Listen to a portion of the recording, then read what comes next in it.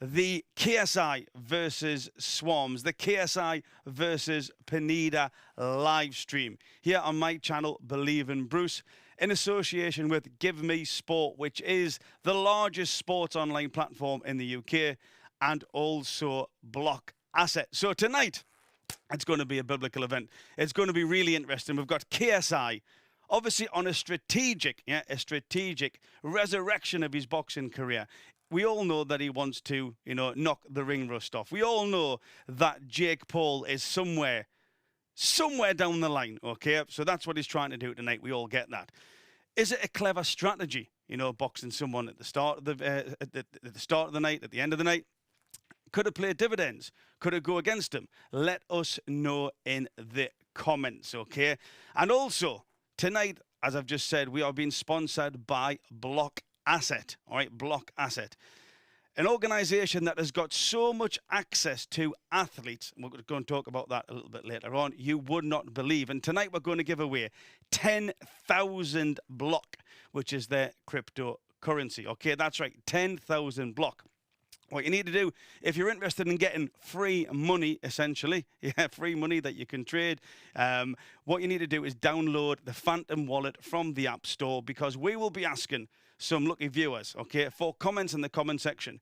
And if your comment gets picked up, we'll be asking you to take the code from your Phantom Wallet, put it in the comment section, and we will transfer you some of that 10,000 block. All right, so great stuff coming up. We've also got dial-ins definitely coming up soon. Darren the Gorilla Till, he's going to be joining us. So if you've got any comments for Darren Till, please leave those in the comments as well. So tonight we've got some fantastic guests coming in here. Obviously, I'm going to big them up. Well, we've definitely got two fantastic guests and one very gregarious guest, Northeast-based boxer. Okay, but first we've got Barry Jones. All right, Barry Jones, former world champion boxer himself, and in my opinion, one of the most technically gifted commentators out on the global boxing scene at the moment. We've also got UFC fighter Marketability. Correct? Hopefully I've said that right. If not, I've practiced it enough, all right? I've practiced it enough. Mark, again, got a couple of good wins in the UFC, now on a very, hopefully, upward trajectory. We never know. We might have, the UK's third UFC championship belt holder after Bisping and Leon Edwards last weekend. What a fight that was, what we covered on the live stream as well. And we've also got Newcastle's own Joe Laws. You might recognise Joe, the sombrero-wearing boxer from his infamous Matchroom walkouts. Won quite a few, lost a couple, and again, now he's trying to get back in the hot seat to try to truly optimise his own potential. But let's start bringing the panel in, and let's have a little chat here. So, Barry, all right, obviously huge background in boxing. We had a little chat before the show started. We've got KSI, we've got this, feeling, this energy, this momentum going around YouTube boxing at the moment. As a pure boxer, world champion, skin in the game, that is what you are. What do you think about these YouTubers crossing across into the boxing realm? Is it fair? Are they embarrassing themselves? Give me your opinion on it, Barry. Well, a little bit of both, let's be honest. I think I think they've called this show in particular crossover boxing, which I think is a clever term, and if you give it a label, I think that's good, because they are essentially boxing each other. Yeah. And that's fine, that's fantastic. And you learn. And then obviously with KSI, and we've seen of course with Jake Paul, that they will fight some, whether they're former UFC fighters or current boxers, then they're starting to dip their toe into real professional boxing, what I would call it. Then that's fair enough. Sure. But it's what KSI's doing tonight is really risky, I feel. The fact that he's boxing two fellas on the same night. Okay, Swarmz was a late replacement and has no experience in the game, so you tend to think that would be an easy fight on paper. But there's an unknown factor there. And then he's boxing a current professional fighter who might not be the very best. Let's be truthful about it, but still, well, he might not be. But he's still a pro boxer. He has a lot of knowledge and he knows his way around the ring, and that can cause its own. But forget about that. There's injuries.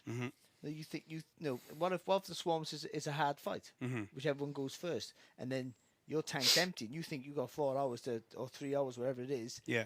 to replenish that tank and go again against a guy, or the other way around, whichever one he fights first, and your tank might be empty, or you get a cut or an injury.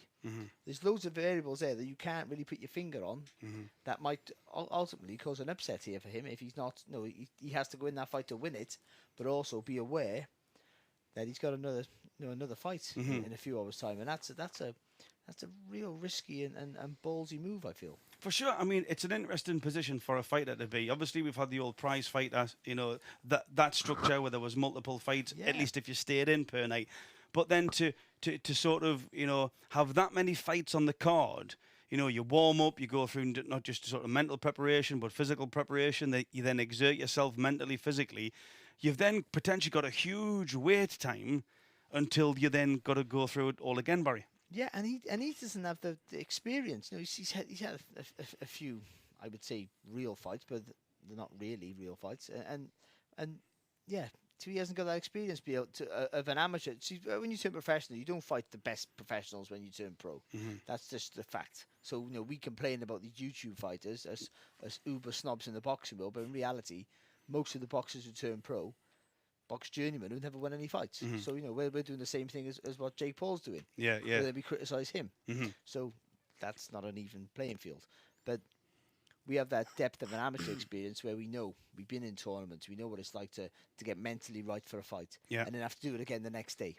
Or prize fighters, so they've done it of course over the same night. But these guys didn't have that. They don't have that knowledge. You'll panic when you're cut. You don't know what, or you get or not even a cut. You get a welt. Your life starts to close. You have to fight again, or it's round 2 and you got to go another 4 rounds. All these things, you garnish experience through your amateur career, then through your professional career. But people like KSI have no background to fall on. And we saw, Anthony Joshua, who was a fantastic amateur and had been a great world champion. We're going back to how he had, considering other world champions, such a limited and short career. Because he only had, what's he have, maybe 70, 50 fights, I think, as an amateur. Not even, I think it was 39 fights as an amateur. There you go.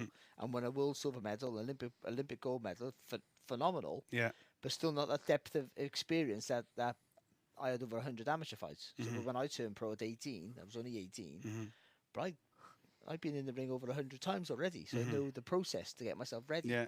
And I've been through everything. And all of those variables as well that you might not be aware of. Yeah, for sure. Losing 2 rounds and having to find and get the win somehow, or having a terrible start, having an injury going into a fight.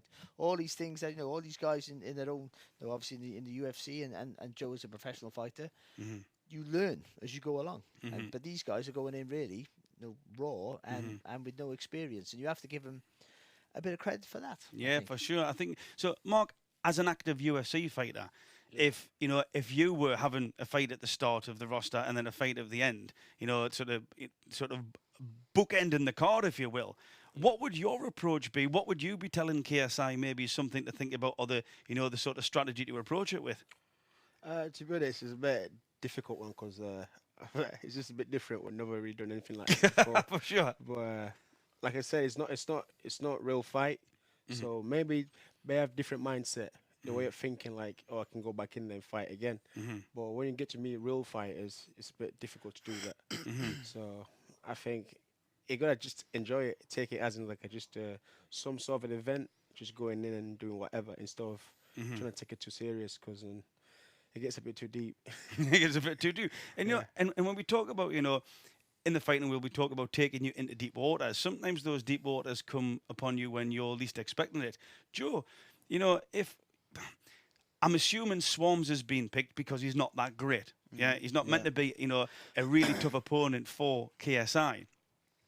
What can happen? You've been the expectations been on you. There's been, expectations from yourself, expectations from the fans, expectations from Eddie Hearn, etc., etc. And then, in your fight, sometimes you've been unexpectedly put on the back foot. Yeah. If that happens to KSI during the Swarmz fight, right at the start of the card, and he knows, that this guy should go in 1 round, 2 round, whatever it is, but he should beat him. If it doesn't go like that, how do you think it could affect KSI then? Yeah, it could work against him. If Swarmz comes out and puts it on KSI, when KSI has been thinking, Swarmz, easy night, easy win, I think KSI could get a shock. But the way it's planned out, I think he's meant to beat Swarmz quite easily, quite comfortable. You go back to the change room, have a couple of Lucozades, have a Mars bar, and then fight later on against Pineda. Pineda. Pineda. Yeah, Pineda. we've actually all just settled on Pineda because not one of us knew how to actually pronounce his name, so we've settled on Pineda. All right, if that's wrong, try spelling it phonetically for us in the comments just to give us a hand. And obviously, as Joe's just alluded to there, you know, championship boxers, fighters follow a diet of Lucozade and Mars bars. So that's really cool. I'm just saying, have we got our first guest that's in there? Okay, so we're still waiting on the first guest to come in. Now, we've also got Deji. All right, so Deji is KSI's brother. All right, Deji's KSI's brother. Now, unlike KSI, what we have got is Deji seems to be at the other end of the spectrum, right? 3 fights, 3 losses. All right. Barry, how do you think, you know, we've had, you know, brothers in boxing, you know, the Smiths brothers spring to mind, 4 of them, 4 elite level boxers, let's be fair. Now, where you've got KSI, who's just such a huge superstar and, you know, is on definitely that upward trajectory. If not, he's already there in relation to what he does, the activity that he takes part in. And then you've got Deji, who's, you know, hasn't got as many subscribers and, you know, isn't smashing it and all this type of thing. And, you know, this could be his 4th loss tonight. How do you think that possibly psychologically affects Deji going into this fight? I don't know what you're asking me for. I never lost. I did one. Yeah. Again, I haven't lost that many fights on the trot. It can be an issue. I think it takes a strong-minded, strong-willed person or a thick person to want to push through that barrier to get a win. You have to admire his determination to want to keep going on. Yeah. After being, you know, defeat upon defeat upon defeat. But you know, we go mad in the boxing world about undefeated records are more important now than they ever were before, and that's been probably since the 90s. I would have thought. Yeah. More belts and then undefeated because you're building stars now, not building the sport anymore. And I think, and we always say about, you know, an undefeated record means nothing. Yet when someone loses a few fights, we say they're finished. So, you know, it's a contradiction there. I think, you know, it's how he's getting beat. Yeah. You know, sometimes, you know, if you're getting caught with one shot and you get knocked out, you can say sort of, you know, you can go 2 ways. You can say that you can become gun shy overnight. You can just say it was a good shot and that's the sport we're in. Or you get totally outboxed and you can go, I have no answer to that. That's sometimes more demoralising. We just go, I was totally schooled there, nothing I could do. And so if he's getting beat like that's maybe a worry that he's doing the wrong sport. But if he's competitive and he's just losing out, then why not keep going for it? I think, you know, he's obviously used to playing second fiddle to his brother in the limelight scenario. Maybe not in their personal life, of course. Just because he's more famous and richer and maybe better looking and taller. Certainly taller. I've seen that. He has all the aces, it would seem. No, but I mean, yeah, no. Ah, poor Deji. He's like me. Poor Deji. Come on, Deji, get that win, mate. We're all rooting for you.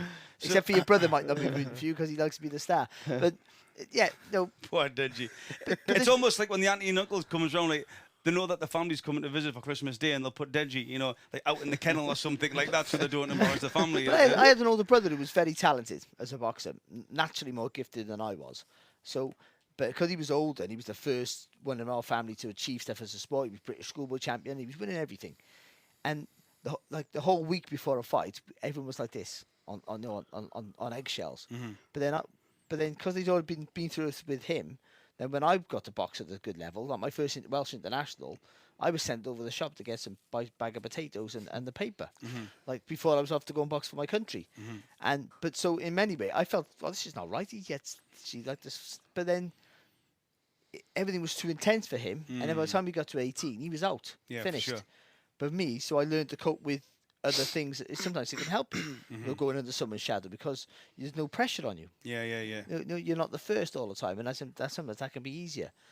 But he's not winning fights. That's the only other issue. He's not winning fights, and that can maybe be a problem. So he needs a win, and one win, as we all know, you know, you can you hit walls sometimes in your career, but one win, and that can change your whole outlook and your confidence. Once you get that win or a good couple of rounds, your confidence in yourself boosts up, and then you become you can change from being a loser to a winner. Yeah. Steve Robinson, who was a world champion from Cardiff, Yeah.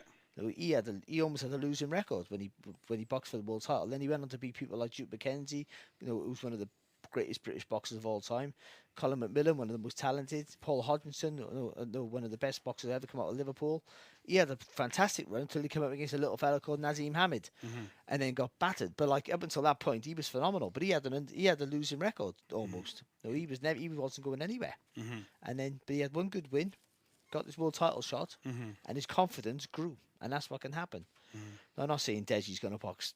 He's going to box for the world title, but I'm trying to give an extreme example about how a guy with loads of loss, and you think, why is he bothering? Yeah.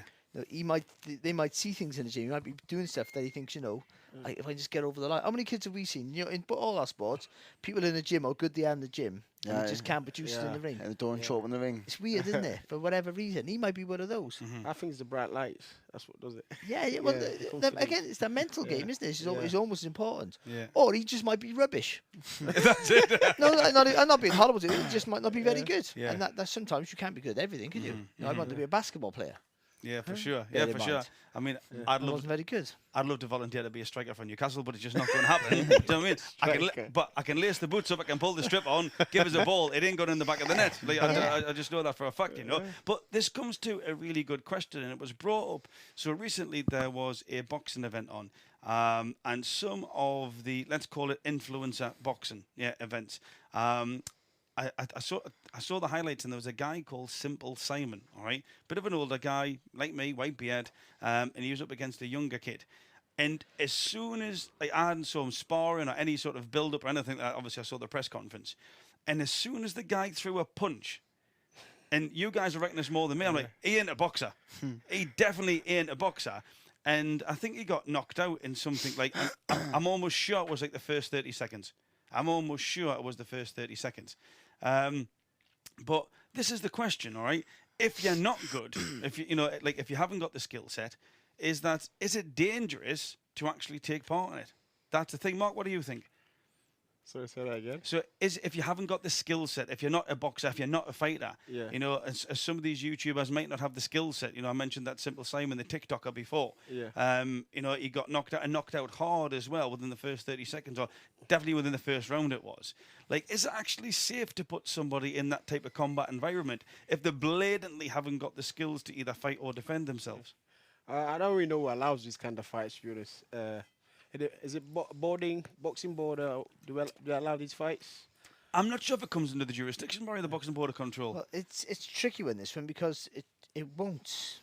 With all the other guys, I don't think they've had to get licenses or go through the medicals to get a professional license.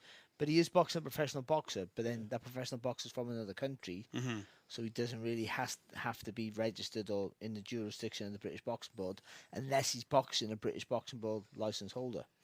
Gets a bit confusing, of course. But Yeah, because I feel like you got to be physically prepared. It's like some punches that real boxers throw there, I don't think you should take it when you're not ready for it.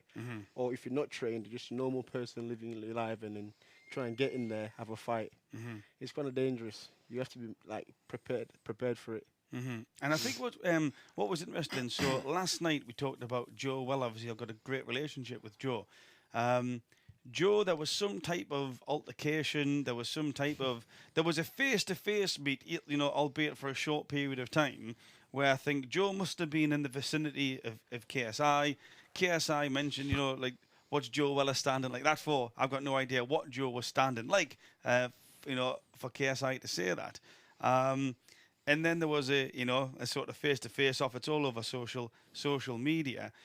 Joe himself recognises that, in the first fight, he done anything but box. Joe adopted a sort of really interesting technique of trying to block punches with his face. Yeah, and he'd done that repeatedly all the way through. That's what Joe does. He'd done that all the way through the first round. Yeah, all the way through the first round. So, like, when does it, where's that line where we say, okay, this is great entertainment, we appreciate that compared to normal boxing, there's probably a lot more money involved because of the crowds that they can bring and the tickets that they can sell. But then it comes to the skill level about, where does that actual balance lie? And, should there be almost like a verification process of like, okay, let's have a look at you. I get we're going to make money, right? I get that's done. I get there's more money in here than probably normal boxing, at least at the sort of lower levels.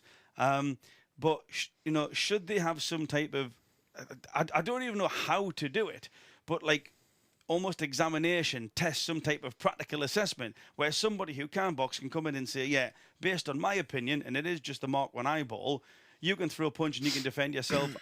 I'm happy for you to then go. What do you think, Joe? And Barry, I'll come to you after that. Yeah, well, surely to be fighting on the big stage, they would have had a sparred boxers, ex-boxers, current boxers, know what I mean? And I don't think the average Joe should be in the ring throwing punches and taking shots, because when I've been on like a 2-week holiday and I come back from a holiday and have my first sparring session, it's a reality check.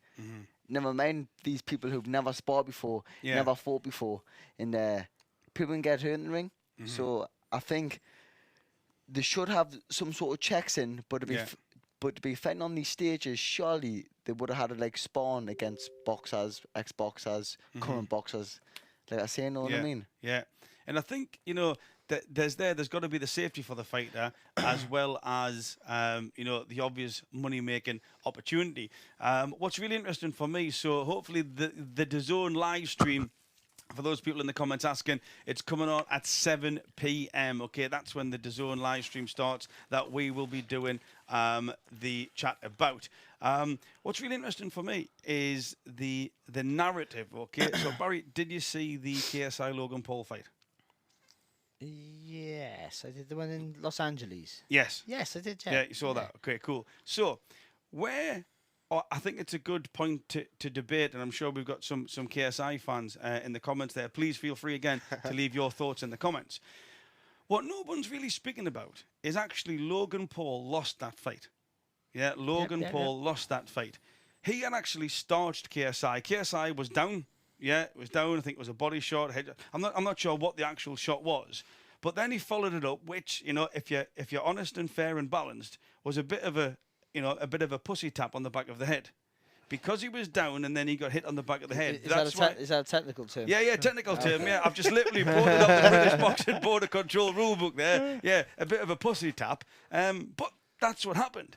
Now, if Logan Paul hadn't have done that tap, okay, Logan Paul would have won. Because KSI wasn't really, even when he got up, he was wobbling in the corner. The referee, because of the stature, in all probability, probably would have called it off. However, he did tap him. KSI went to win the fight on points. There's a narrative that they've got about KSI. Everything he touches turns to gold. He always wins, all right? But the fact is that there was a huge opportunity there for Logan Paul to win that fight. Now, if you believe so much, in yourself, and then it starts going against you. Yeah, like there's a wake-up call. It doesn't go your way. KSI is obviously very successful entrepreneur. He's a businessman, sportsman, rapper, etc., and good on him as well. But how do you deal with something that when it doesn't go your way in that particular moment? I'm interested in how you think that could affect his mindset, because he's hitting success in so many fields. What happens if he gets in with Swarmz and Swarmz puts him in his arse in the first minute? How do you think he reacts to that?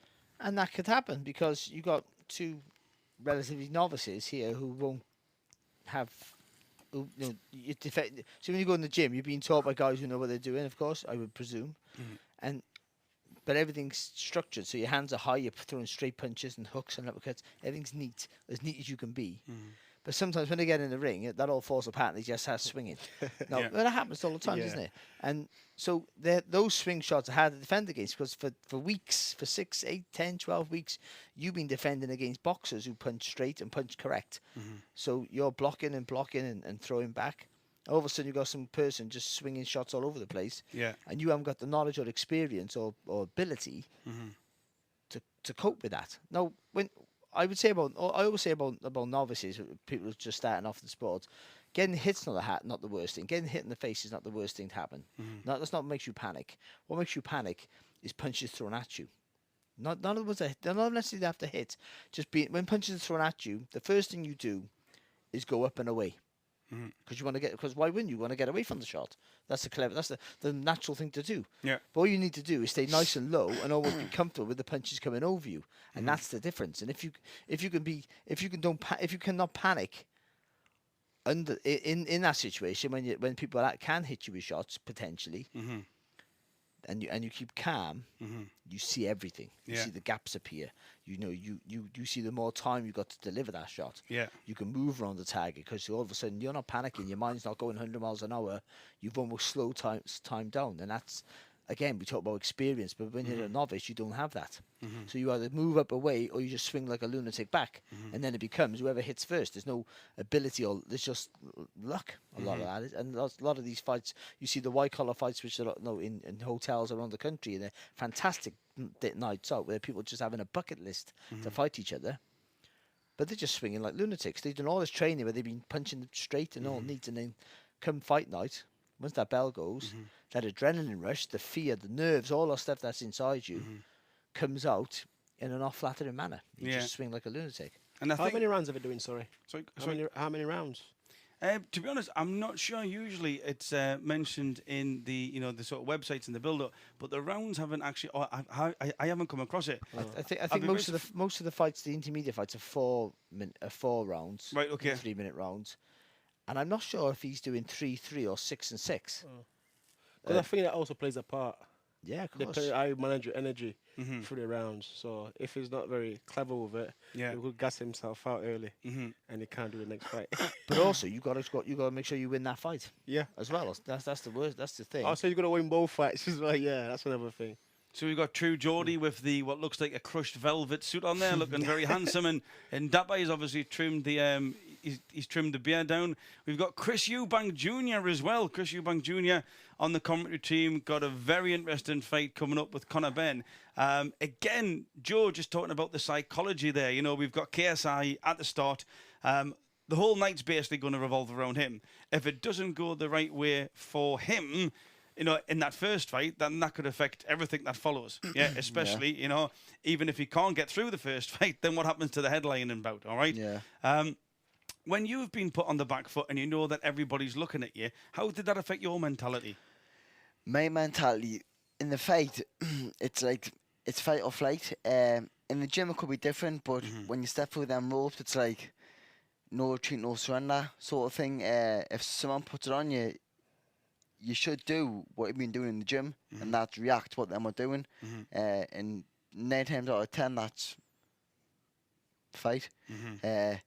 But with KSI, it's all about his mindset.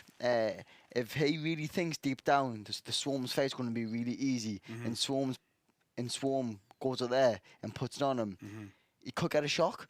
So it just all depends what KSI really believes in his cell. He can say what he wants, but only he knows deep down what he thinks. If he thinks Swarm's going to be a walkover and Swarmz puts on him, then he's in for a hard night. And also could be a factor, he is headlining, his name's on the poster, he's fighting twice, and I think if he looks ahead of Swarmz too much, it could be a bad night for KSI. Yeah, and I think that's interesting because KSI, it's not just about this night. It's not just the fact that KSI is the first fight. It's not just the fact that KSI has got some time and then he's the headline fight. It's the fact that this narrative with Jake Paul, all right, this narrative with Jake Paul. So when we talk about performance psychology, which is obviously my background, is that we've got this thing, and I mentioned it on the last stream, called eyes off, okay? Individual zone of optimized function. So everyone's got a sweet spot, all right? And dopamine plays a real key part in helping you be in your sweet spot more of the time. So when someone puts you on the back foot, like you said before, you know, someone puts you on your arse, like you've been, Joe, right? Then you can get over-aroused, all right? It's called the inverted U, all right? So the idea is you're not aroused, you're aroused correctly. So we're talking about psychologically aroused here. People always hear me say aroused and think about something else, yeah? Like cucumbers and stuff like this. Exactly what I was thinking. Where's this going? No, this is a rabbit hole. I don't want to go down. And then you've got, so essentially, you're not engaged enough. A bit like Joshua was with Andy Ruiz after the Jarrell Miller bit was cancelled, yeah? Like, I just wasn't interested. I couldn't get up for it, yeah?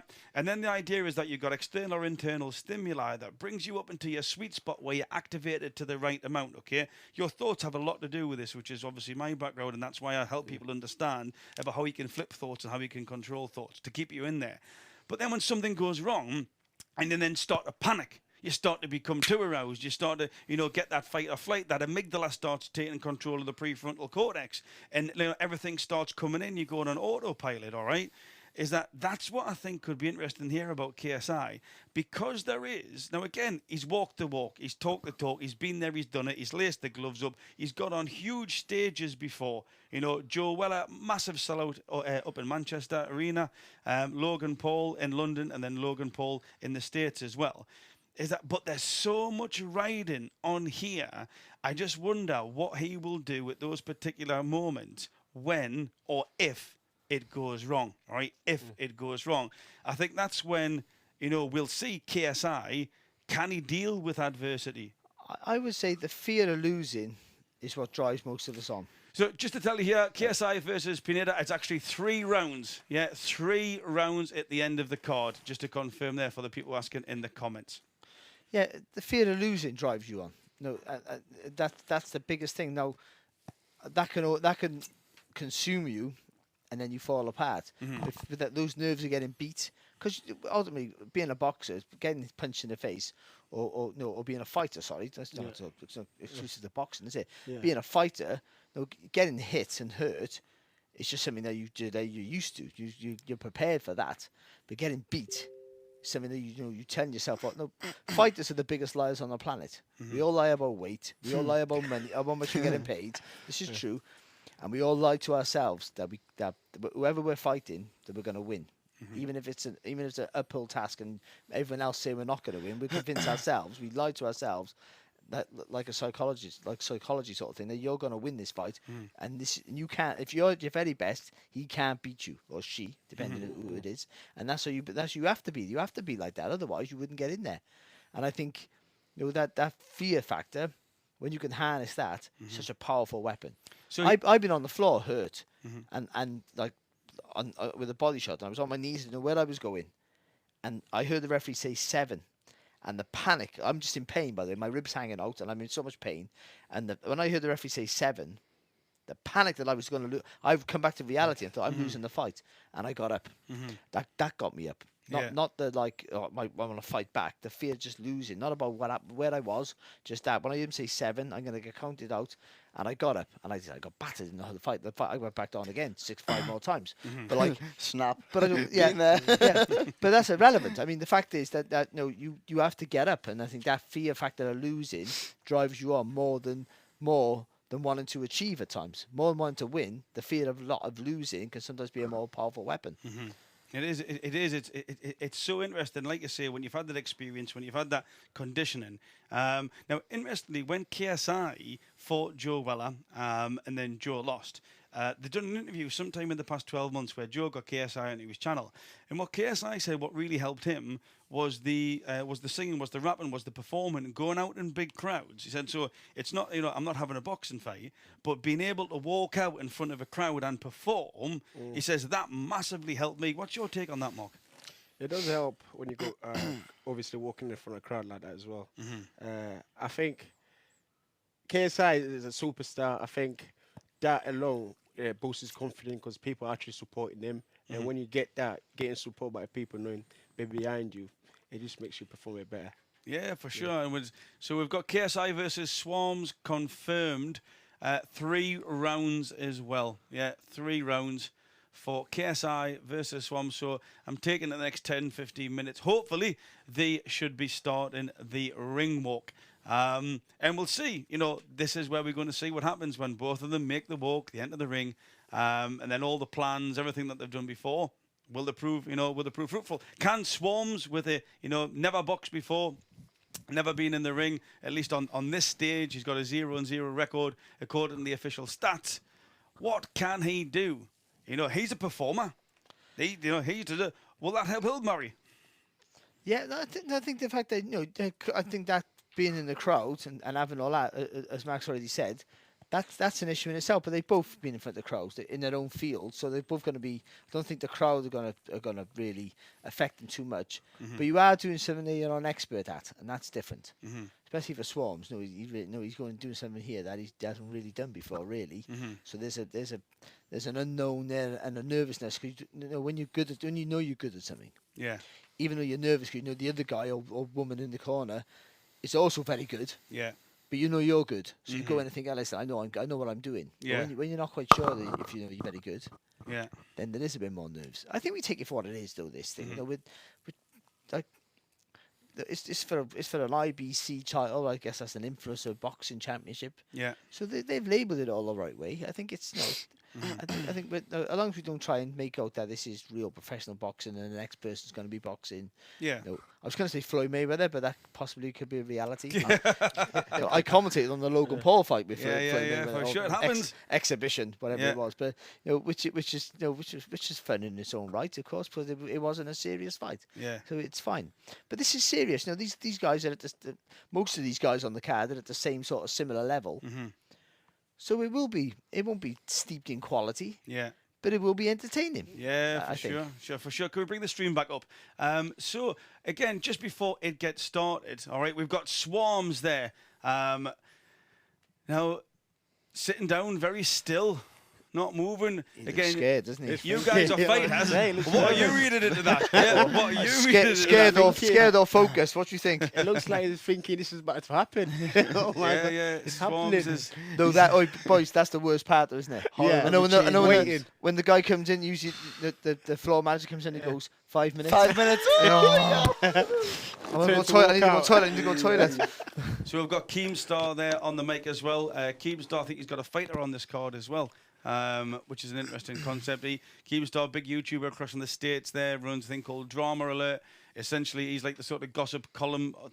I'm sure there's people going to put in the comments that I've got it wrong, but he seems to be, a gossip king, and anything that happens in the YouTube or, that type of area. Keemstar likes to be the first one publicising it out there. So again, we've got, our sponsor tonight, Blockasset. Now, just to give these guys a quick mention and also have a chat, because what I've discovered over the past couple of weeks is that crypto is not as complicated as I first thought it was. I met the guys, really good bunch of guys down in UFC London, and I chatted to Paul and Bobby, two of the founders. I was like, what is crypto? What are these funny cartoons that we're seeing? Why should I buy something? And actually, there's so much more to it. That's, why they're wanting to get the name out there. They're wanting to get the brand and actually an understanding of how you can actually engage with crypto, all right, with crypto. So if a grander like me, white beard here, never learned it before, can actually understand it in about half an hour. But what's really cool about these guys is that, or the Blockasset community, it really gives you an opportunity for the fans to get close to the athletes. That's what I'm picking up from it, man. Yeah. It's almost a bit like stocks and shares, as in, like, you buy Block, all right? So Block is their cryptocurrency. And you can do that. And we've got 10,000, okay? I'm not even making this up. We've got 10,000 Block to give away tonight to you, the viewer. So if you've never been involved in crypto before, there could be 10,000 Block, which is their cryptocurrency, available to share with the viewers on this live stream right now to start your crypto journey. All you need to do is go to the App Store and download the Phantom Wallet. Okay? Little icon's got like a sort of purpley type whale-ish. It's not technically a whale, but you'll understand when you see it, all right? Just go to the App Store, download the Phantom Wallet. Because what we're going to do is we're going to select some people in the comments to receive some of that 10,000 Block. In order to do that, you've got to take your particular wallet code, put it into the comments, and then that way we can transfer the Block straight to your wallet. Now, what's really cool about this is that they do a thing called burning Block, all right? It's essentially you then get or invest an amount of money, okay, which is then you buy some Block with that. What you can then do is burn Block to give you a chance of either creating some activities with athletes. For example, you could have a one-to-one training session with Darren Till. Hamzat Shemaev, because again, he's another Blockasset athlete. You might go and do something with him. You might have a FaceTime call of one of the athletes that you've invested in. And the best way that someone's explained it to me was Ethan, one of the Blockasset guys. I think it was Ethan who said, imagine you're going to a fairground and you buy tokens. Yeah. You can then go and spend the tokens on any of those rides at the fairground, all right? So that's a little bit like what Block is, apart from when you're doing it, it tends to be specific to the athlete. So I might buy some block, or in fact, the NFT, okay, the NFT, it might be the done one. Last week, we were publicising it, Alexander Usyk, all right? So there was a numerous versions of NFTs that went out that were minted for Alexander Usyk. If you just watch the mic when you're doing that, Joe, cheers, buddy. And the idea is that there's so many cards, all right? So imagine Panini football stickers. Yeah, there was always the ones that whenever you got a pack, there was always like, you know, some of the footballers, they always turned up. But then there was the rare ones, yeah, the Mona Lisa, that it didn't matter how many packs you bought, you were always scrambling for at least one to finish your book off, all right? That's the way that the NFTs work, and that these become valuable because of how rare they are. So again, if you look at a sort of pyramid format, is that, you know, there'll be X amount of these ones, and then it'll get rarer and rarer and rarer. So you can trade those cards, all right? You can trade those cards. But you're actually invested in the athlete when you decide to engage with Blockasset, buy block, and also the NFTs as well. All right, that's really what it is. It's like, and again, I'm still getting used to this. I'm sure there'll be some people here, you know, part of the Blockasset community. Put it in your comments. You know, am I following the right lines? I'm trying to make sure I'm not saying anything I shouldn't be saying. But the idea is, it's like it's just a cool concept where if you are a sports fan, you're investing in your athletes via the Blockasset community. And also, there's only so much block out there. So when you start to burn your block, or when you start to put your block in for, you know, prizes or the chance to engage with an athlete, then the remaining block also starts to increase in value as well, because there's less block available. It's a little bit like gold, yeah? The sort of less that's there, or any commodity, the less that's there, the more valuable it becomes. So as well as saying, actually, I've invested a little bit here, I'll burn a little bit of it to try to then engage with my athlete, or the chance to win a prize with an athlete. Then what you've got is that by other people burning block, their block investing, then you actually increase the value of what you've got left. Yeah, that's really where it's coming from.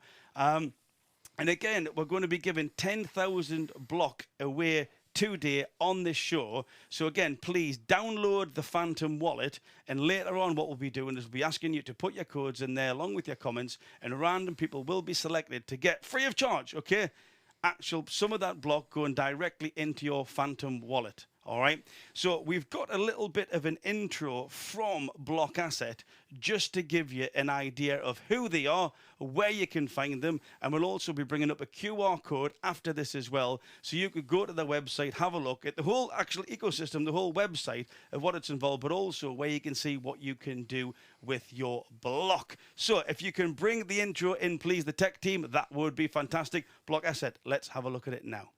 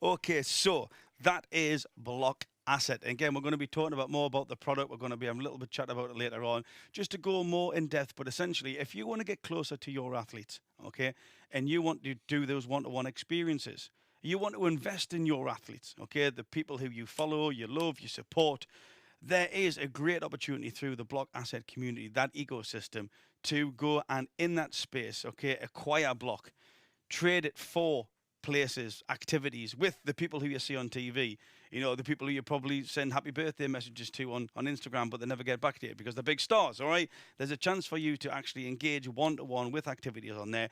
I've never heard of anything like this before. Yeah, I've never heard of anything where it's actually a possibility, not just some waffle out there in the ether. It is a possibility through this ecosystem, this community of Blockasset, to engage with your athletes on a level like never before. And also, depending on the athletes who you invest in, like Leon Edwards last week, okay? Leon Edwards, we all saw that beautiful, beautiful head kick. Mark, I'm sure you would have been happy with something like that, man. I was like, come on, yeah, go on, Leon. Yeah, we're up there. Yeah.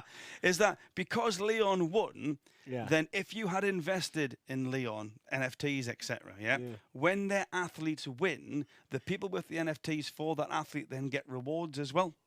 So if your athlete does well, you get rewarded, you know, because you've effectively invested in that particular athlete as well. It's so cool. We're going to go into it more later on, but definitely we want to give this 10,000 block away. So if you can download the Phantom app, and later on we're going to be bringing you in, getting you put your codes there, along with some comments, some predictions. Yeah, how do you see the KSI Swarmz fight? Good, let's have it now. Yeah, let's have some comments. In the comment section. How do you see KSI versus Swarmz? Is he going to get through it? What round do you think he's going to knock him out, if that's the case? I know there's a few people in the comments already saying that. Does he do the job on the professional box? And also, is this something that's important where he has fought a professional boxer before Jake Paul? All right, because there's this massive ego battle going on between the two of them. There, obviously, KSI won Jake's brother. Jake wants revenge.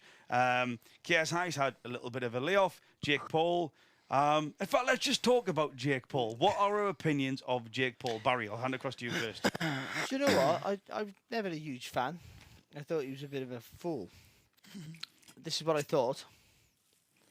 But then, I was at the Katie Taylor Amanda Serrano fight in Madison Square Gardens. And you can see the magic in him. Mm-hmm. You can see why he's so engaged. You can see why he's so successful. He commands the room when he's in it.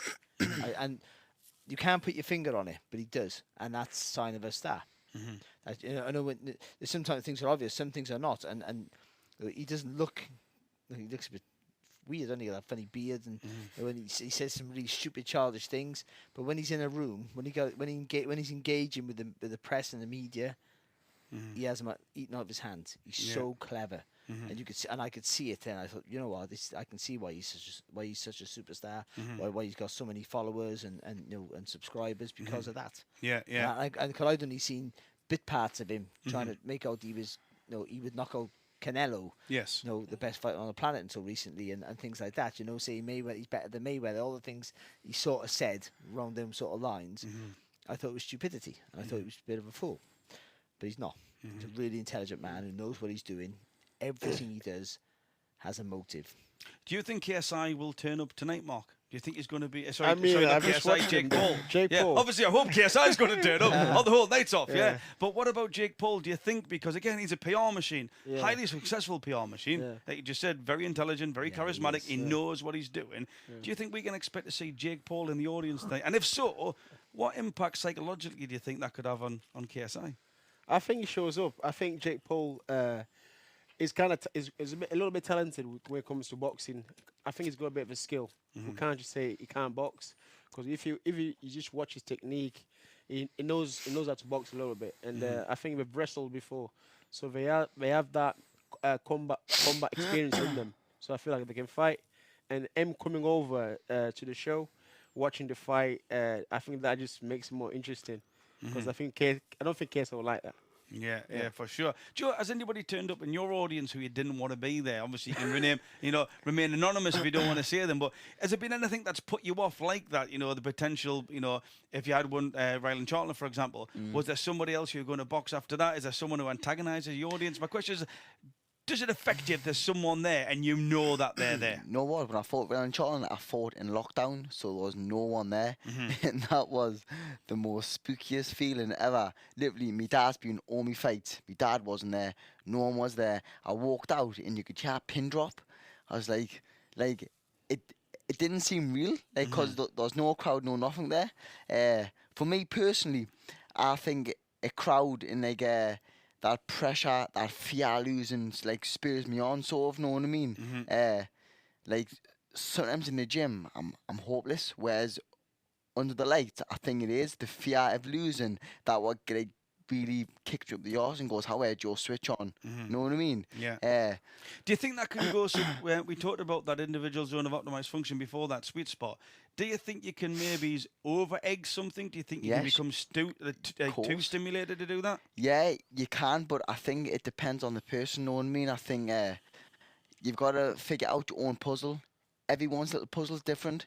Whatever makes you give that extra round in the gym, do that. You can't look at one fighter and go, oh, he does that, so I'm going to do that, because that does move like that. Whatever works you in the gym, whatever makes you get up in the morning before your alarm, whatever makes you give that one extra round in the gym. It could be a song, it could be thinking of certain thoughts, it could be like proving all the hairs wrong. It could be anything, just do that. And with KSI, I think if Swarmz comes out and puts on KSI, I think KSI will be a bit taken back. And I think that when you look at KSI's preparation, all right. So Barry, again, I'm really interested in your perspective about this. Is that KSI has been training? Again, in the comments, let us know if I'm wrong, but I believe he's been training at the Shoot Fighters Academy. Salt Papi. We've got Salt Papi versus Andy Warski. There are some interesting names coming up here for the fighters. Is that in London? Yeah, it's in London at the O2. Yeah, but I don't think it's an MMA gym, right? If I'm correct, it's an MMA gym. Oh, yeah, with Shoot Fighters, yes. Yeah, absolutely correct. It sounds like it. Yeah, so it is an MMA gym, and that's and that was my question, as in KSI could have trained in any of the boxing gyms anywhere in the world, to be fair. Yeah, he's got that much clout. People, will be clamouring to sort of try and get a little bit of that Stardust off him. Why do you think he chose to train? Because when he had his interview with Alex Wasabi, so he was meant to be fighting Alex Wasabi. Alex Wasabi, he withdrew with what was communicated as concussion. That was the medical reason that he had. And again, that's been deliberated, conspiracy theories, all this type of stuff that happens when something like that comes out and a fight gets shifted, all right? But he was, one of KSI's narratives that I was noting on my non-verbal communication video was that he was emphasizing the fact that I've been training with killers. Yeah, I've been training with legitimate killers. Now, yes, he's been training with killers, but from mainly, I'm not saying they're all there. I think Derek Chisora does something out to Shoot Fighters. I've seen him on some of the pictures, but mainly MMA fighters. Okay, now the question is, will that make any difference to KSI at the level that he is boxing at? Barry, what's your take? I would probably say no. I don't see how training with MMA fighters helps you get any better at boxing as such. Because boxing is part of MMA. It is, but I think I don't know this. I'm talking out of ignorance here, so please put me right. But it seems to me the stand-up is a means to an end. It's not like in boxing. They call it striking, we call it punching. It's two different terms. So punching's everything for us. That's all we do. So you have to do it right and correct. Where I would guess, again, I'm not an expert at MMA. Striking, it's a great weapon, but it's not the most important part. There's so many. There's a million more factors to that sport, isn't there? And yeah, we also have like different stance to boxing, just because you get your leg kicked. Of course, yeah. Because in boxing, I think you got to turn your leg inside in, right? You got to turn it inside. Yeah, you want to be, and you want a little bit of possibly a wider stance. You got to sit down a little bit more. Where you want to be a bit taller, probably. You want to be able to flick your feet in. Yeah, and you can't cover up with shots. You got to parry them, stay away from them. Because obviously, like smaller gloves, it's much different.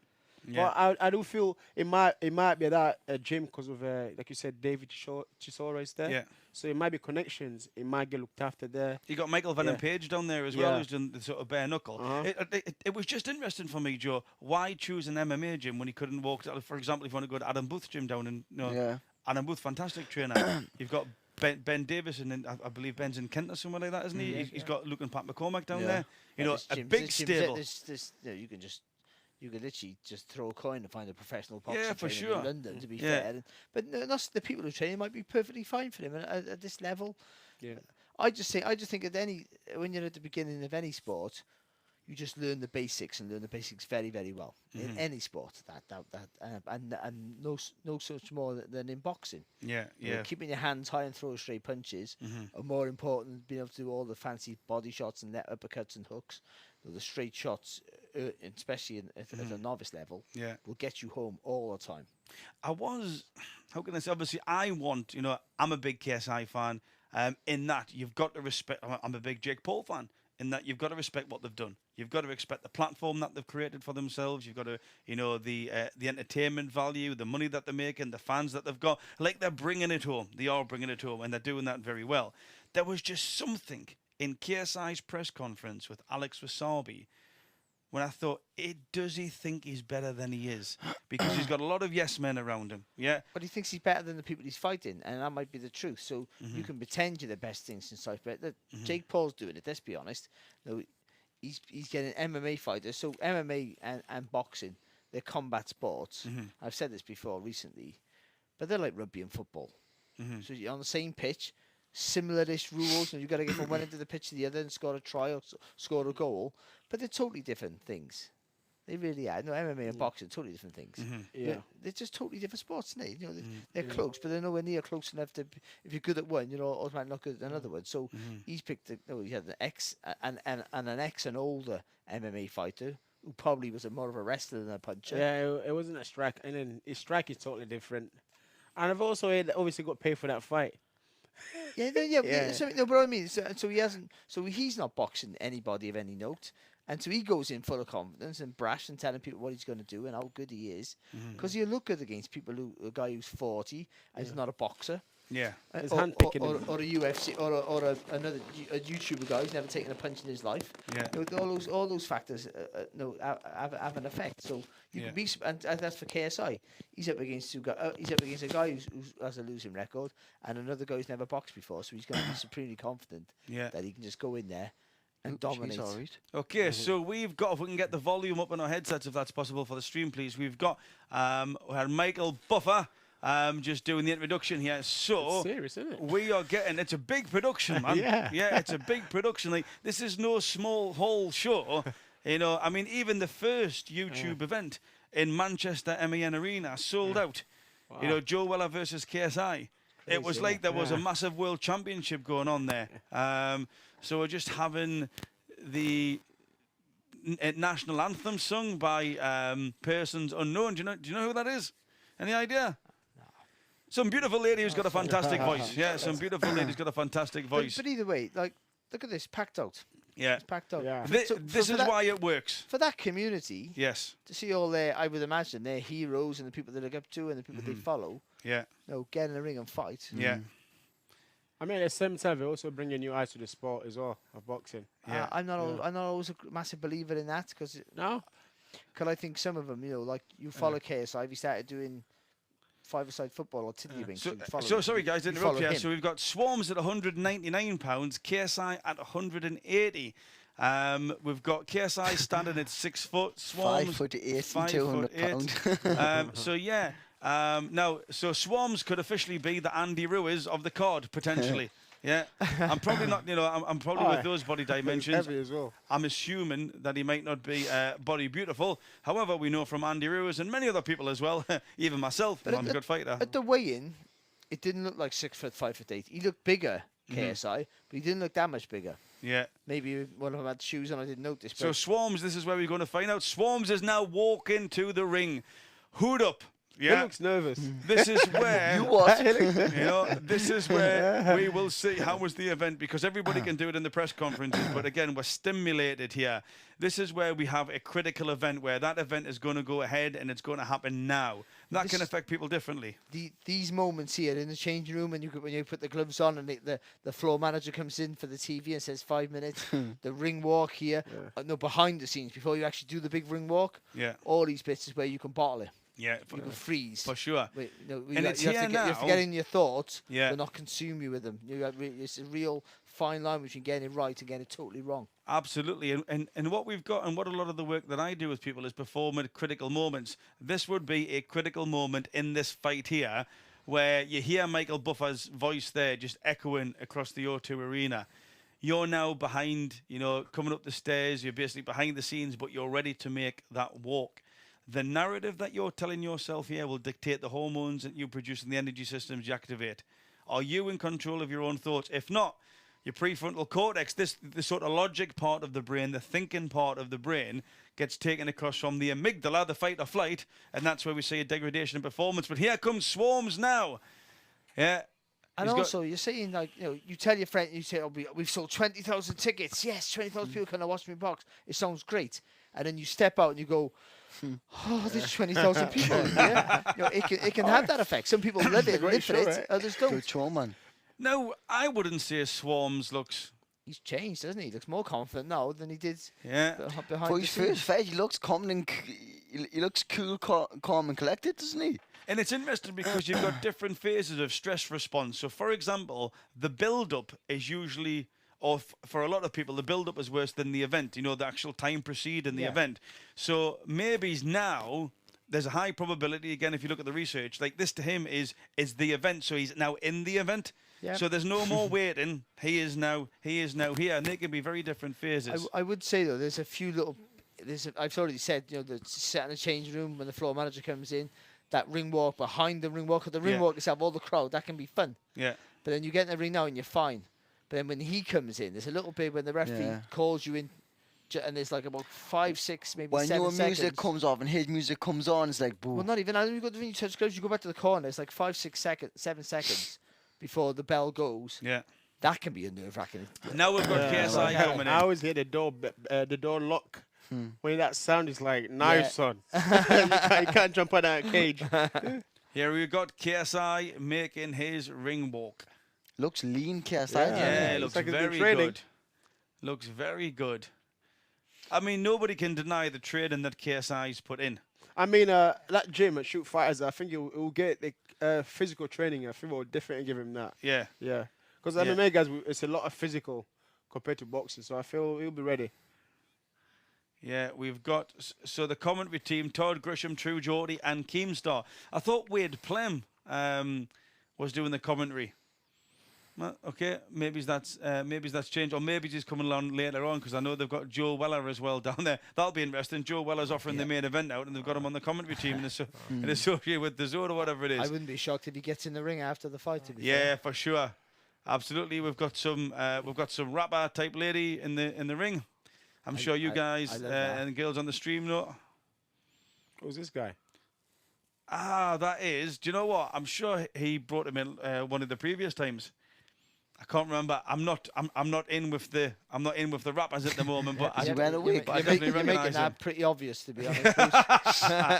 But here, what is Swarmz thinking? What would you be thinking? What would you be thinking back home? You've got KSI, standing looking very confident with a big bottle of Prime behind him. Yeah, with a big bottle of Prime. It looks like Booker T.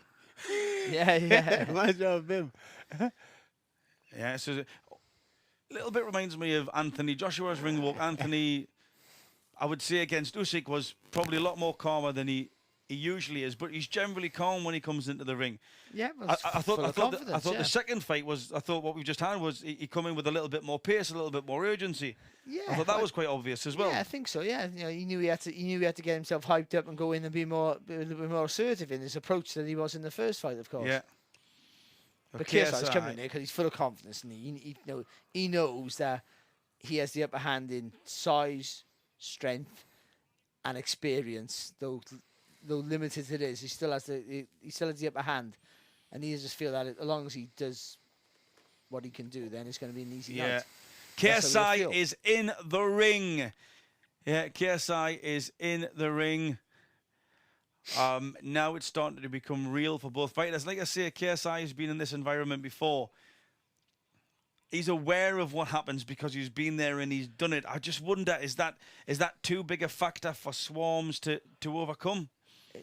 It could be. It just depends how good Swarmz. No, I haven't seen any little sign of what he looks like on the pads or in sparring. So I don't know what. It's the unknown, isn't it? He could be the next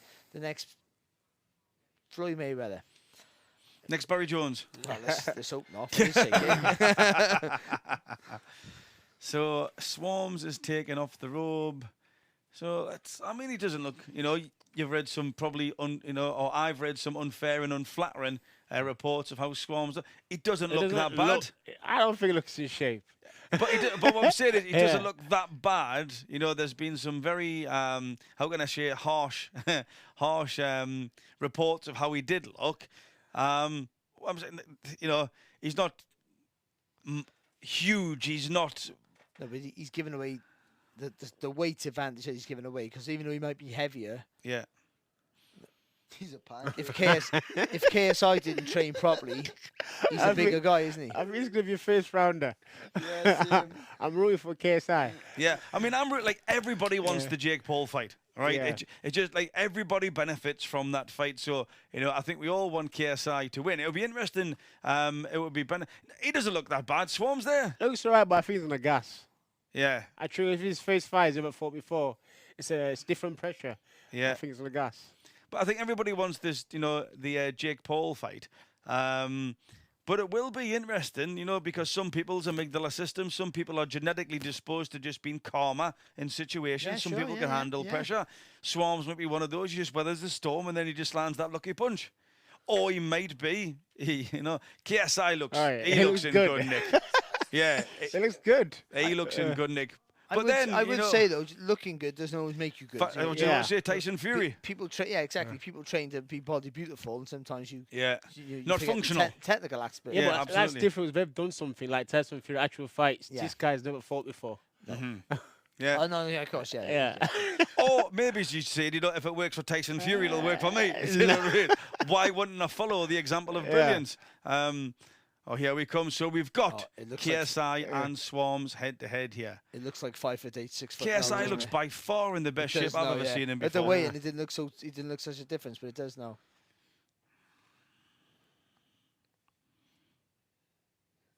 Uh-oh. Oh, you should have come to a different show. then. Nice clean boxing. It's probably not going to happen here. Okay, so going to go for the predictions. Barry, what do you think? KSI first round. KSI. KSI Mark- first round. I'm Joe. going for as well. Swarmz second round. Nah, go on, Jojo. Yeah. I've got a feeling Swarmz going to gas out pretty bad. It depends how he comes out. as well. KSI, very light on his feet, bouncing around. Very loose, very nimble. Swarmz looking a He lot looks like more. wild lad, doesn't he, KSI? Yeah. Yeah. Just give him 60 seconds to hell, Swarmz. This is Oh, hard. I'm This thinking, part I here, don't know what this I'm doing. What am I doing here? When everybody leaves, this is where we'll see. At Yeah, this yeah, I point, Swarmz realised. Here we go. The bell has gone. KSI comes out light on the feet. Nice jab there. Swarmz carrying his left hand, He looks left hand nervous. quite low. Yeah. Oh, KSI, big right hand straight over the top. Oh, KSI, beautiful right hook. Good shot there from KSI. That left hand is down Yeah. as well from Swarmz. And Yeah, the that technique's left better. hand than is it. terribly down. Straight 1-2, can't miss KSI. Oh, Swarmz trying something that might resemble a punch in Weatherspoons. I think he's going to get countered with that right hand from that jab. Yeah. Straight right hand by Yeah. KSI. Swarmz is very jittery at the Well, moment. he's pouring KSI's got to pouring move. with it. that left hand, and all that's doing is taking it away from his face, and that gives the target the hit, Oh, doesn't it? Oh, but KSI, you know, he took a looping right hand there from Swarmz. Not sure how much power he's got on. Oh, Swarmz trying a bit of kidology there. Yeah, Doing a trying a little bit bit- cerebral kidology there. Doing a Billy Joe Saunders there, when he's looking to the crowd. as absolutely. He didn't make KSI miss. He ducked and ran away. Job. He's getting finished out here. Yeah, I think so. Oh, he's boxing as well. Swarmz. Swarmz No, to he's Chenko. not. He's not Joe. He's not Joe. Come on. He turned his back.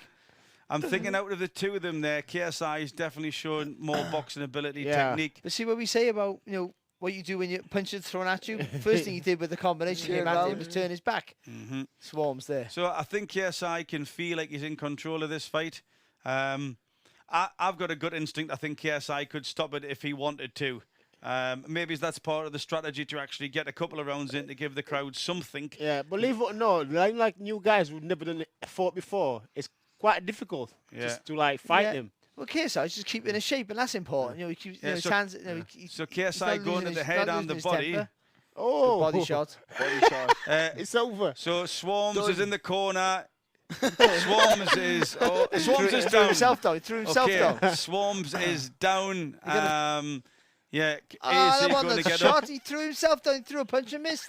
There's the sidemen, obviously applauding their leader, if you will, of the sidemen, KSI. So KSI, I tell you what I've been impressed with. He actually looks good, Yeah, technically technically, and physically. yeah. Yeah. But also, Swarmz looks absolutely awful. Let's not Yes. keep on the push To here. Miller's like, Yeah. Swarmz hasn't been training at all. That's his Like, tactic, he's not even sparred. You can't keep turning your back. Right.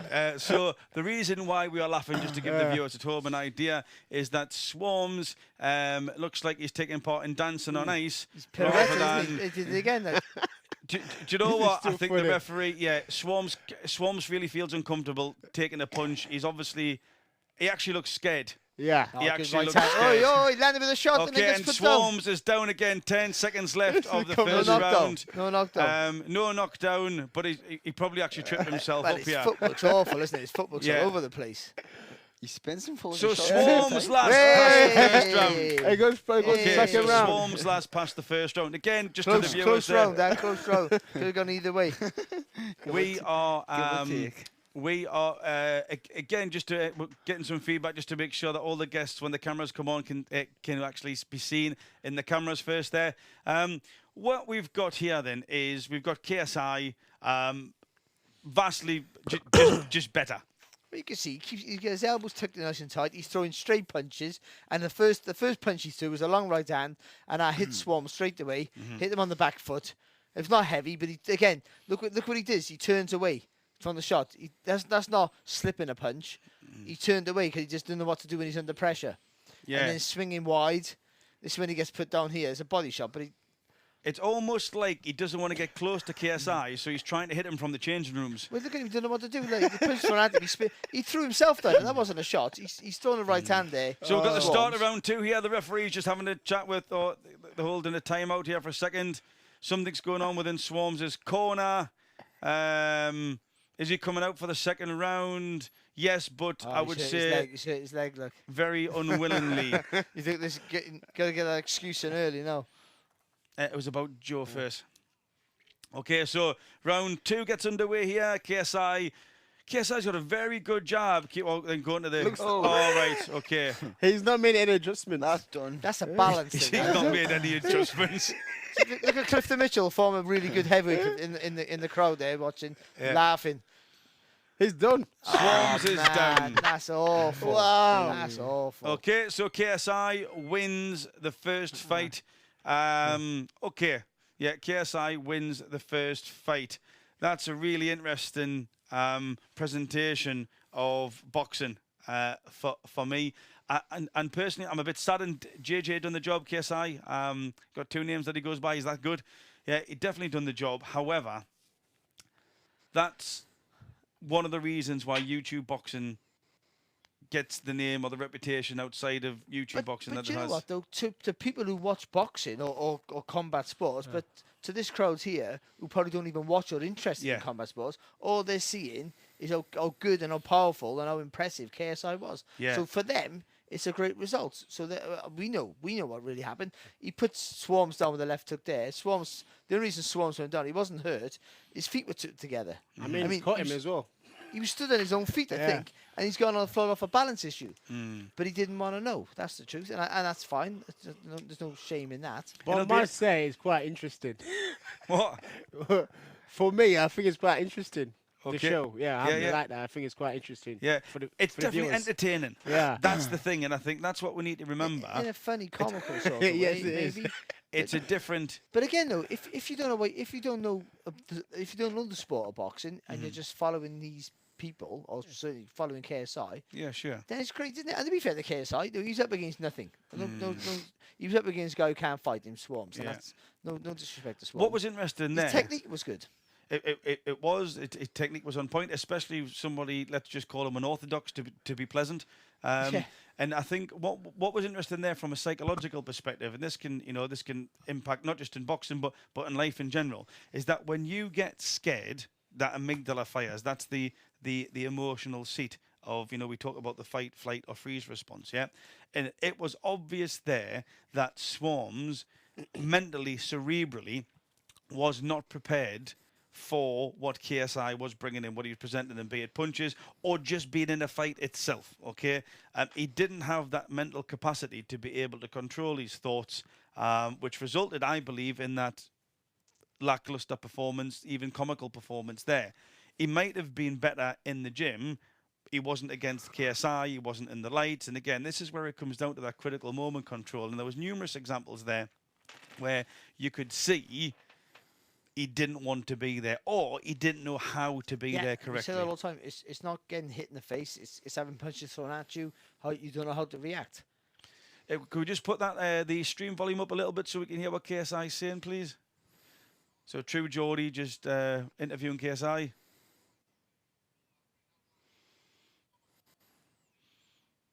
Good point. KSI saying as soon as he felt the power, he virtually seen Swarmz' eyes change.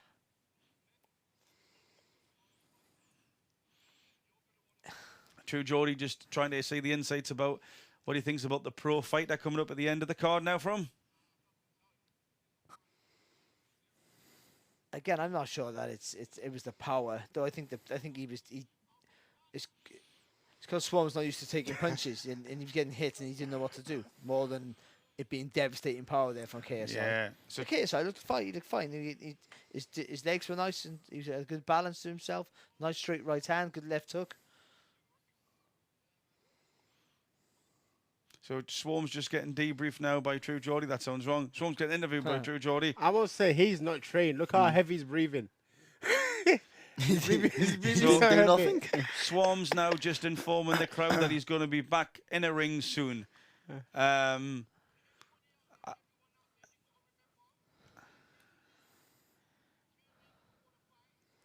I told you he's not trained. So yeah, that's- so that's- Swarmz' trainer throwing him under the bus, saying, "I've only had 2 weeks to work with him. It's got nothing to do with me. Nobody could have done anything better. So I don't want to He's hear any saving boos." himself. Yeah, absolutely. He's trying to save his professional reputation. I'm still available for 1-to-1s. So, okay. If we can have the comments up on the screen there, please, just so we can see them. Let's have a look then, okay? What do we think of Swarmz' performance? All right, let's have a look. So, if you could put them in the comments. Did you expect KSI? We've got George Dyer there. Did KSI knock him out in the first round? No, he didn't. All right, no, he absolutely didn't. You know, we had Swarmz that managed to actually survive until is he even survived the second, you know, in the second round. Is that the correct phraseology? Well, his trainer just said he had 2 weeks to get ready without no experience, and that's what it looked like, to be fair. Yeah. So, if anything, it's a danger to do that against a guy who clearly had more experience, had a better shape to him, threw straight punches, threw correct punches. But it would have been interesting to see if the final fight for KSI, the guy he's fighting, is a guy who will come to fight, who has, because he is boxing a guy who is a professional fighter. But as we know in boxing, to be a professional fighter doesn't mean you have to be any good. Yeah. We've seen plenty of those, but if he is half good, then we'll see how good KSI really is. Okay. And Joe, what was your take on that performance? You know what? I thought KSI stay composed. And for novices, that's the biggest ask, because when you hurt someone, even myself, could be in spawn, could be in a fight. When you hurt someone, it's like you lose all your composure. Granted, he wasn't fighting the best of the best of opponents, but he stayed composed. Not bad performance. Mark, what was your take on it? You know, as a UFC fighter watching the YouTube boxing, what are you taking away from it? I think it's interesting because I think maybe it's just boxing. I think to do that in MMA would be a bit difficult because you got to know the ground and stuff. And I think it'll be a lot of struggle. It won't be as entertaining just because we'll go to the ground and just stay there. Where in boxing you can, you know, have a laugh a little bit. The thing is, with your sport, you can't kid around with your sport. Yeah. Just, I'm boxing I'm boxing all day, every day over MMA. Yeah. I all the time. But your sport, you can't play around. Obviously you can't do what these guys are doing No, in your no, sport. you It's can't. just one of those things, Yeah. isn't it? That's just how it works. I think it's too dangerous. Yeah. Okay, so what we've got here, if anybody, remember this live stream is being sponsored by Blockasset. If anybody has downloaded the Phantom Wallet or you've already got the Phantom Wallet, now is the time to put your code, copy and paste your code from your wallet into here, and we will be giving some of that 10,000 block to some lucky viewers. Again, that can be burned in exchange for the chance to win, prizes such as one-to-one activities with your favorite fighters, various types of activities that go on there, training sessions, going for meals, FaceTime, maybe, you'll either get a massage of Darren Till. I'm just actually making that up, but you never know, depend how much block you burn. But again, Blockasset, the coolest crypto company out there, that ecosystem and the opportunities that they provide, how close they get you to the athletes that you support and love, it is absolutely phenomenal. Okay, so if you have got a Phantom wallet, you have got the code, copy and paste that code there, we will take it and we will select people at random to get some block transferred into your wallet. All right, so KSI did the business. He did the business. How do you think, or what is his preparation right now? What does he do physically, mentally, to allow him to go back? He still had to make that walk. He still had to come out with thousands of people. He still had to go through, some physical exertion. What does he do now, Barry? Well, he didn't. I think that was the perfect scenario for him. I feel. He gets to feel the crowd. He gets a round and a bit under his belt with no pressure. There was no danger at all in there. He did everything he wanted to do. Loosened up a little bit. He'll have that feel now what it was like. So he'd be fine. He'd sit down, have a little relax. If I was him, I do another round on the pads. Yeah, I would. It's like visualizing, isn't it? What he just done there. Yeah, he's done. Yeah, actually, it is, isn't it? And when he goes back, we'll have the actual fight. That was just like a warm up. But I do a round on the pads just to warm down a little bit, and then I would sit down for a while. Won't put the tracks back on. Just keep nice and maybe have a meal even. He's not gonna have a meal. Relax. He's eating chicken wings and all that like it. Yeah, I don't see that happening. If you can bring the stream back up, please. So we've got, KSI. He's obviously got through the first hurdle. What do we think the chances are of, for example, him winning now? Yes, the pro boxer. We're all hoping. We're hoping. You, the viewers at home, are hoping that he's hopefully got some. He's hopefully got some more boxing ability. Now you take that as a pro boxer, that he probably has, Barry. Yeah. I'd love to see him win. I'd love to see him win in a fight where the guy comes to win. Yeah. Who knows what the box? I'm not saying the guy got to be great because that would be ludicrous. Cause you don't get that with a prospect in terms of boxing. But if you got a guy who's going to throw punches at him, proper punches, with a little bit of weight, and how he copes with that. And if he can keep his shape like he did against the guy who didn't fight, if he can keep his shape against the guy who does fight, then that's a massive plus for him. That's really impressive. That'd be really impressive. And also for him, Mark, as well, where so we've got Deen the Great versus Evil Hero coming up. We'll come back to these in a second. Deen the Great versus Evil Hero. Now, interestingly, Deen the Great is actually a street fighter. More important than that, they're both 5'5". That makes me taller than the both of them, and that's a rarity in my world. It really is. We've got Deen the Great, who is, he's a street fighter. I've got it down here, but a bit like Masvidal was, and sort of, that sort of YouTube scene before they got brought in there.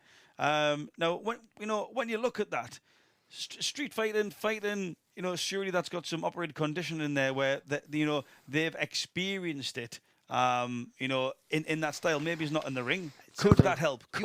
Sometimes you can, but I've seen some really tough people who are really hard and tough on the street. When they go into the ring, because there's rules and structure, they fall apart.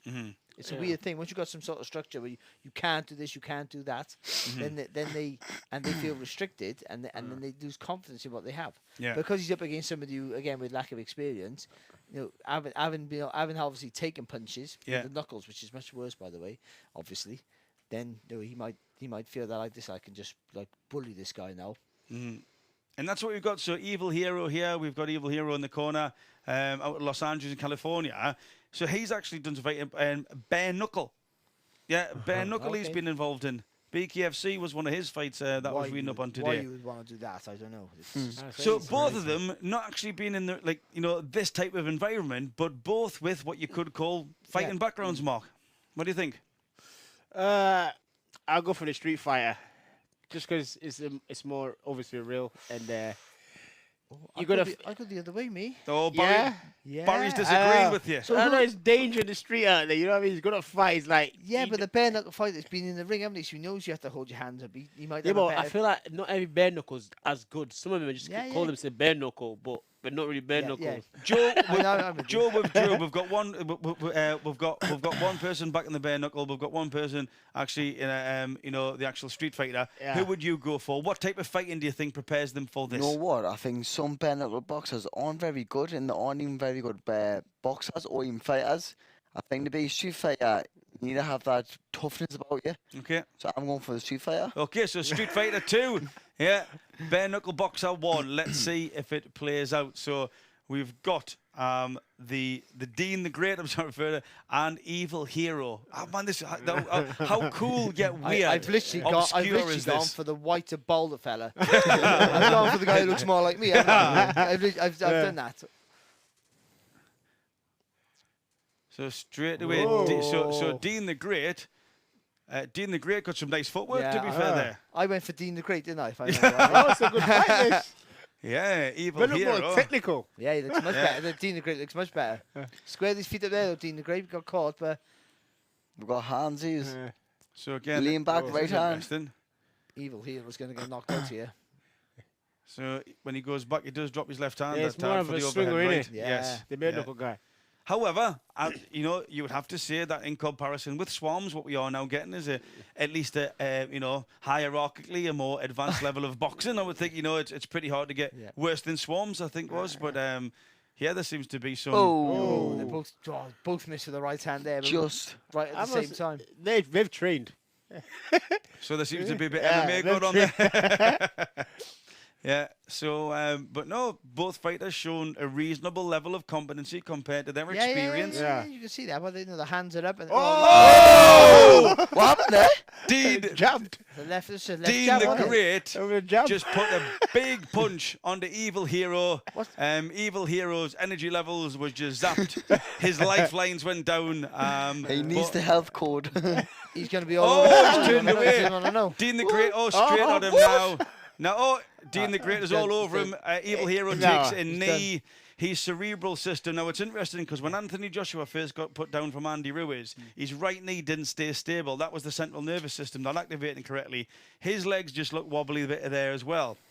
But his appetite's gone, hasn't it? You can see it. Yes, so people do take that option. Now, he's not looking at the referee. I think we could see very shortly Dean the Great, potentially, unless Evil Hero can, It looks spin like he himself wants to round. quit. Yeah, he does Yeah, not. Yeah, it that looks like body- he's done. Yeah. the body language has changed. However, that can be just transactional in the moment. He could tell himself a different story. He could get a perk from somewhere. He could G himself up, is my point here. But what we're seeing at the moment is Evil Hero's body language isn't the great. Definitely not as proactive or offensive as it was, Barry. Dean the Great looks pretty good, doesn't he, to be fair? Yeah. Oh, Another look big at that. right Nice hand. fast hands. You got a nice wide stance as well. That's where the power comes from. You can push off the back leg when you throw that right hand forward. Yeah, The first knockdown was when Evil Hero, through that shot there, we just see the right hand, yeah. brought his body forward, squared his feet up, and just walked into a jab.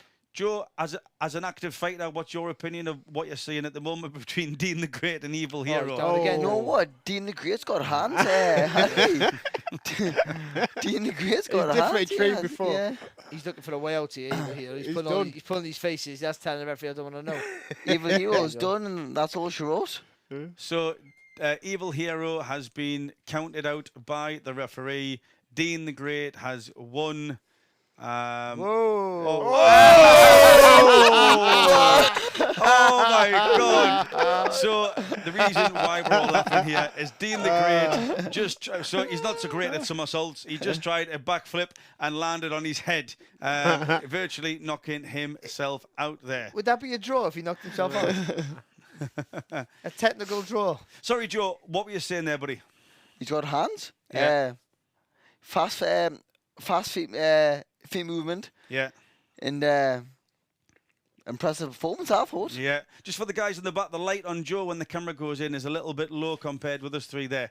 So yeah, I mean, the first round that they come out, I was pleasantly surprised, Barry. I thought the technical, or what we were witnessing, was a level above, or maybe it's a few level above Swarmz. But they were both certainly.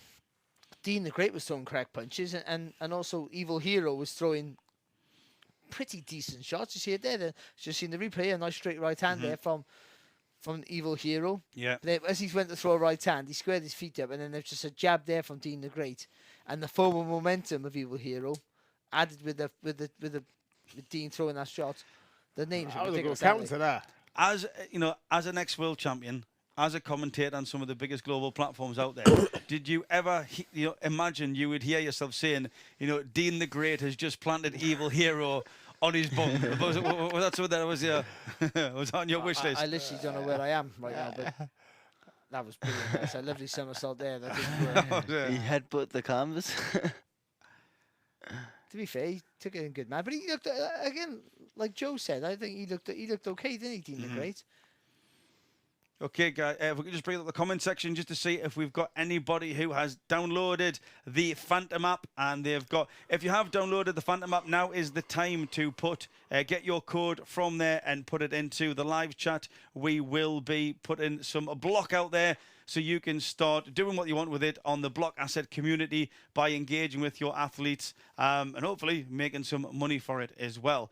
So yeah, okay, we've seen that increase. We've seen it. How can I say it? It has been that there. You could offer. I've seen worse, examples from boxing from pro boxers, Barry. Yeah. Some of the small hole shows that I've been to, there's some not great. That wasn't a total embarrassment, is my point here. No. There was the outline of boxing there. I felt, and it depends what he's up against, but I think Deen the Great there looked pretty decent. Again, and just by the way they shape up, and he shaped up quite well. A nice wide stance. He had fast hands. And I think that was the difference in that fight. He looked okay. I think he's the sort of guy you maybe want to see him fight someone else and see not turn pro or anything like that, but to see to fight at a better level and see how he gets on. But yeah, that was quite an entertaining scrap there, I gotta be honest. Yeah. And they both committed, to be fair. Yes. So did what's his name? Evil Hero. Can't keep saying that.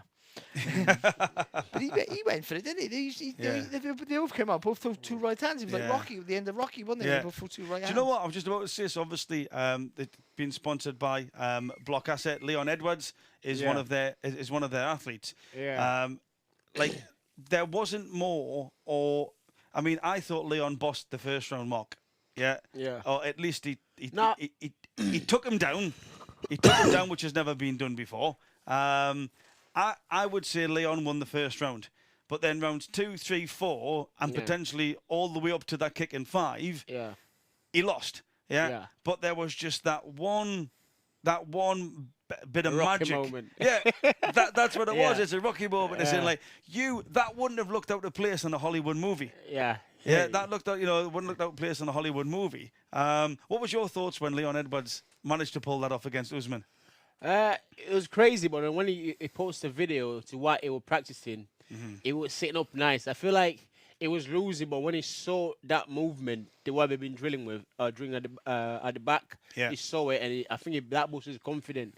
But before he does the kick, if you notice, it feints a lot of times to see if he's there, there, and then boom, he goes for it. So I think him seeing that move is there, he's not moving his head. That kind of boosts his confidence. He can go and try it. Yeah. And it's like one of them lucky ones. You see it, okay, let me go for it. And you get it. Yeah, for sure.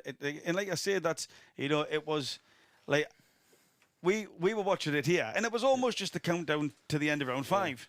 Yeah. If like most people, I thought, okay, we can see the way it's going to go. Yeah. He hasn't managed to do it. His corner were brilliant in that fight. Yeah. When I say brilliant, I mean very entertaining. Yeah. I don't know if it had an effect or not, but when Leon went back, he seemed almost lost during the rounds. I feel sometimes especially when you wrestle somebody, there's no way out of it, so you just accept it. Yeah. You go in your corner, you think, I know I'm going back for him and get wrestled again. I felt like he felt that for the whole round, all the way to the round 4. Yeah. And then he got shouted at by his corner. Sometimes you come back, you think, well, I'm losing anyway. Yeah. You might as well go for it. It could be one of the moments as well. Yeah, for sure. And obviously, what was that moment where he did go for it. Yeah. And he sort of managed to pull it off as well. It was interesting speaking to the Blockasset guys when they were talking about, if you had acquired some type of some part of Leon's Blockasset capability, that when he won, that there was lots of rewards given to people who had effectively invested within Leon Edwards. Yeah. Now I'm beginning to get why, like, for example, one of my favourite fighters, Gilbert Burns. Yeah. Yeah, I was lucky enough to go out to Sanford. Hopefully we've got Ian Gary coming on the stream in a second. Yeah. Out to Sanford, talk to Gilbert. Gilbert's now part of the Blockasset team. It's like, if you look at the athletes who Blockasset are sponsoring and who are involved with them, like, show me another company who's got those connections. Like, with the athletes, it feels as if the whole of the UFC is sponsored by Blockasset. Yeah. Do you know what I mean? You've got Darren Till, Shemaev, the Smesh brothers. That's been phenomenally successful. Yeah. Phenomenally successful. Like, that's, when you think of Blockasset, or, when you think of two athletes within the UFC, like, you always come up with Shemaev and Till. Yeah. They just work. There's a nice chemistry there as well. But Ian Gary who's coming on, he's a Blockasset athlete. They are big movers and shakers, and again, it's just that access. Usyk. Who else gets access to Usyk? Where potentially, if you had invested in that UFC NFT mint of Usyk, and you had acquired one of those cards, one of those NFTs, is that you could potentially be involved with an activity just one-on-one with Usyk. I don't know any other company who does. I mean, Barry, you're a boxer.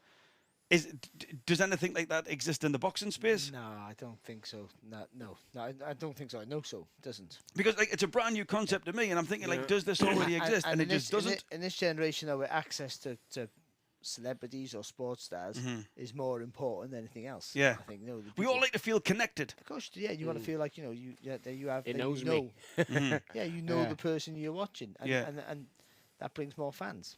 And I think that's it. That, like, it doesn't get any closer than one-to-one activities, and I'm sure that appeals to a lot of people. It was interesting that where I was talking to some guys the other day about the crypto market, and they said, "Oh yeah, well, it's up and down." And I think if you don't understand it, well, stocks and shares go up and down as well. There's no guarantee with anything.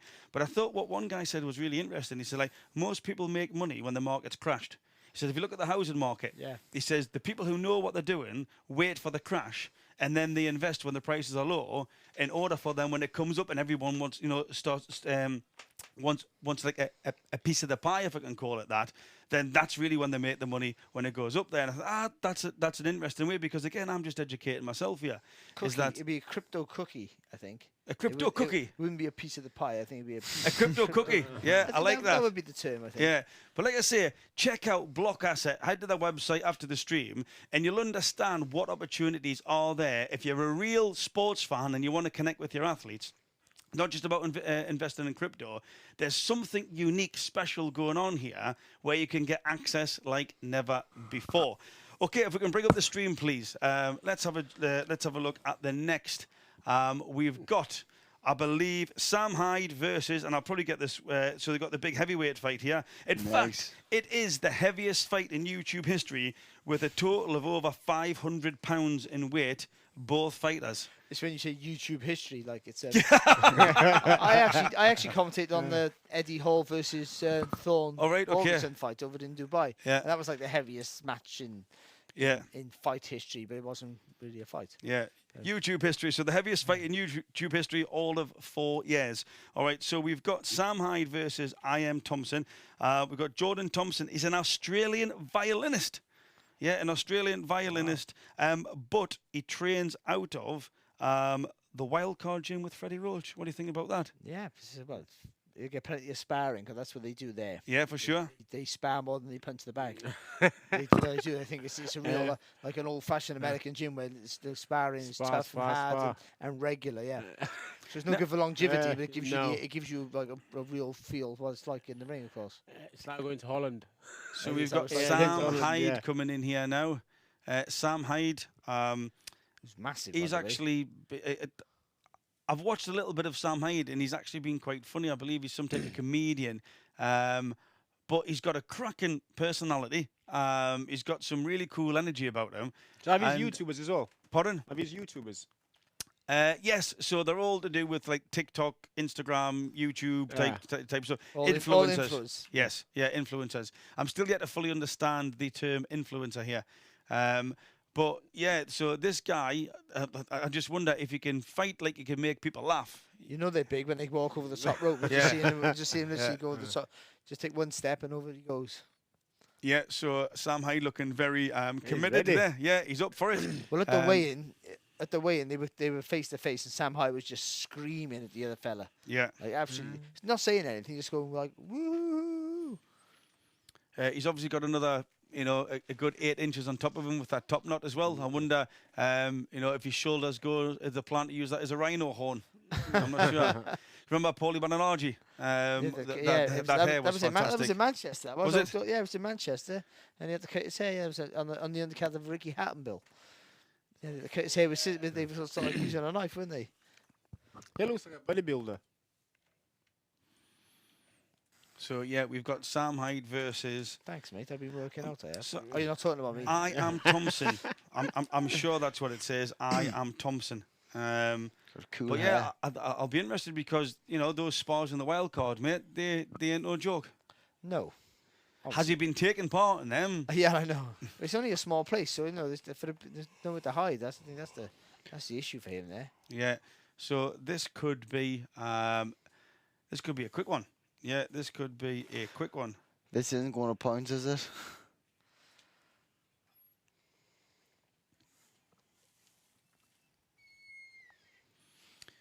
So they are two heavyweight boxers. Well, We've got I Am Thompson, Perth, Australia. That's interesting. What are you thinking looking at these two's body language, Barry, as they stand in the corner? they both look quite confident. To be fair, you have to give him that. Neither one's look frozen. I'm going for this guy. Yeah, He looks like that he's old much, school he's guy. much bigger as well. I think. Yeah. Look at it. I'm going for him, yeah. A bit of a lunatic, Sam isn't he? Hyde.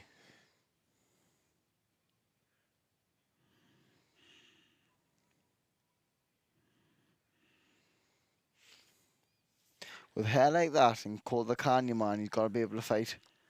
The Candy Man. Who are we going for? I'm going for the Candy Man. Look how big it is as well. Look at the size difference. So much Nah, bigger. big. See the size of the Kanye man? It looks a bit Big ready, little doesn't it? mini. Yeah. Taller we and go. wide, isn't he? It looks fluid. But technique can sometimes overcome all those deficiencies in height and reach and strength and power and youth. Where is he from? He's from Perth, but he's based in California, and has awful technique. Oh. Oh, Got a good right Kanye hand there. man straight up. Candy Man. He's hurting them 2 right hands there, doesn't he? Hyde.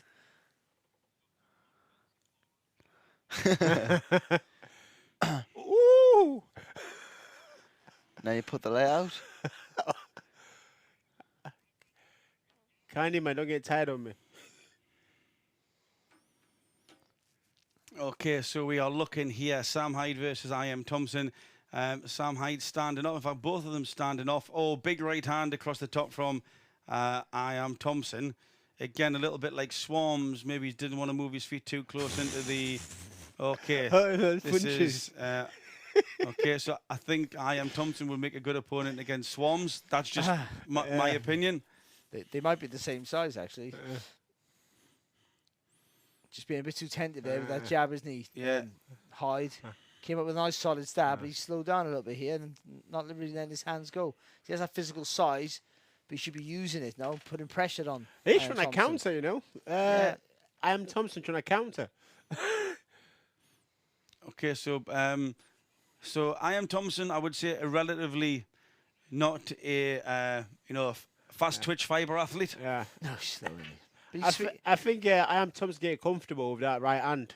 yeah, well, He's getting his timing. the thing Yeah. is, the jab of Hyde's so slow, and he keeps it out there. He Yeah. throws it and leaves it out there, doesn't he? So Yeah. there's a So- target to hit there Yeah. for Thompson.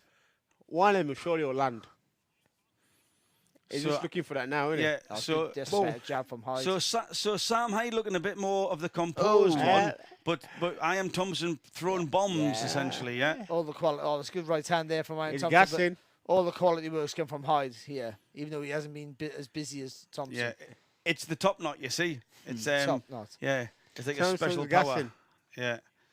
Oh, yeah, IAMTHMPSN. Now, I was expecting a little bit more composure from IAMTHMPSN just because of the performances through being a well-known violinist. Oh, there that you doesn't go. seem to be the case here. I think Thompson's landing more, but I think he's going to get gassed. Yeah. Yeah. He's going to get gassed. Oh, he is gassed. That's the question.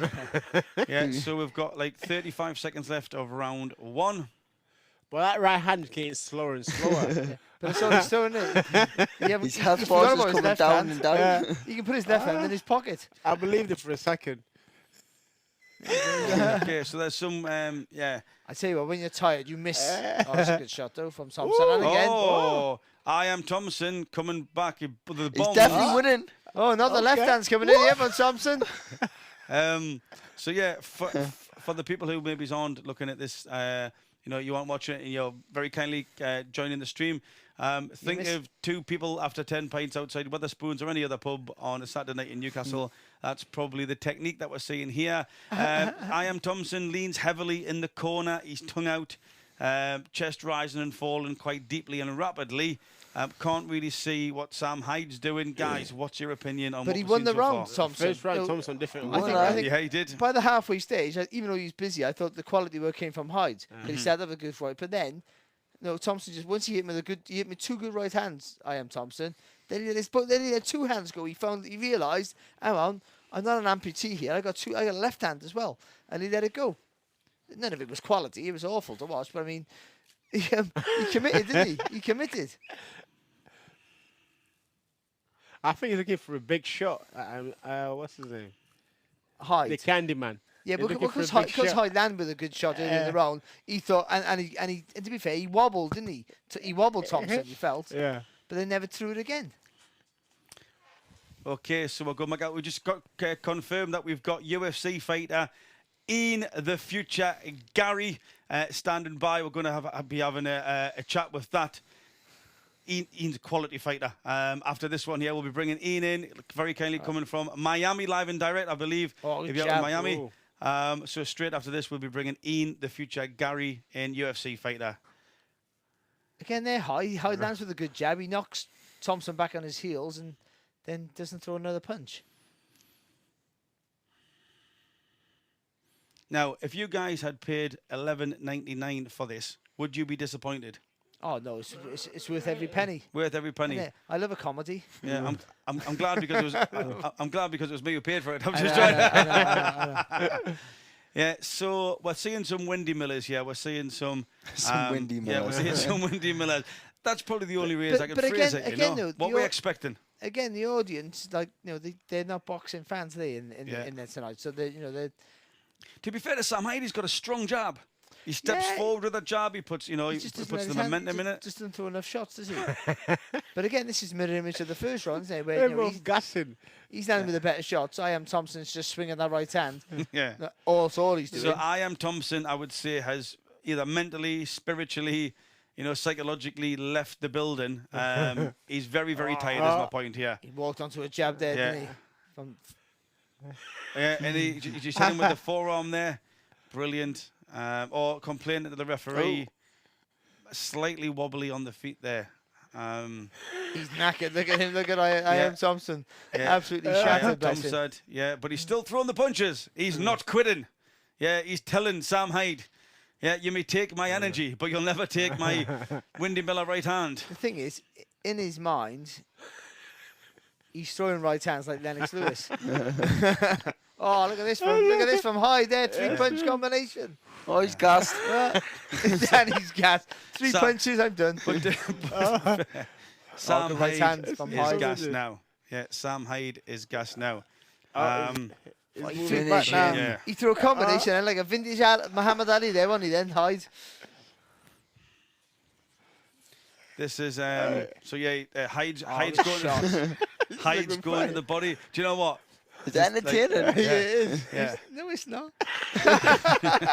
In a different way. Oh, good uppercut there from So Hyde.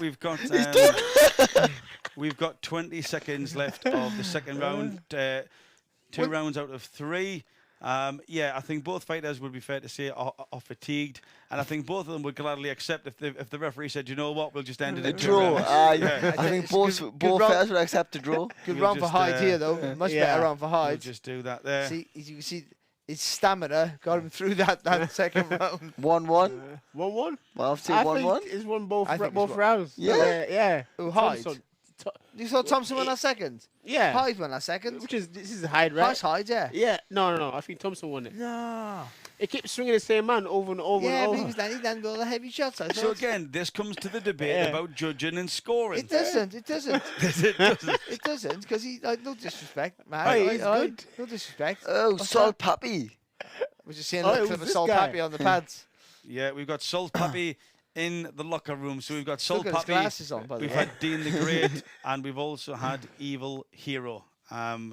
Yeah, okay. So we're coming out for round 3 now. It'll be interesting to see. Do they get a boost of energy going into the last round now? Like the end is in sight. Yeah, I think when you see Or have they when shot you can the see load? the end of when you can see the end, then you will get that second wind. Yeah. No matter how tired you are in a fight or sport, as soon as that last 10, you get energy from somewhere, don't you? We should Sure. get in a war of attrition. Now this has clearly been in 2 rounds in 6 minutes, which I've never said that before in my life. You will get at some point you will get a second wind. You will have to.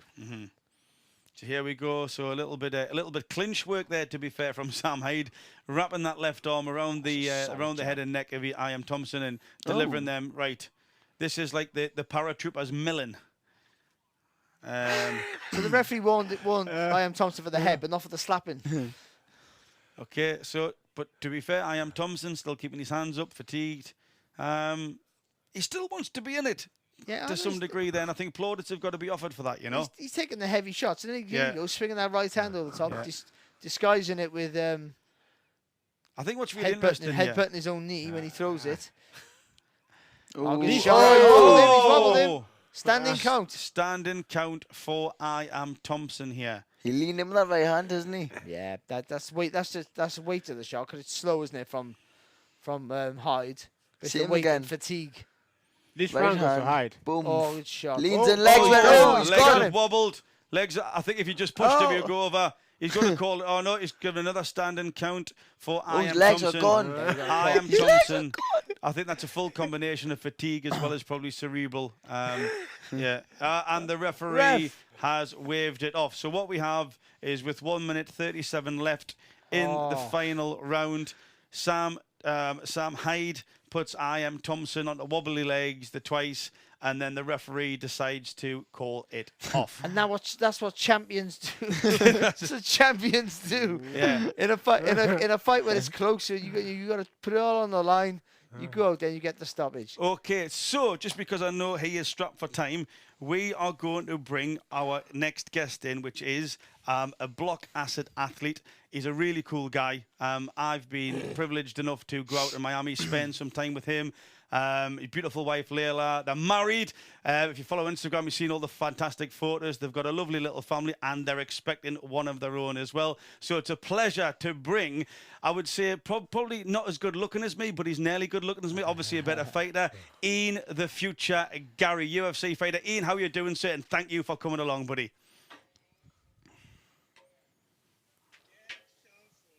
If you could just turn that volume up in the text so I can hear Ian, that would be great, guys. Yeah. There, I've got you there, brother. I have got you. Just give us a count of 3, Ian. 1, 2, 3. That'll do for me, mate. That'll do. So, where are you joining us from, mate? Is it Miami, or are you out and about all over? No, we're back in England. We're in London because we're going to have the baby here. Just Oh, makes sense with the NHS. Cool.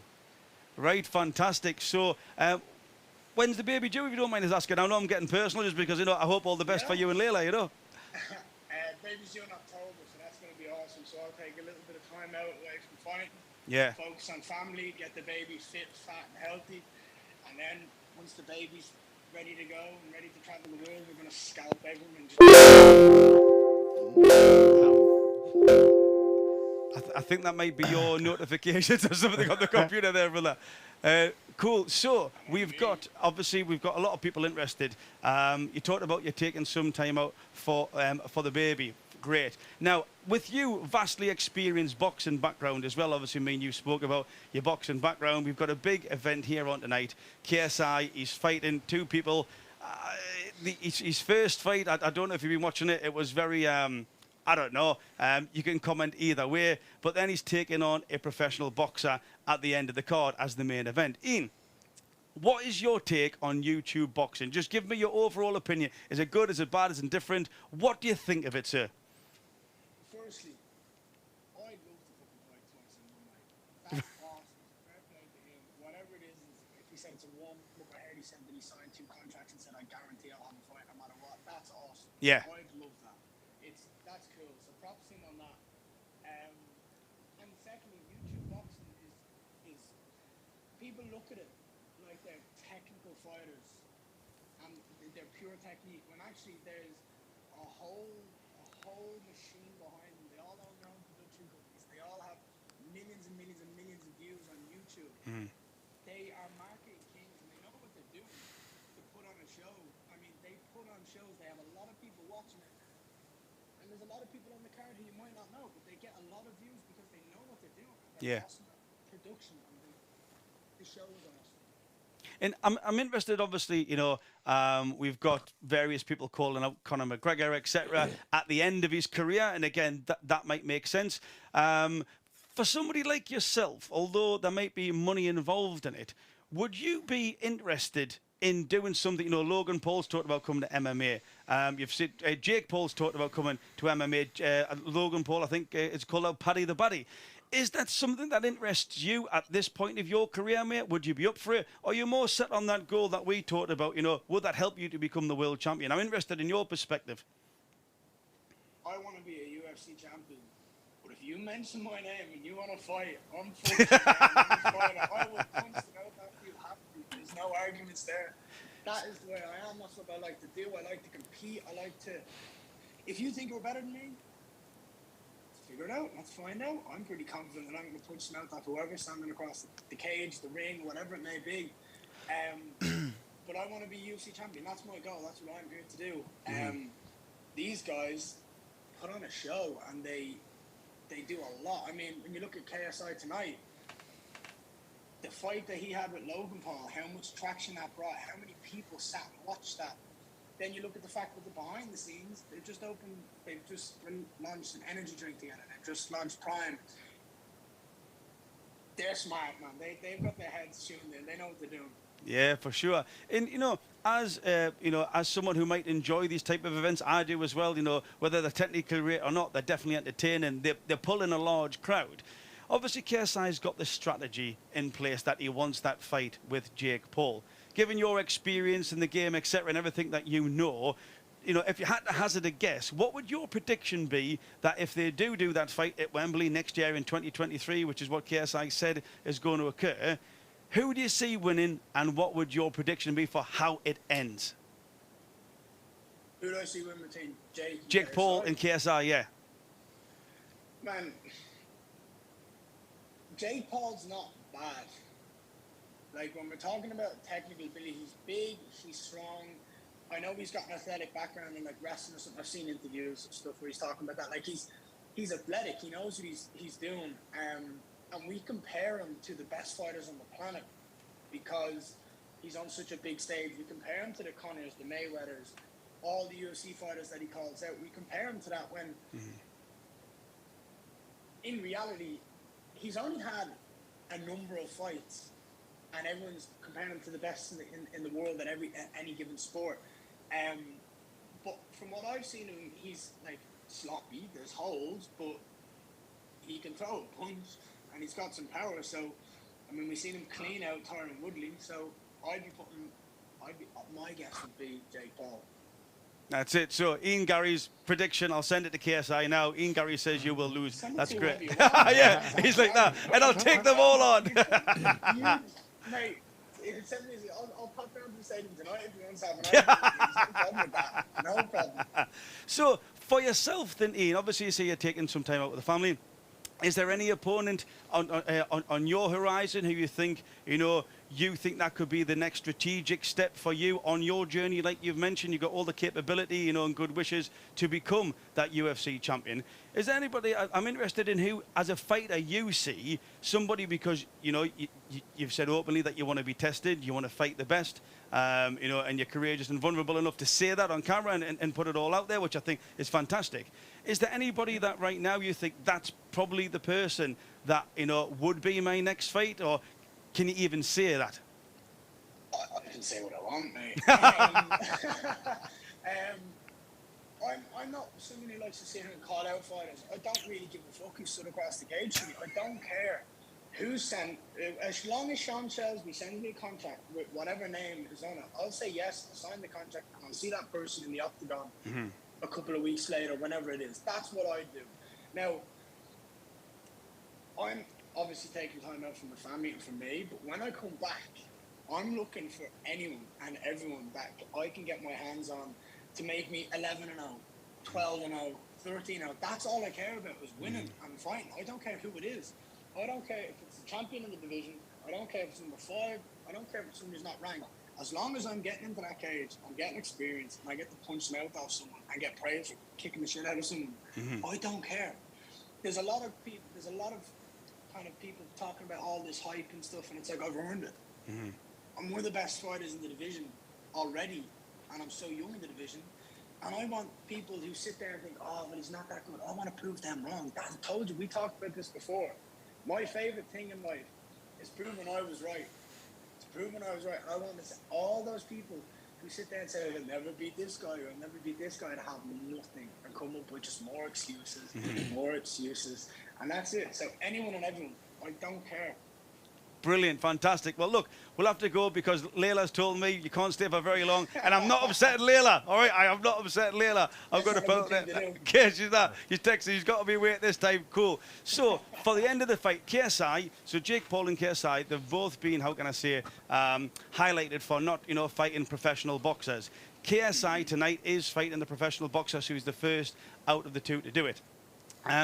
With his performance that he put against Swarmz there, do you think he wins against the professional boxer? Like, what difference do you think he will face coming up against someone who's actually been there and done it? We know he's not, you know, like a world champion, but what do you think, some type of, you know, do you think KSI will have to come through something in order to win, or do you think he'll win easily, Ian? So I think this is up your street. A lot of it is mentality. Obviously, there's a technical ability in being able to actually perform the skills, but half the battle is being able to go in there and think you can murder someone, and think that you can make a show of them, and think you can beat them. That's the hardest part that, like, most people find, is having that confidence and putting all the training together to go in there and have that confidence on the night in front of a big crowd, under the bright lights, to be able to perform. So if he can do that, I don't see why he wouldn't be able to come out and, like, I mean, he's someone who gets 40 million views on a diss track on YouTube. He's no stranger to fame or to eyes, and he's been criticized his whole career. Do you know what I mean? He doesn't care what anyone thinks. Go in there and do what you do the best. Just have fun. Fantastic. And I think for us to be looking at that, going, oh, he's fighting a professional boxer, and like, how do you?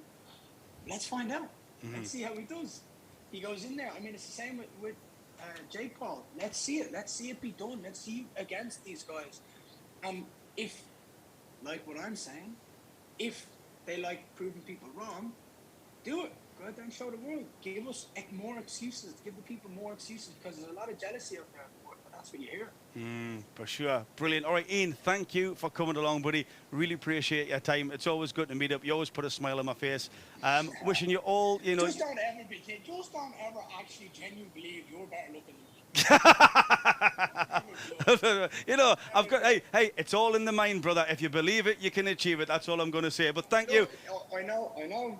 Please give my love to Layla. All the best wishes for you and your new family coming along, buddy. And hopefully we'll catch up soon, please. All right, guys. In the future, Gary, thanks very much for your time. Cheers, sir.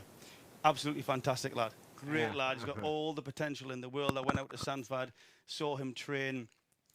He's in Henry Huff's gym. Out there with, like, Mike Chandler. You know, we talked about KSI training at Shoot Fighters. Yeah. Ian Gary's moved out to the States. Mike Chandler, Gilbert Burns, you know, all those guys in there. What's your opinion, Ian Gary? I've watched him. He's good. Yeah. Yeah, he's good. He's got talent. Obviously, I think he's still evolving. With the right fights, I think he can be a champion. Yeah, for Yeah, sure. he's got all the tools that you he's need. definitely got the right mindset. I spent a couple of hours just interviewing him, and I always find it's really insightful when you sit down with someone by themselves and just hear what they think and how they think, and you know, the mental processes that they go through. It's always interesting. And for Ian, he's got the utmost confidence that with the correct path, that he can actually do that. He can actually do that. He can go for it. He can, you know, he can be there. I remember we went for a meal. I was looking up to go for a meal with the gym owner, Henry, and he was telling us about Ian Gary. He said, like, this guy's special.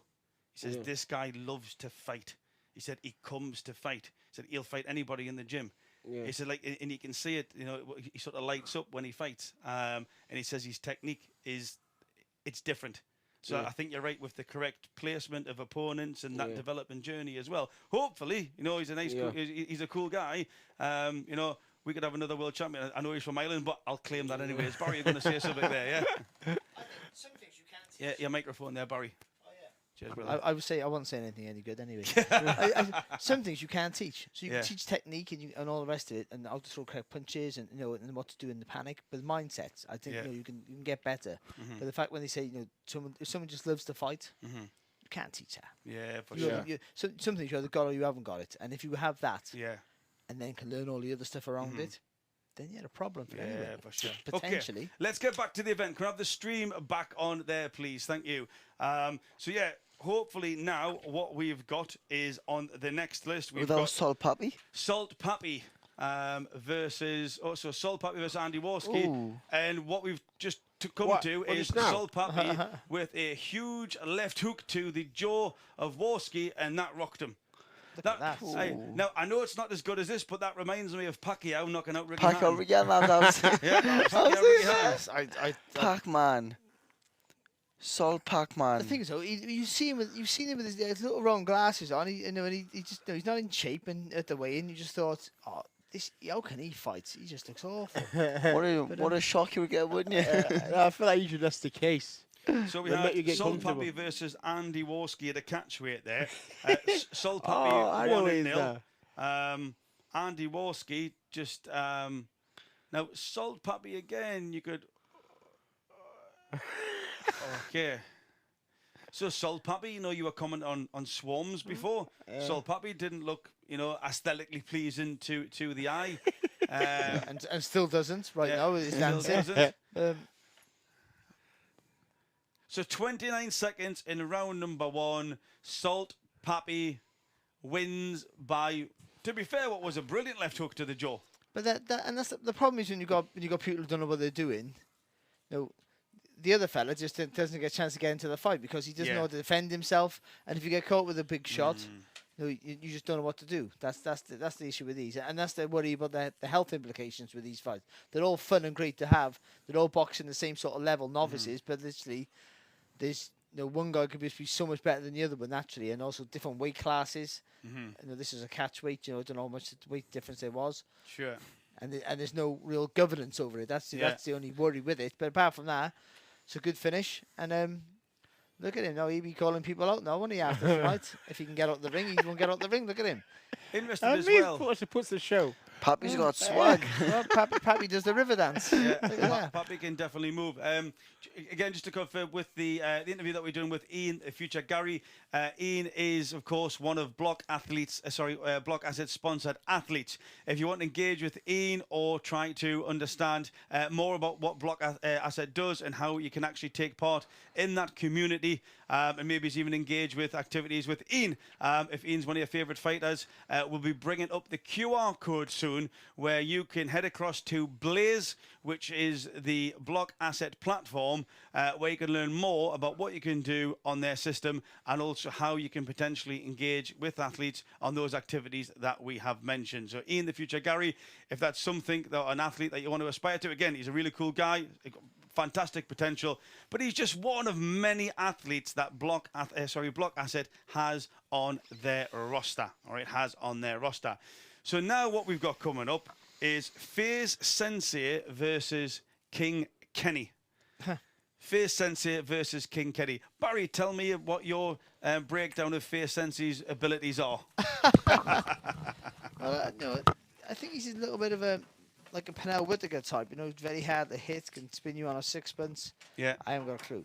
Who knows what he's going to be all about? And you know, it's all been a bit of a mixed bag, hasn't it? Tonight we've had some guys who surprised us with their technical ability. Yeah. We've had some guys who haven't surprised. We haven't been shocked how poor they've been, and we've seen a guy there we thought would be absolutely useless get a fantastic knockout. For sure. So we've got, yeah, we've got Salt Papi, who's just getting some props from Chris Eubank Jr. As you can see on the screen there, we've got the Blaze Blockasset QR code. If you are interested in finding out more about Blockasset and how you can engage with athletes and you're interested in crypto, etc., that is the QR code there. So we've got King Kenny now. Coming up now, King Kenny, what I've got in my notes here is that actually he won Faze Tempter, which is one of the co-main events coming up later on. But then it went back to the scoring, so they actually challenged the result, and it got overturned.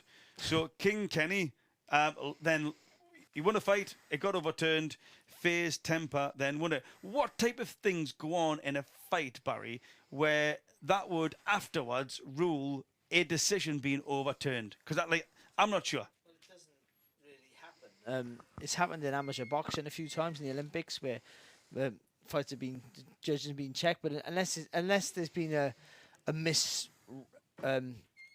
miscount of the scorecards, that's happened in the past. But you don't go back and re-score a fight. That can't happen. So unless it's just been the scores have been written down wrong or have been announced wrong, that's happened in the past in professional boxing, but you can't change. Unless someone fails a drug test or there's been something untoward happened, then that will be changed to a no contest. But apart from that, no, those things don't really happen.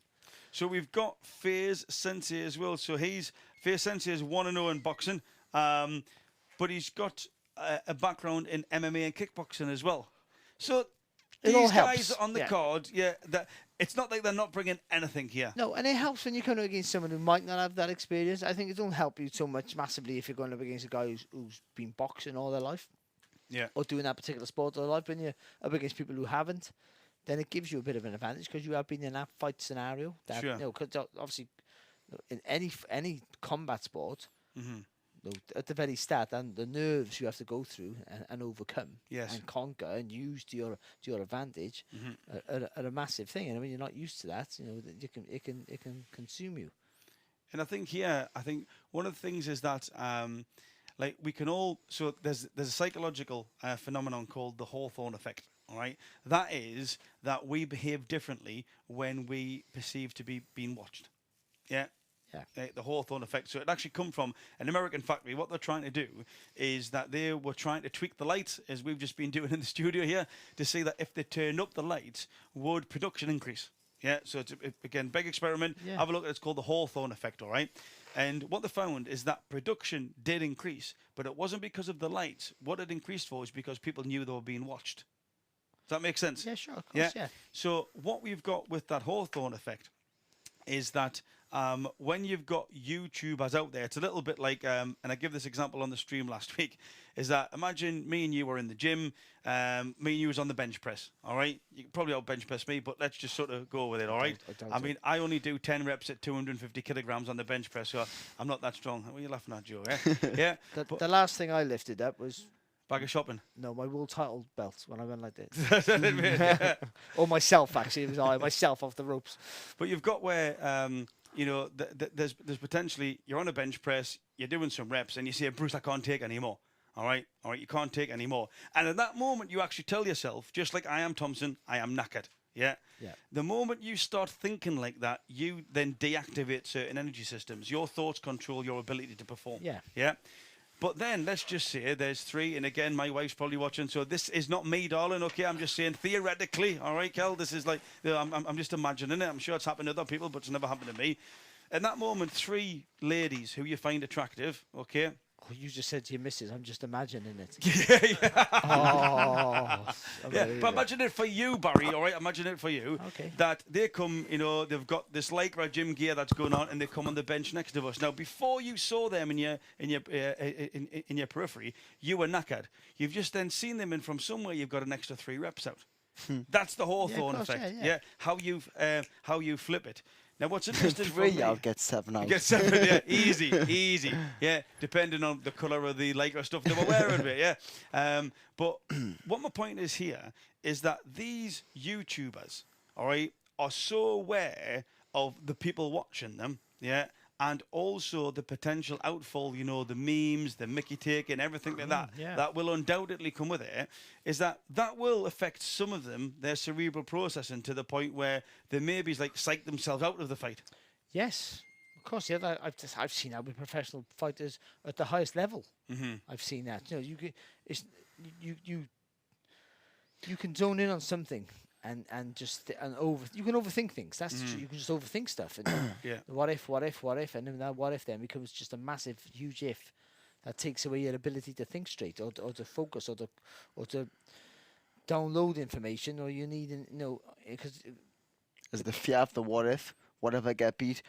What if they make a meme about us? What if I get a mix of us on Twitter? And all that takes you from your energy. You've got to be calm and clear when you're fighting. That's usually the one who has the clearest head. If you're technically on the same sort of level, the one who stays calm under any circumstance, calm under pressure. That's what I'm saying about having punches thrown at you. If you stay calm in that situation, you see things so much clearer. So we've got Faze Sensei walking to the ring. Looks confident, looks calm, looks composed. Looks like he wants to be there, Joe. That's what it's about. It's about being calm. I think, most fights, I think every fighter is capable of beating each other when they fight. It's that half an hour before the fight, when the fight's won or lost, who can stay calm, who's been practicing the warm-up, who's been through this before, who's just going to lose the mind, lose everything, get full of nervous energy. And I think if you stay calm in there, I think 9 times out of 10, that puts you in a better position where if you weren't calm. Yeah, for sure. And again, just to come back to your point, where that's what we're seeing with the Blockasset sponsored athlete, that Leon Edwards, is that many people, and even in the fight, he might have just accepted, I'm just here now with Usman, there's nothing I can do. But if you can change that thought, and that's what I believe can happen, is that we can all feel down. We can all in moments not want to be there, where it doesn't go our way. But that thought can then, keep going on and your performance can go down. Yeah. Or you can change that thought and you give yourself a fighting chance of coming back up. And it's important to be able to recognise when you're talking to yourself. Because you need to know how you're talking to yourself, because you're listening. It's very important. Yeah. And I think that's what we saw with Leon Edwards. Props to his coach as well. Yeah, absolutely. Props to his coach in the corner when he's going, show me something then. Yeah. I think a coach has got a massive part as well. I think a coach needs to know you, because some of these fighters, they've got bravado, but your coach should know you, know when you're tired, know when you're not tired, know how much you've got. And props to the coach, because I think he needed that kick up the backside, didn't he? But even throughout, so yes, I would say that he did. Or was that just, again, you've been in the octagon, Mark. Yeah. Is that, are you even listening sometimes? Do you just do what you're trained to do and what your abilities allow you to do in that particular moment, which is what Leon did. He had been practicing the kick. He managed to compose himself, and then he delivered the kick. Yeah, I think I listened pretty well, but then also, you listen, but you also have your own instincts while the fight goes.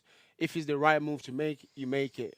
Even if if it's the right move to make, you make it. But if you feel it's not safe, but you always, if you're, a fair die, it's always watching out for you. So it's always good. Yeah. So we've got just King Kenny has come into the ring now. King Kenny in the green and gold robe. NDL, which is the Nico Defense League. Look at me. Yeah, I don't know if you're into YouTube, but he's quite a funny guy, Nico. Yeah, I watch him all I think the he time. done it the way where you've got. Who, him? He's got. He does some big like YouTube videos, like investment. He took over. I think he made like a fake McDonald's up or something like that. Like there's some. He's really creative. And but what Ian Gary was saying back to Ian is like these guys have got production companies, they've got companies, they're business owners. So there you've got a YouTuber who then looks what to be that he's invested in fighters. He's got a management stable there. That these people are business people. That's what I don't think a lot of people get. Yeah. But we're not judging them on that. We're judging them on their fighting ability against each other. I think that was something that we have to keep in mind as well. That Ian said, of course, that let's not judge them at the highest level. Let's not judge them even in the professional realms of boxing. Let's just judge them for what they've labelled this now, and that was whatever they've called this new sort of arm of combat sports, influencer boxing championships, or whatever it is, where there's people from the same environments, from the same worlds, roughly the same levels. So Faze Sensei, they're looking very composed. Like he's in the zone, if we can call it that. Doesn't seem to be too nervous, or at least anything we could take from it. You've got King Kenny. They've all looked confident. The only one who doesn't look massive confident was Swarmz. Yeah. And even him, actually, when he walked into the ring, he changed, didn't he, to be fair. Maybe he's shot his load when he's walking in the ring, but maybe that's where all the energy went. You've got to watch your terminology, mate, to be honest, Bruce. So we've got, we can just turn the volume up in the stream, please. So we've got the fighters coming into the centre of the ring. Again, let's have a think. What is your prediction? Again, I don't know much about these boxers. Maybe it's the guys, the viewers do. Put it in your comments. Let's have a look. But here we go. King Kenny versus Faze Sensei. Faze, I believe, is a team. You've got Faze Tempter coming up later on. So, yeah, it's good that you've got your team across here with you. That could bring pressure as well, that you don't want to let the team down. We haven't seen any southpaws yet, have we? They've all been orthodox fighters. Solid Papi was a southpaw. Was he? Solid Papi, aye. Oh, there you go. Really He was another delivered that Pacquiao beautiful left hook as well. Okay, so both of them looking very focused here. He's got a very Vaseline forehead, hasn't he, that King Kenny? King Kenny got a very Carl Froch-esque. So even George Groves, like very low left hand, quite a wide stance. No, what I say, no, with a low lead. Oh! Oh! What was the referee stopped him for? Oh! Standing count. No, what? Standing count for King Kenny. What His happened there? legs went there ever so His leg slightly. did go. Yeah. No, he was hurt See, then. that's the detail that you get with Believing Bruce. Just that slight little went there. Hopefully, get the replay. You'll see it. I was just going to But say. he did connect. I was just going to say there. And it's back again.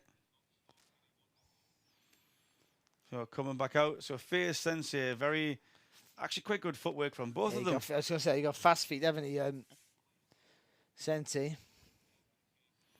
Very composed, that Faze Sensei. Yeah. Yeah. So again, King Kenny seems to have composed himself. He's timing that right hand, isn't he? I think you got those long, you got a long reach there, like King Kenny has, but it's got to come back straight. Yeah. So you can throw it from your waist, but you got to come back fast. Got to get yourself out of trouble. So they are.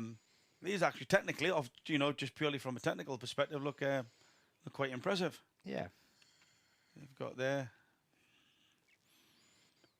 So King Kenny probably looking to avenge his loss to Faze Tempter. Obviously, that win that he had that was then overturned. But yeah, looking to that he's composed himself quite well. Again, ego plays a big part, doesn't gents? When you get buzzed, the crowd's there. Oh, so King Kenny comes back. Was that a slip? Yeah, he was just pushed him on the back of the head. It was actually Faze Sensei landed with a right hand. Just brought that right foot forward, squared himself up, and lost his balance. Again, when you get buzzed, sometimes your central nervous system needs some time to recalibrate. What's your opinion on ego? Amir Khan was, I think, always a good example where when he should have held, he just, he punched and maybe he's exposed himself. And obviously, many other fighters have done that as well. Barry, what's your perspective on that when buzzed? It's a fine line, because I've seen people like Joe Kazagi got knocked down by Byron Mitchell, and he was all over the place, and he got straight back up. The worst thing you could do, and then knock Byron Mitchell out with the first punch he threw. Yeah. So, it's sometimes that fine line between stupidity and greatness. Yeah. You take that risk sometimes. Yeah, for sure, for sure. I always think that, taking that knee, just composing yourself. Again, if you've already been knocked down for a few seconds, or if you've been buzzed, if you've got the footwork just to get out a little bit, just to compose yourself and come back, save yourself. You don't. You take the risk for a big finish and get knocked out, or you take 5 seconds out. And you win the fight. Is that you saying, Barry, because you're all on ways are like years ago, if you got dropped, would you took that knee years ago? Or would you? Well, I did, because I never got knocked down to my very last fights. Yeah. As a professional, and I've never been on the floor my entire amateur or pro, and I got knocked down. Literally, I knocked him down. He knocked me down straight away, and I wasn't hurt, so I could have jumped up. But I stayed on my knee till 7, and then got up. That's a mature decision, Narco. But you don't know how you're going to react. Yeah. I think it's I wasn't like all over the place. That's a good right hand there, though, from Sensei. Yeah, his legs did go there. Really good shot, wasn't it? And he tried to follow up, and the referee because they have the standing count rule. Shot that. It's a lovely shot. That's a meme. I think as well, when you mentioned Joe Calzaghe, so there's a really good example where you've got, I mentioned before, when AJ got knocked down, his legs weren't there. When Fury got knocked down, his legs were there. I think that's the thing. Do you believe in planning for negative outcomes? So say, for example, some fighters you'll speak to say, I don't want to plan for getting knocked down because then it's going to happen. But then if you do get knocked down and you haven't drilled it and you don't know what to do, maybe you make the wrong decision. I think, well, maybe, but like my trainer used to say to me,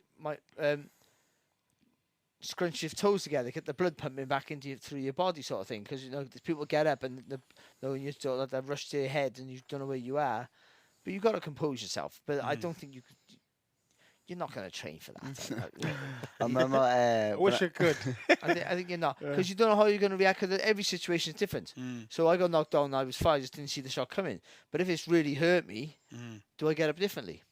I got knocked down with a body shot and my rib was hanging out, and I was out. I forgot where I was for that those 6-7 seconds. I was just in pain. Yeah. Until I heard the referee say 7, then I panicked and jumped up.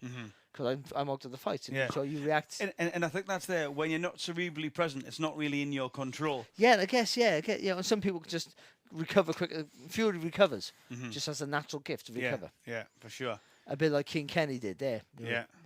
Right up there with Fury is King Kenny. When King Kenny moves back, he keeps his right hand very low. The thing is, if you don't box, if you haven't trained that way, you can't do it in the ring. Yeah, for sure. So you might be able to box with your hands low. But you have to train with your hands high. Yeah. Interestingly, guys, this has gone to 4 rounds. So we've had 3 up until now. This is Ooh, 4 rounds. Got there.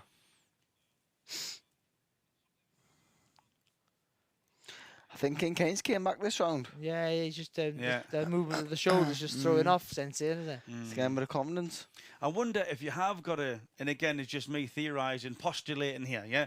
So I wonder if you have got a background in MMA and kickboxing, would that become either frustrating, as in you'd want to throw a kick or you'd want to take them to the ground if you can't do that, because that's where your strength lies? No, people think that, but it depends, because I spar a lot of boxers. I never feel like taking them down. Just give them a quick elbow. No, it just depends where you're comfortable at. Yeah. Sometimes if you're so used to grappling, you just feel like I can beat them, I can take them down, beat them. Yeah. But it's not always the problem, the issue. Well, ironically, this weekend is the 5-year anniversary of Mayweather versus McGregor. Yeah. And that was the fight where you thought, is he going to all of a sudden just Kick him. Yeah, just kick him, Yeah. Kick him. or just choke him out or something, Yeah.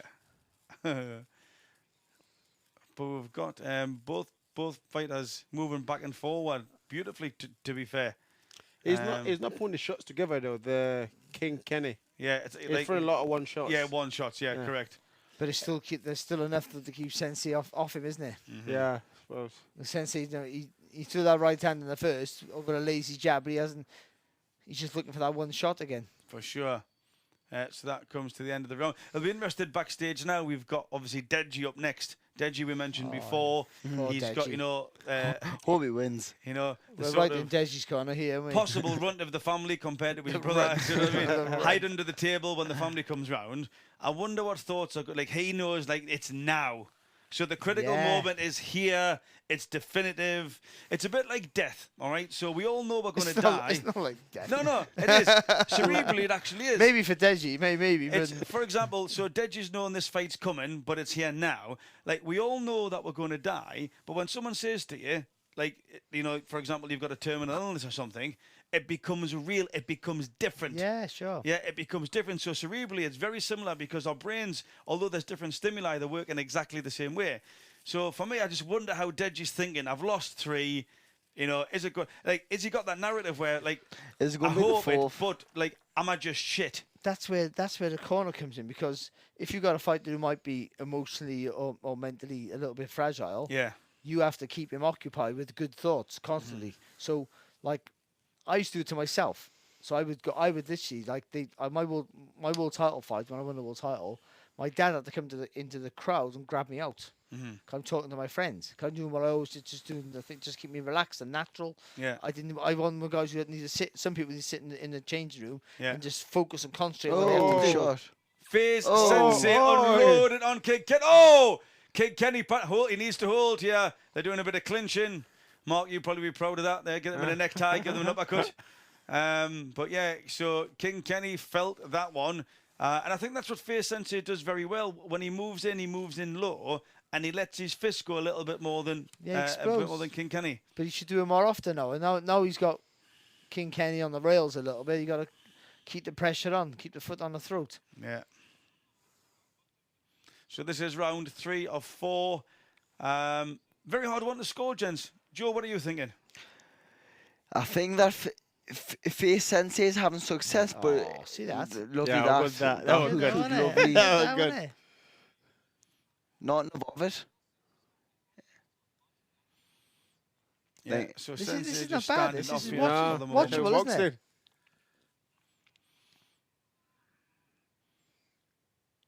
Yeah. I think that King Kenny's he's a confidence fighter. I think when he gets Yes. big success, he gets looser and he gets more. That Faze Sensei needs to Yeah, stick it on him. yeah. He's allowed Break him, each rhythm. he's a few times he's allowed him back into the fight, Yeah. hasn't he? When he has an advantage there, Sensei, and he's allowed Kenny back into the fight a little bit. When we were doing the stream last week, something that I found very endearing, impressive by Usyk was how strong Joshua had in that round 9, and then what he yeah, did that's a sign. immediately as he come out. After It's a sign of a great fighter. Yeah, Ringside, I was lucky to be ringside, and it was just amazing. Like it didn't was- stop moving over being like 16. He didn't stop moving. Yeah. The feints, even when he was hurt, he was still feigning. There, King Kenny's came back. again, and I think that always happens is that we're human beings, we can't stop thinking and we can't stop feeling.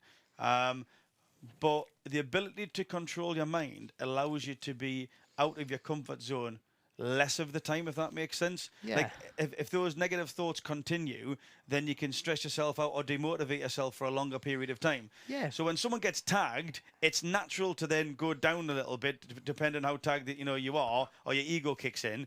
But then if you can control your mind, like you get back in control of that situation a lot Same sooner. with Joshua. Like Joshua can take a shot.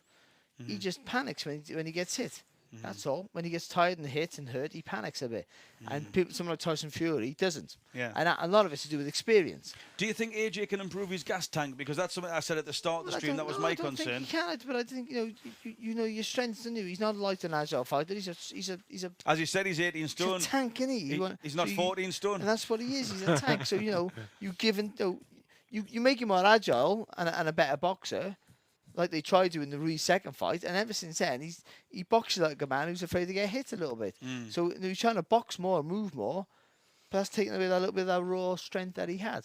I think you go back, and I think they tried to go back to that a little bit, but they came against a guy who was just too clever, too good. Yeah, I thought Blockasset they brought in Usyk as a sponsored athlete into the Blockasset community, and they done an NFT drop, and that was to help with the humanitarian crisis going on across in Ukraine. Yeah. So I thought that was a really cool thing to do, that they managed to hook up with Alexander Usyk. Yeah, you know, brilliant. world heavyweight champion do an NFT drop with, you know, the sole purpose of that Blockasset drop with Usyk, that mint, was to help the people of Ukraine. So not just a cool company for athlete activities, but very much like human cause at the heart as well, at least for that example. But here we've got King Kenny and Faze Sensei. Oh, good job there from Good job Sensei. there. I think both of them are competent boxers, but for me, I would say Faze Sensei, because of the 2 times that he's landed on King Kenny, I would say he's leading the fight just because of those 2 contacts. But King Kenny's taking the centre of the ring. So the overall impression is that he's the one who's looking to force the pace a little bit more. It depends what you like, yeah, Barry. it is a little bit. It depends what you like. Hasn't been as active, that Faze Sensei. Yeah, I think he's that. I think no, for me, he's the better boxer, the better shape, better stylist, and has the better power. And he's a faster feet. He has lots of things in his way, but that long reach there of King Kenny, and the fact that he's taking the centre of the ring all the time. Yeah, and He looks in charge. Yeah, well, Sensei can work for. He has no continuity in his work. I tell you what's really interesting. Have any of you, active fighters, former world champion, have you ever been aware or trained or talked about a performance to impress the judges? And what I mean by that is that the judges are watching you, and even your body language can affect how a judge feels about you in that fight. He looks knackered, he looks tired, therefore I'll give the other person the round. Like, I grew up watching Sugar Ray Leonard, so he's my idol, like my absolute world. And he would steal fights. Like, I mean, he'd win loads of fights. He was great. But him against Hagler, for instance, flurry in the last 30 seconds, things like that. Yeah. And I would, as an amateur, I would certainly do that all the time. Yeah. Like I've stolen fights that I haven't won, and I've known that. Also, I think body So language. I've won them really because I've done that, but I've done. I've known that a close fight here, me throwing 15 punches but only landing in 3, really is going to be enough to win me the fight. And also body language. If you look across the ring and you see your opponent hurt, tired, or whatever, or there's some type of thing that you take, like as a positive, that gives you a rush of energy. So I'm always wondering what are fighters aware of their body language and what they could be doing to their opponent as well? Yeah, I'm always aware. I like to look at them from far. I'm always aware, looking. Yeah. See what we're up to. See what we're doing. Yeah. I have to pretend like I'm not tired. Yeah, for sure, man. For sure. But it's true. It exists. If someone sees a chink in your armor, be it a cut nose, a big eye, you looking tired, they'll get some energy. A bit like those people training with the lycra suits at the gym comes next to you that they're not entitled to. So the last 15 seconds of round 4 here. For It's me, a giant poker game, isn't it? I'd have to go with Faze Sensei. Just because I like how he wobbled the legs of King Kenny. Oh, now they're trading. Last. They're swinging. Oh, the referee. What's happened? Okay, that was strange. That was a bit like Eddie Hearn coming into the Carl Froch. But the bell had gone. See, the referee's gone in. So that's why the referee was stopping it. The bell's gone. Close fight. Close fight. Joe, what are you thinking? Faze. Could be a draw. It's a close one, isn't it? Close fight, close fight. It's hard to score, really, isn't it? I think the better shots came from Sensei, but I've got a feeling that King Kenny Look more busy than just to take the end of the pace. I think you might just get over the line here. I'm going for Sensei. I feel like King Kenny didn't. Now this is interesting. Do enough. This is interesting. We've just had some information there that apparently Logan Paul may be doing the walkout later on with KSI. That's an interesting partnership, isn't it?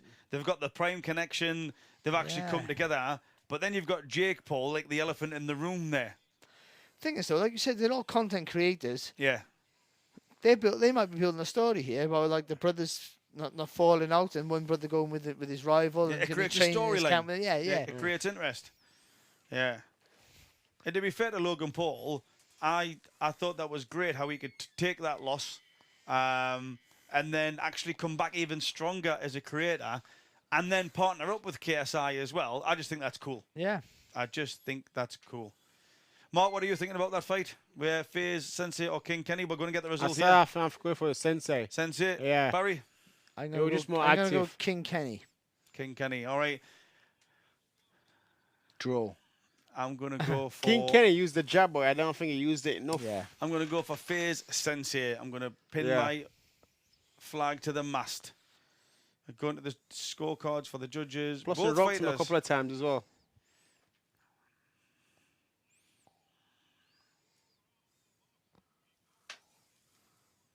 Here we go. Judges' scorecards have been read out. Let's have a look here. 38, a draw for the first judge. You couldn't argue with that. No. 39 to 37 for the second judge.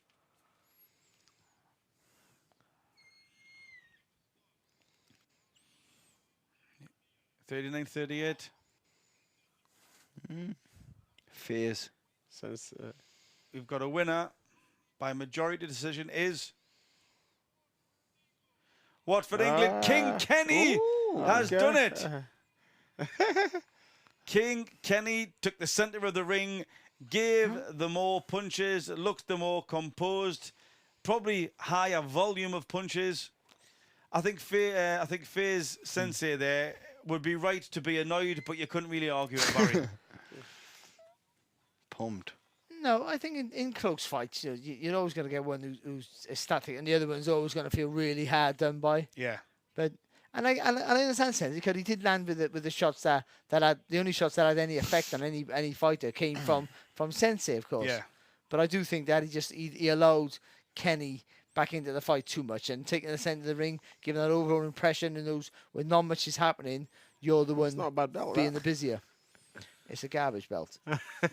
For them, not a bad belt. There's a little bit bling there. Yeah, that's in the You blink. can buy one of those in a toy store. Yeah.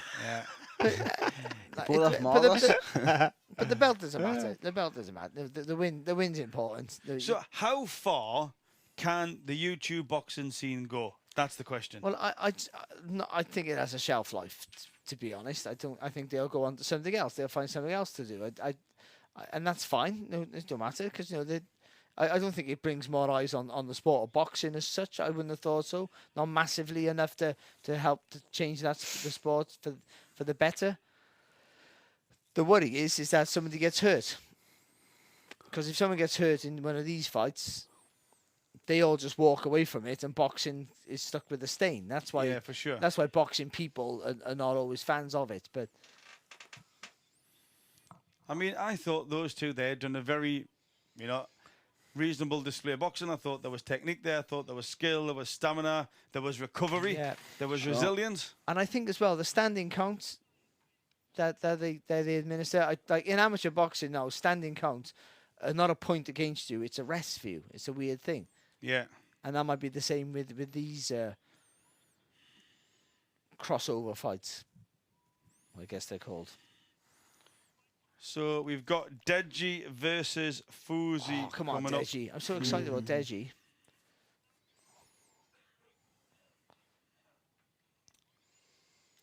Yeah. So we've got Deji. Now, Deji here, according to he's been beat by Jake Paul. He's been beat by Vinny Hacker. And he's been beat most recently by Alex Wasabi. Obviously, Alex Wasabi was meant to be fighting KSI before he pulled out with concussion. Fousey, he's been beaten by Slim, who's also on the card here. But that was 3 years ago, so this will be an interesting one. Deji's got some experience. He's been in the ring, although he's been beat.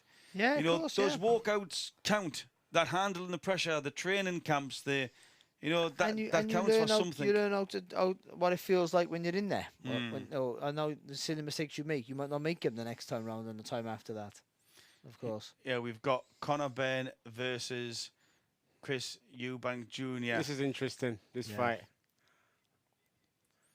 Do you think it'll be a great fight, or do you think nobody cares because everyone's just been part of the brain called hippocampus, emotional memory? Tell me, people at least of our age, Well, I boxed on the Ben Eubank the second fight in Old Trafford. I was on that bill. Yeah. There was only 5 fights back then. Those big bills, they weren't like they are now 12 fights. Yeah. There was only 5 fights on that night. Okay. I was one of them actually, and I won. By the way, if people don't care, but I want to tell you I won. But I'm sort of getting that theme from you tonight, Barry. I win a lot, and then when I lost, I gave in. I packed it in like proper bully me. But I mean, the build up to get the dads involved would be fantastic. I mean, Yeah. I'm ringside actually. I'm doing the commentary for the Zone on that Yeah. night, and I'm really looking forward to it because I think Eubank has to be a massive favourite. Yeah, I was going to say, do you actually think it'll be a good fight, or is it just the think- build no, up that's the No, exciting fight? I think it'd be a really good fight because the way Ben fights, he's fully committed. Yeah, And the way Eubank throws his punches in blusters and combinations, Yeah. it makes for a really good clash of styles. yeah, But he has all the experience, he has all the technical ability in his corner, Mm-hmm. and he has the natural size. It's the rehydration clause. He has to come in lower than he's ever weighed before as a Yeah. professional, and that's the day before. And then they got the rehydration clause, which you can only put on so much weight the next day, and that usually is like 8 o'clock in the morning. No, that's at midday. So he almost has to make the weight twice. yes. So that's where that might be a real detriment towards Chris Eubank Jr. So is that makes it fair, and that's what Makes Chris it Eubank Jr. ma- was saying in the fight. tips the it's scale slightly towards Ben, but not enough. It's still Eubank still has more Yeah. in his locker.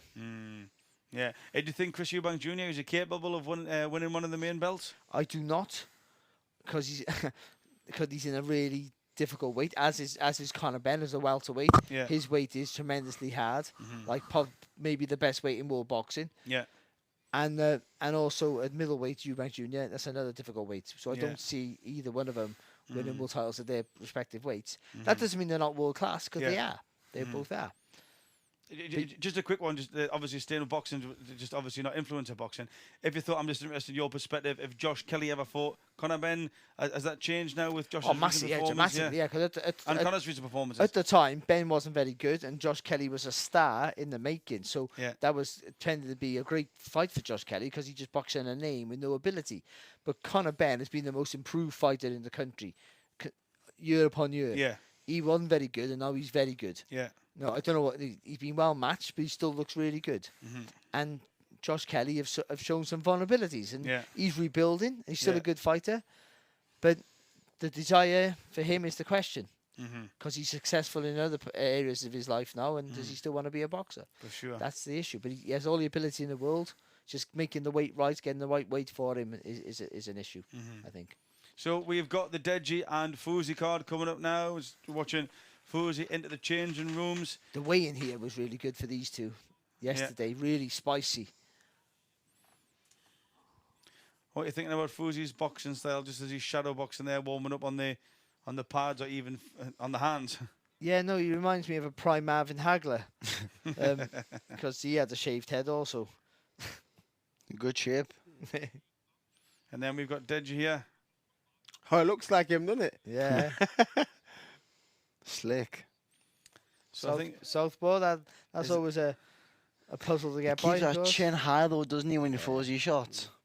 And he's punching from his hips. His throwing is like Yeah. it's never a interesting. jab. I think that's one of KSI's old trainers as well. I think it's a guy called Leon, who trained when Vidal was training KSI. Oh, yeah, Vidal, yeah. Yeah, when Vidal was training. Dude, Vidal, what a good fighter he is. Yeah, Vidal's quality. Yeah, and I love the fact Vidal Riley. that he actually said, okay, that's enough for me now. I need to concentrate on my own boxing career. But he was a boxer before he was an influencer. Yeah, for that's sure. the difference. Yeah, for with sure. him. Yeah, Yeah. like a real Yeah. talent boxer. But the money, the fame, the adulation, you could see how people would Yeah, say, of "Do you know course. what? Yeah, Hey, yeah. I'll take the easy life, Barry, and I'm just going to train KSI and I never would. step in again, you know? I would. Yeah. So we've got 25 years of age is Deji, 32 is Fousey, 5'9", 5'10", both 172. Fousey with a 3-inch reach advantage. Does 3 inches make any difference? Yeah, it does. But he's boxing a southpaw, so A lot. I See, that Joe's mind there. man, That's no. Joe's mind. But Barry just said, yes, it does. Who is the... So we've got Fox the G. Like Willy Wonka's Chocolate Factory or something, isn't he? He's, he does, doesn't he? Yeah. interesting character. He's like Like Home Alone, no Home Alone. if Johnny Depp was ugly. So here we go. We've got Fousey coming out. It's your birthday. Cool. So we've got some people clapping him for him. Yeah. So Fousey. The wolf. Again, I'm just commenting on what we can see. Those his coaches. Good physique and nice beard. It's for seeking nice beard. Yeah. It's a boxing match, not a dating program. Yeah, obviously Good physique and nice beard. some nice dancing going on, you know. He's got the full package. His hobbies are reading and Favorite colour. He's full of confidence, wasn't he? There singing, dancing to the crowd. Yeah, They know how to entertain, don't they? If anything. correct. Like the ring walk, everything. Like they know how to bring it. That's what's his name in the background in the corner. What's his name? Dean the Great, isn't it? That's Logan Behind Paul. him. There we are. We have Logan Oh, he's Paul in there, the yeah. audience. Then you've got a young chip and the guy who does the trainers. I can't remember his name, but he does some cool trainers. Let us know in the comments what his name is. Is his One, name? 2 ways, I think. Is I his think name they're called. Adidas? No. Okay, That was terrible for you. I know. Not for me. It was terrible. But not for me. I'm expecting better. Okay, so now the music's finished. We've got Deji coming into the ring. This is interesting for me from a psychological perspective. What is going on inside his head? Deji the what? Deji the Den. I don't know what he said. Deji the D. Deji. Well, it's not really a.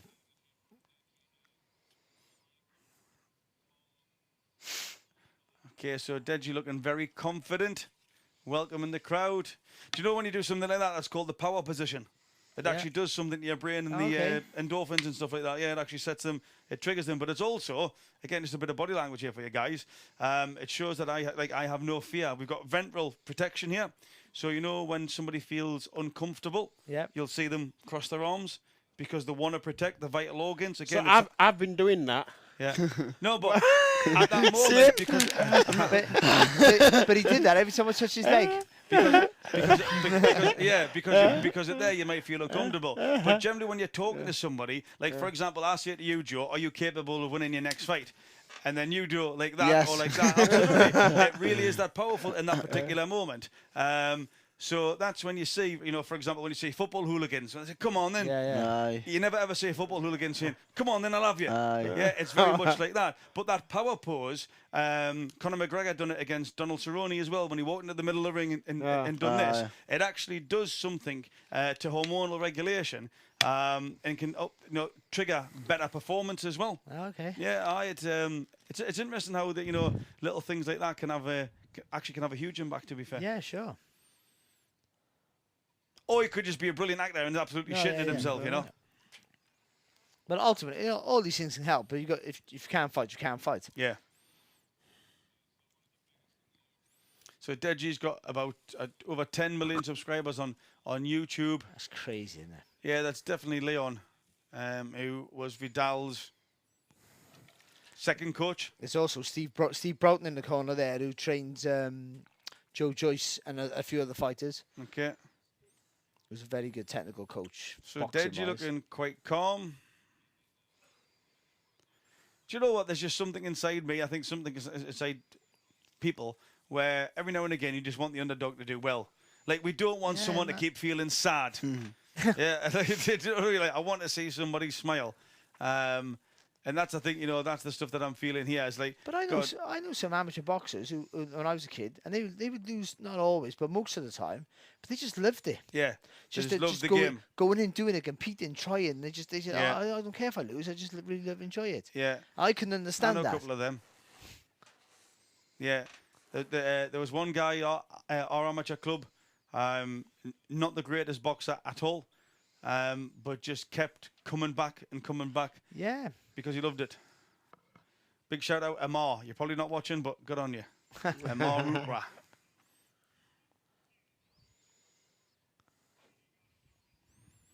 So we're getting the introductions to the fighters in the ring. Fousey, They're fighting for a belt as well. looking good. Yeah, everyone gets a belt.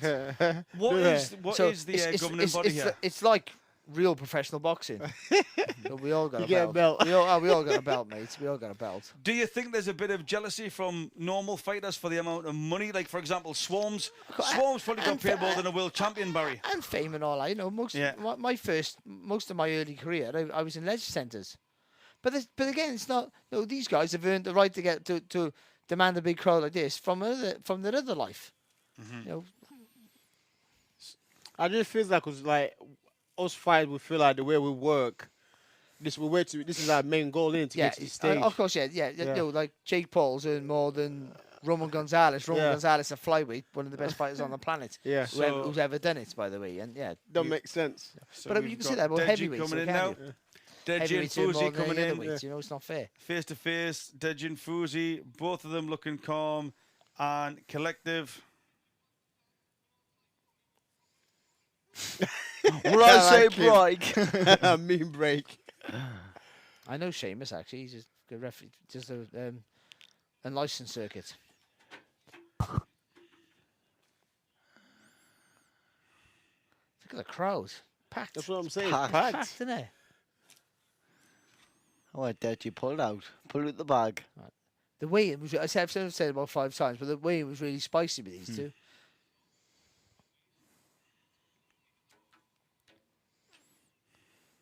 Oh. Oh, Oh. Shot. See with the southpaw, you get that right foot on the Shot. outside. Oh, both of them Oh, swinging for left the hand rafters straight here. away. Deji is all over now. This is a point where hopefully he doesn't shoot his load, because he's looking good in the first 20 seconds of round 1. Yeah, he's getting us. Deji is putting it on him. Deji is definitely putting it on him. He's controlling that jab hand. Yeah, he's a Band, southpaw, yep. so he's getting the foot on the outside, making it hard for Fousey to throw that left hand. Go on, Deji. Give it up. Backhand. And Lovely. again. And again, Oh, oh, yeah. lovely. Deji. Deji Shot. just striking him at will with that backhand. Hey, I'm not one to get optimistic, but this could be Deji's first win, or at least it's looking that way in the first minute of round 1. Bit of panic, isn't it? You can see it in Fousey. He needs a good shot, and he needs a bit of confidence here. Yeah. Fousey. Yeah, it's almost that reaction where he is incapable of controlling when he Keep on gets the hit. back foot, Deji. Keep on the back foot. But you know what? If he, one good shot, one good right hand or a left hook, and then and he'll feel comfortable. He'll be back in the game. But at the minute, It's a giant main Deji game in controlling. this. Deji being spurred on by the vast majority of the arena there. Shot. oh, good right On- hook. Yeah, lovely right hook by Deji. Oh, Fousey now unloading. I would say Fousey looking a bit erratic. Would that be fair? Yeah, he's tense up, haven't he? Because he's been caught. He's a little bit nervous. And he's like too tense, too compact. And just Same. oh, and again, Deji with the left hand. He throws that right hook. That right hook always misses, but then he just takes the step across for the left hand. Deji looks slick at the minute, like. Fousey needs to do. Fousey doesn't look like a boxer. I know that may be being vague and ambiguous, but Looks shocked, doesn't he? yeah, He's too Like, tense, he is, and he's it's going almost to like be knackered. thinking. He's almost thinking Deji's 3-0 loss. This is not the way it was meant to go for me here. He's probably had the ideas, the vision of grandeur, the adulation, standing up on the ropes and, coming out with his win. And Deji is not letting him have it. In fact, he's ripping that dream away from him second by second, to be fair. Even falling short with that right hand there. Now look at the confidence here at Deji. Deji looks definitely better than Fousey in every capacity. We've got to be careful though, Deji. He doesn't square the feet up. Throw a Yeah. little screw shot there, Deji, with the right hand. Go on, Deji. There's the sidemen there, all egging Deji on.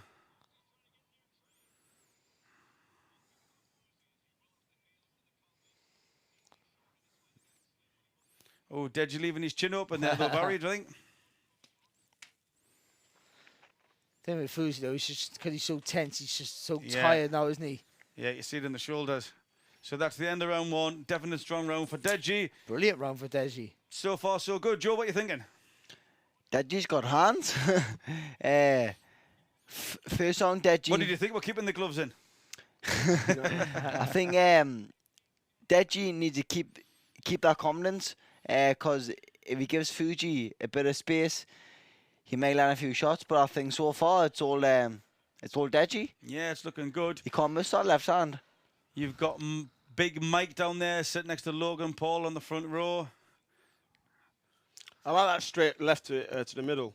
Yeah, it's a good shot, Nick. Yeah. Again, because he's a southpaw, he takes that right foot on the outside of the left foot of Fousey there, and that just allows him. Then you got a right direct route there through the middle of the guard. He comes over with a right hook, then looks away and Pop brings it back. He almost throws the right hook not to even hit, doesn't he? Aye. It's all about just throwing that left Like a hand on the recoil. middle. Fousey now needs to relax a little bit and let his punches go. He's lost a bit of confidence there because he got hit with a good shot early on and just see the confidence drain from him, all the tenseness and all. Just his engine was just useless in that first round. Again, Deji's legs just wobbled ever so. Sorry, Fousey's legs just wobbled ever so slightly there. That's a good shot Yeah, there. Go on, Dan. Oh, yeah. Deji by far putting it on him. And as Sugar of Ray yet, Deji. Sugar Ray Deji. Yeah, and Swarmz Fousey. Yeah, so this is this is definitely not going the way Fousey imagined it.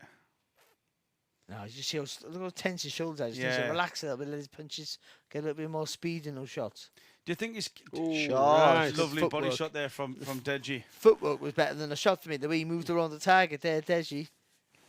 He's got good distance control as well. Lovely that. Look at how he's. He doesn't look like No, three-faced lost C, does he? no, not at No. all. Oh, look at this. Put on a masterclass here, relatively. Yeah, no, this is interesting. It's good, isn't it? Min distance. I hope he doesn't get complacent and do a Lennox Lewis versus Team Hoffman. Do you know what I mean? Is what he. Or Lennox Lewis versus Oliver McCall. He done it a couple of times, didn't he? Again, but concentration's such an important part of Yeah. it, you know. Shot. Oh, he just again wobbled the legs and again. oh, his eyes gone there. Yep, it is. Well Yeah. spotted. Deji. Ooh. Oh. Skimmed the target there from Fousey. But oh, look at him! Look at that. No, that's a drainer. I know when you throw a shot like that and you miss. Yeah. Oh, the yeah. way down. Oh, so demoralising. Apparently, I've never done it. Joe told me about it. So yeah, Fousey starting to look lethargic, a little bit tired. He's obviously still got some power in his punches, but it's definitely drained, and he's missing quite a lot as well.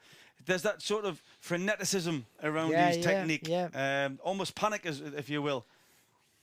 Well, and the more the more you miss, the bigger the panic. The more you get hit, the bigger the panic. The more you tense up. That's a Sure. lovely left hand there. Like Deji just Deji. unloading with that rear left hand, and it's more often than not finding its target.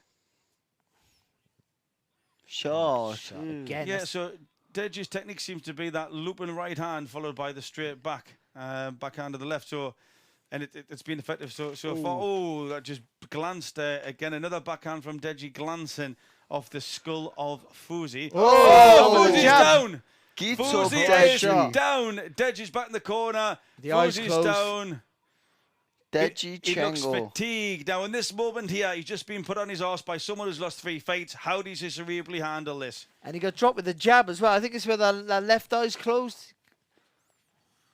What? Oh. This is interesting. This is the critical moments where we thrive or dive. So we've got Joe Weller coming on the mic with Logan Paul here. What did he say? That's not Joe Weller. Ah, Yeah. Unless Joe Weller's dyed his hair. Achieved a big chest and is called Joel N. Noble.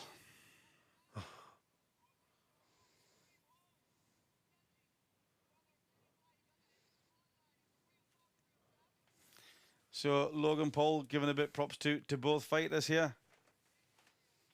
she's like, they know how to promote. I've done it just. Yeah. He literally said nothing, but No. got everyone on their feet. Huh?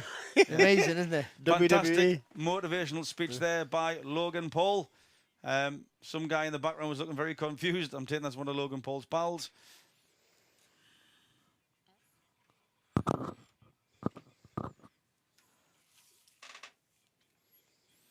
So Deji, again, thoughts become things. Yeah, he has the belief now. He's got the confidence. That will be activating in his systems. And again, he's even coming down with the hands down now. Bit of showboating. He can't miss him with that left hand, can he? Yeah. Nah, hook Every time- backhand Deji. We've got KSI there just coming up on the smaller screen so we can see KSI watching his brother. He'd be fuming. Okay, so his brother's taking his limelight off him. Absolutely fuming. Oh, Again, another straight left. He cannot miss with that back left hand. Do you know, he's boxed really well, hasn't he? Yeah. Oh, look at that. Oh! Another one. Oh, Fousey on. Shot that. Very Oh, sharp. the left He hand. turns away. He's got to get a standing count here. Fousey's legs have gone. That's it. He called it Fousey's off. legs have gone, or he's highly fatigued, but he was wobbling there in the corner. He Two had to grab steps the in, ropes. Deji. He had to grab the ropes to keep upright. This is going to be an interesting. We've still got 1 minute 49 seconds in the round. Backhand hook, backhand, Deji. 2 steps in. The end might not be so far away if Deji can keep his balance again. I want to. Deji gets his first win. Deji reverses that 3-0. He gets his first win against Fousey, with which is a very technically pleasing display of boxing. That right hand, that jab, that back left was the dominating force in that area, and his team go wild, and quite rightly so. I love the fact that he's lost 3 and he's come back for the 4th one. Class. You've got to give plaudits for that. Go on, Deji, son. I'm embarrassed how excited I am. That is absolutely fantastic. Oh, brilliant. He boxed really well, didn't he? Yeah. He boxed really, really well. This is great. This is great to see.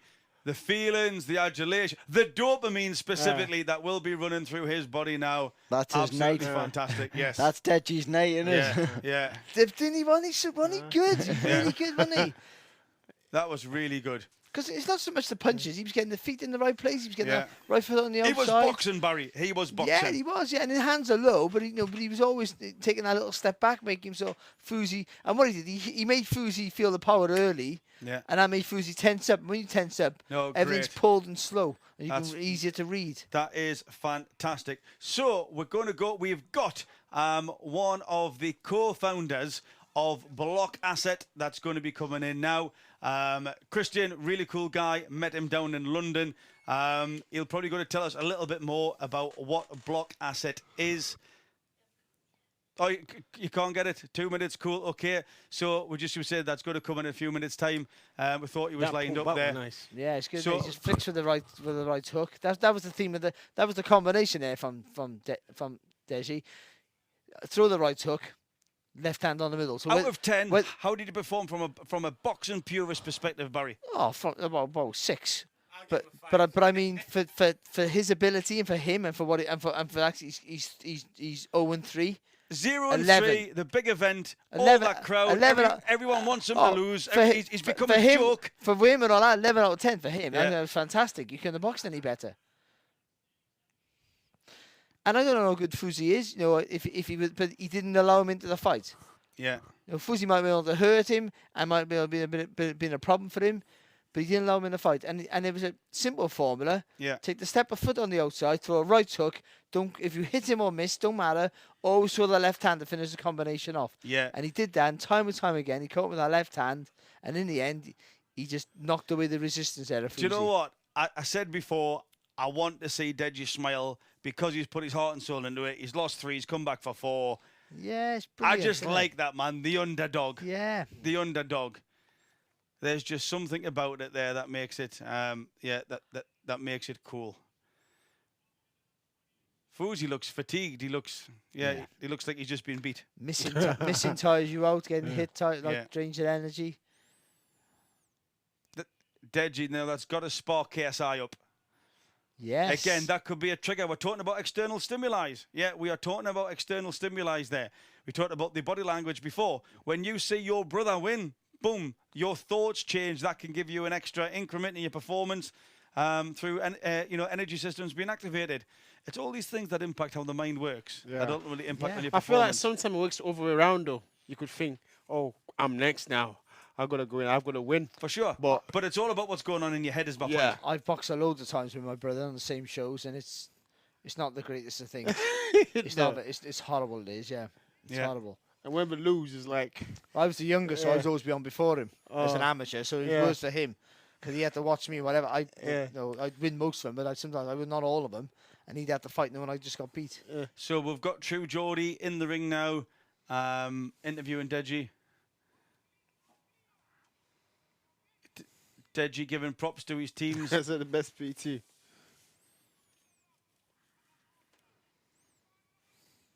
Deji thanking the crowd now. Brilliant. Fantastic. It's great to see.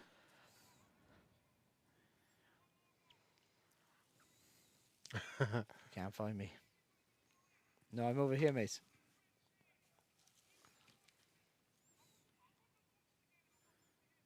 Deji just giving props to his friend Shane, acknowledging that he wouldn't have boxed if it wasn't for him. He's done all his macros, yeah. This guy is high on life right now, isn't he? Yeah. He's thanking someone for getting all his macros right, which is, hey, it's part of it. Yeah. Yeah, the food, the diet. Who's he going to call out? Come on. Deji calling out Bryce Hall now. Is that a potential fight?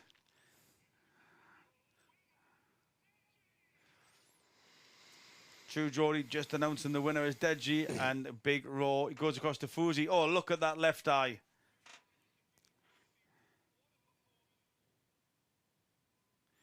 Is he getting booed? Yeah, he is getting booed, which is bad form, isn't it?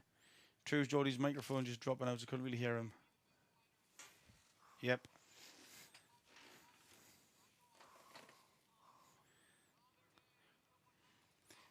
So Fousey just saying about the tough life that he's had.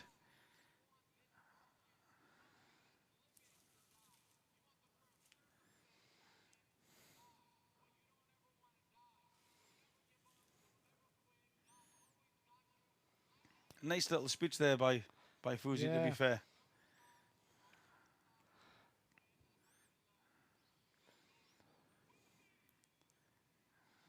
So Fousey thanking Deji, saying congratulations. That's nice to see. Yeah, it's class, that is. Yeah, that Class is. That's stuff. nice to see.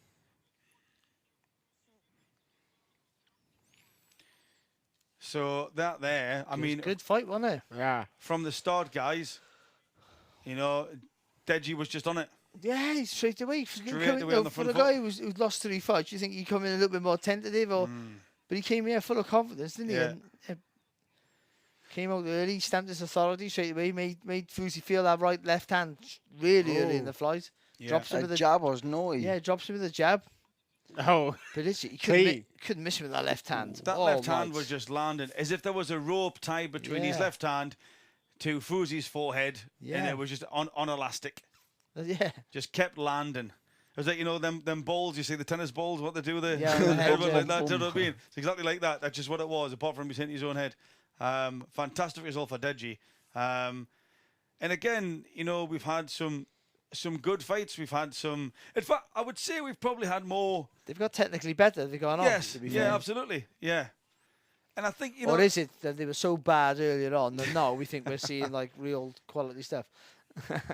So we've got Faze Tempter up next versus Slim Albaher, and then that leads into the KSI versus Pineda fight. I think, you know, that will be it.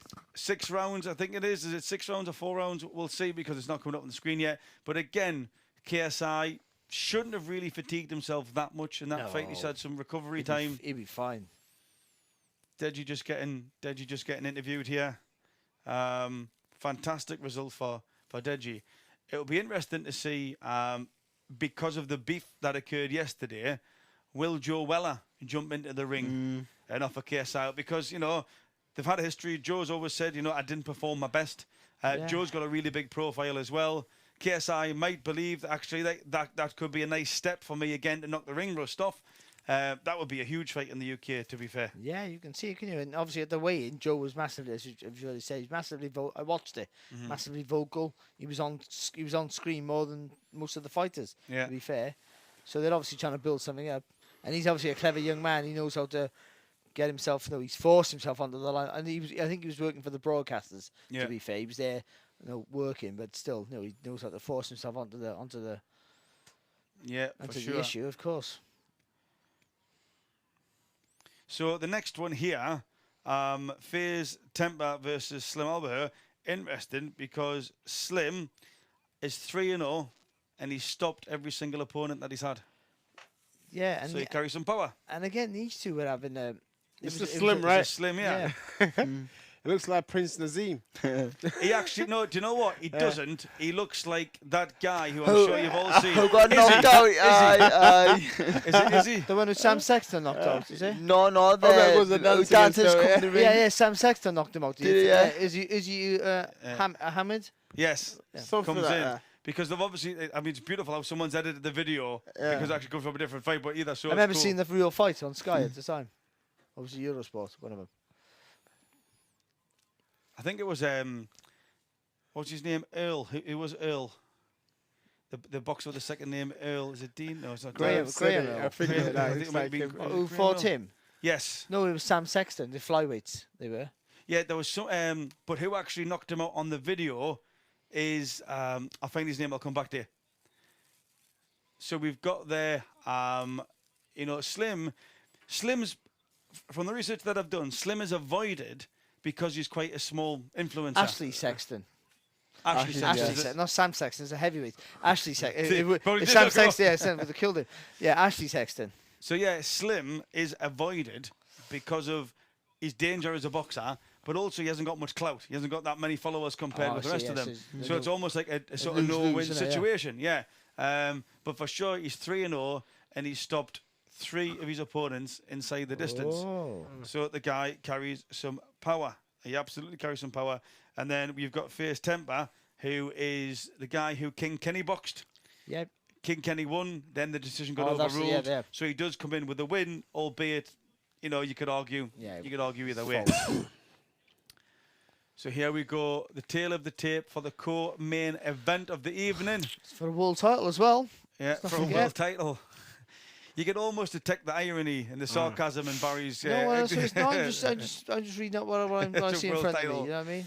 So we've got Faze Tempter 29, Slim 28, 6'4" for Faze Tempter, 6 for Slim, both 171, both similar reach, just an extra inch for Slim. At the weigh-in, Slim was all over Faze Tempter. Yeah. All over it. And that Faze Tempter just handed himself just with so much class. Okay, so what's happening here? It's a world title fight. You've got to have a national anthem, haven't you? I'm serious. It is. What do you think about what do you think about the Ah, national anthems? Do you think they're needed? Do you think the people are bored of them? Well, in America, they obviously, if you've got a Mexican boxer like Golovkin versus Canelo, they'll do the Kazakh one, they'll do the Mexican one, but they have to do the American one. In America, if whoever's boxing, they have to do the American one as well. Right, Even though there's neither one all the time. right, okay, cool. It just drags it on, doesn't it? It actually puts a bit of a breather that can be a bit of a downer, to be fair. Yeah, but if it's not your anthem, maybe yeah. Yeah. Suppose how patriotic you are really on it. Yeah. Yeah. To be honest. Are you patriotic, Joe? What does that mean? Like you're proud Then of your, obviously not. Yeah. You patriotic? I'm not picking my nose. What are you talking about? Mark, what about you? You patriotic? what's that? Yeah, obviously not as well. Yeah. So we're currently listening to the American anthem before the Slim versus Faze Tempter fight begins. If we have got any more guests lined up in the online green room, if you just send us a text, we'll break to them. But here we're getting prepared for this fight. Again, here on my YouTube channel, sponsored by Blockasset and also in association with GiveMeSport. So the American anthem now coming to an end. You know, it's not that I don't like the American anthem, but I want to see fighting. I'm loving this. I watch basketball. I'm a basketball fan, Right? and every game. Is it? I mean, they have an 82 game season, Yeah.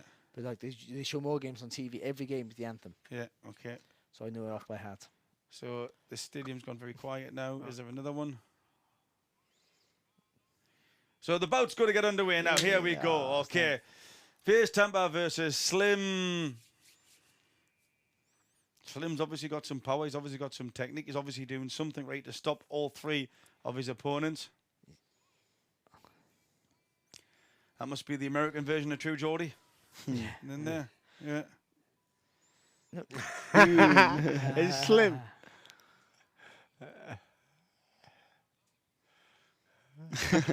Here we go. Love it.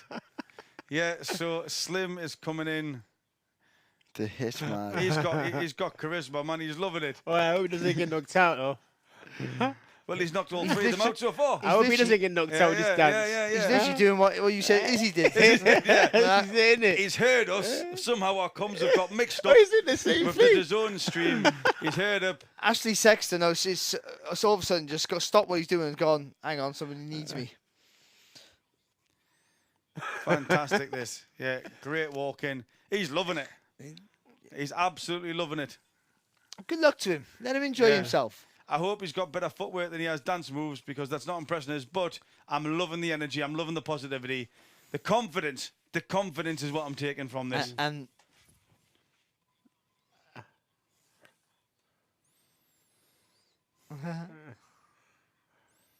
He's coming in. I felt I've seen this before. selling himself, isn't he? Selling himself. I just hope he doesn't pop his knee with some of the turns and the break dancing that Slim is doing on the way to the ring. He's made it's like 35 steps to the ring and he's made the last 25 minutes. Yeah, YouTube belt told For you. the YouTube belt. What is the governing body of the YouTube Yeah, boxing that's scene? right. Yeah, Is it no, you're ICB? correct. What's that? Over 10,000 subscribers on YouTube. Yeah, what they call it? I don't know. Is it an influence? I don't know. I just made it up. Money talks, innit? So Slim dancing with the Dancing with the compare. ring, dancing with the ring announcer now. It might not be Michael Buffer, but Slim does not care. This ring announcer was the guy who used to work for the Underground, the London Underground. Do you ever see him? He became a YouTube sensation. He did an announcement on London really? Underground, like Did as he? in Michael Buffer. Yeah, and they've that's him. Well, there you go. There you go. Slim giving everybody cuddles. He's obviously a nice, friendly guy. Faze Tempter now starts to make his way to the ring. Let's see if there's any difference in, approach, cadence, body language. I think his would be more serious. Yeah, we've got a bassy tune that he's walking into. Yeah, no joy. No joy.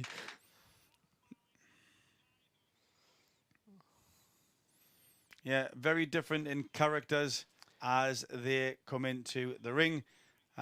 We've got Slim, who is effectively doing the hokey cokey on the way in. And then we've got Faze Tempter, who looks like he's here for a fight. But they were like that at the weigh-in, though. Just two different characters. Yeah, they would like. Could make a good fight. Slim was doing all sorts in front of him at the weigh-in, and all the Tempter did was just say, "Oh, best of luck, mate." Yeah. And I think that's important. It can actually help with performance when you get comfortable enough to be yourself. So whether Yeah, it that's should- flamboyant yeah, of or whether course. that's quiet, just be you because that means you're more in the zone. Or it helps you be more in your own zone. Or Slim just pretending he is Hunger Games. Robin Hood. Yeah, he's firing an imaginary bow and arrow at Faze Tempter there. What's my daughters will kill me for this. What's Jennifer Lawrence called in the Hunger Games? Come on. Katniss Everdeen. No, watch this. Who's that? Katniss Everdeen. She's there. Yeah, that's She's right, got the yeah. old Hunger Game things going on. just a random bit. Yeah. Just a random bit of general knowledge there. You drinking, Bruce? Have you got a drink somewhere here? Here we go. So this guy's actually from the UK, the ring announcer, Yes, but he puts the American accent on for. they found him. He was doing the announcements over the tannoys in the underground, and he did like a ring type announcement, and I'm pretty sure that's him. Jack Goodwin, the referee, looks a bit like the guy of Breaking Bad, Yeah, doesn't he? he does, yeah. Professor. Yeah. Slim looks psyched. Let's be fair for the viewers at home. Slim looks absolutely psyched for this fight.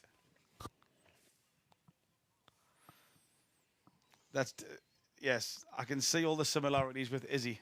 Or is it Uzi? Or is it Izzy? I think it was Uzi. I don't know. Something like that, but definitely the dance. Slim looking very confident as his name gets read out to the crowd. Gives it the old neck sign. But Face, temper now being you introduced. know, whatever keeps you relaxed and loose and you know, and keeps your mind on the game, if that's what it is. For sure. Like an idiot, that's how it works for you. Do you know what that's called, Barry? Idiosyncratic behaviours. Yeah. Idiosyncratic behaviours, those ones. I used to kick my leg out all the time. I had one. But that's just, sometimes we don't do what makes us comfortable because of the opinions of other people. Yeah. Yeah, because of the opinions of other people. I was talking to Cameron Ellis, Camchita. Yeah. Yeah, I met Cam down in Kent, and me and him had a good discussion. Say that fast. Camchita. Cam down in Kent. Calm down in Kent. And me and him had a chat, and I was saying, you know, there's some things that you know or you feel make you a better you, but you've stopped doing them because of X, Y, or Z, and it was about other people's opinions and thoughts. And we can all do that to some degree. It's important to do what makes you tick. Yeah. And balls to anyone else's opinion. Yeah, but it's easy to say, it's hard to do, isn't it? It takes practice. It takes daily discipline to practice. To give less of a shit what other people think. It doesn't just happen. Because my whole job is like that, caring what people think about you. To be honest. So, Slim. I tell you what, Slim is. This is a world title fight. Let's not forget. Slim. So Slim is reminding me of a bit like he's got a sort of Deontay Wilder style about him. Oh, come on, no, that's not fair. You know what? The way he came out, I thought we better than this. Oh. That's what I'm saying. Has he got that one punch knockout power? Nah, yeah. So he looks like Bambi on ice, but if he tags you, he's going to hurt you. Is that is this what we're seeing here? He's got a reach in him. He doesn't know how to use it And to properly be though. fair, so he's been hit. Yeah, wild punches, frenetic punches. Not looking that technically brilliant at the moment. Slim. Faze temper, very. See, when you got reach, it's important when you throw the shots not to lean your body forward. So otherwise, you're just giving it away. You got to turn from the waist and turn from the core. And that keeps the punches nice and long, so you can land. They can't hit you back. Yeah. So here we've got Slim not really reproducing his dancing skills, but however, this is professional boxing. One punch can change it all. Oh, and he tags Faze temper, and to be fair, Faze temper tagged him. Oh, Slim is on unsteady legs. Oh, Faze temper's unloading. He is absolutely unloading on Slim. So I think Slim needs to I would say get back to the boxing, but I'd probably say start boxing. Oh, a little feint there from Slim. Yeah. Well, it's safer than trying to do what he was doing before. See, he throws that right hand because he leans his body over bends over when he throws it. He has to hold on then because he's too close to the target. Okay, the referee's just stopping the fight for some particular reason. Yeah, maybe it's to get a slight warning to Slim for some discrepancy or deviation from the rules. But for me, Faze temper so far, at least in the first round, definitely the more composed.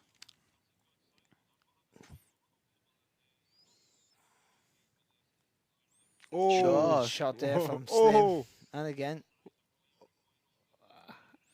True, Jody just mentioning that Slim's eyes were glaring wide open. I don't think that's the fight. I think he was like that when he come in on the ring walk. Yeah, I don't think that brings you any points, does it? 10 seconds left in round one. If anything, Slim may be disappointed, but again, we've got another 3 rounds to go, Barry. Yeah, well, yeah, I think he's landed with the better shots for me, Slim.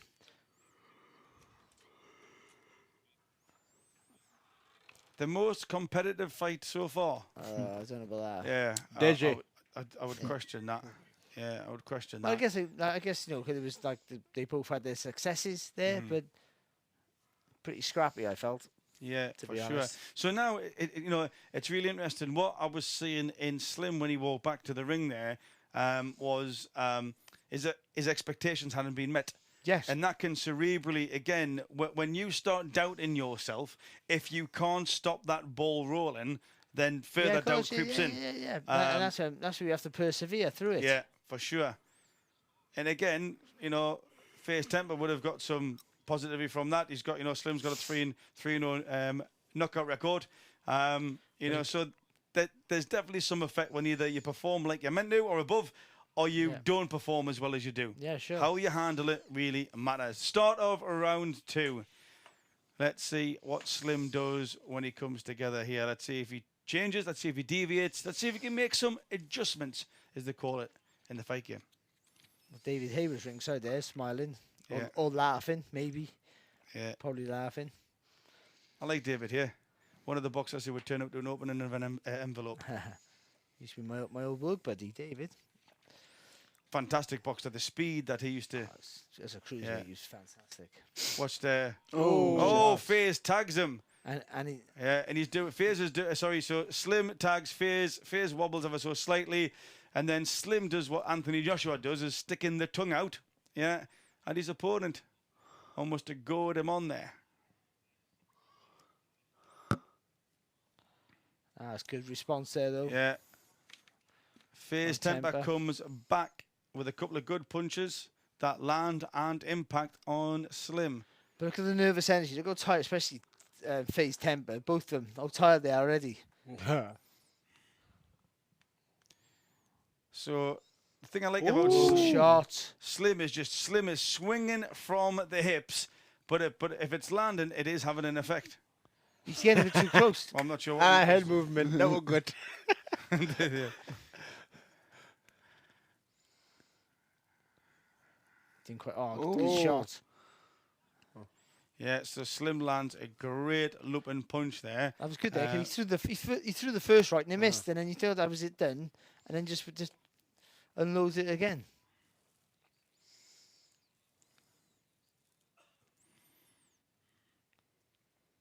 Good body shot as well there from Slim. Starting to get his punches together here now.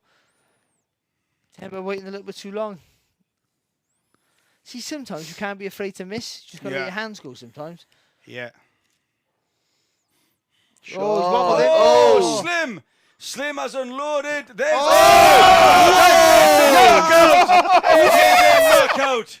Oh, he's trying to get up like. Oh no, he's done.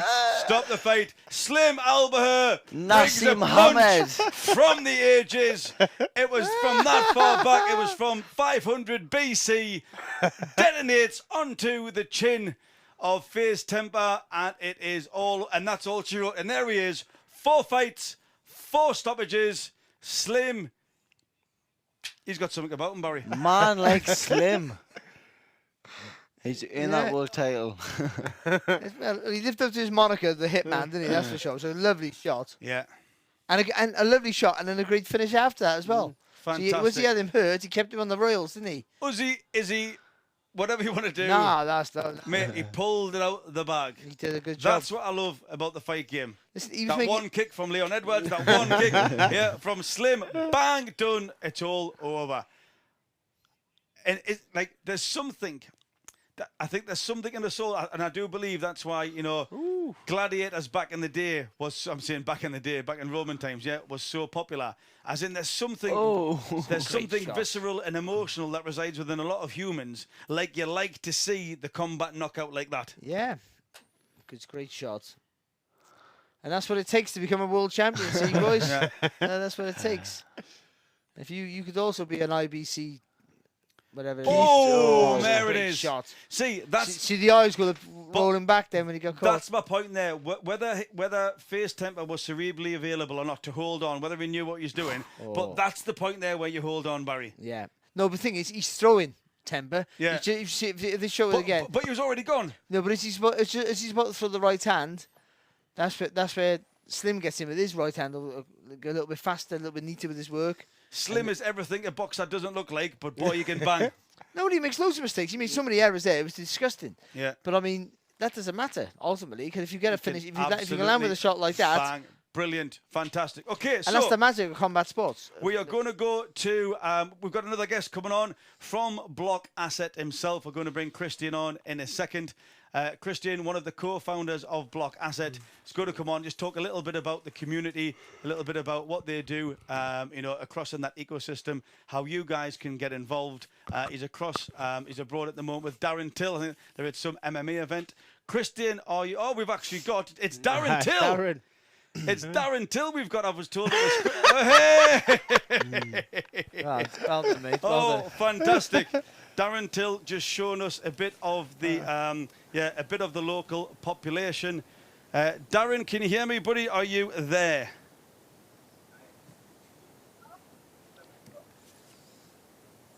He's there.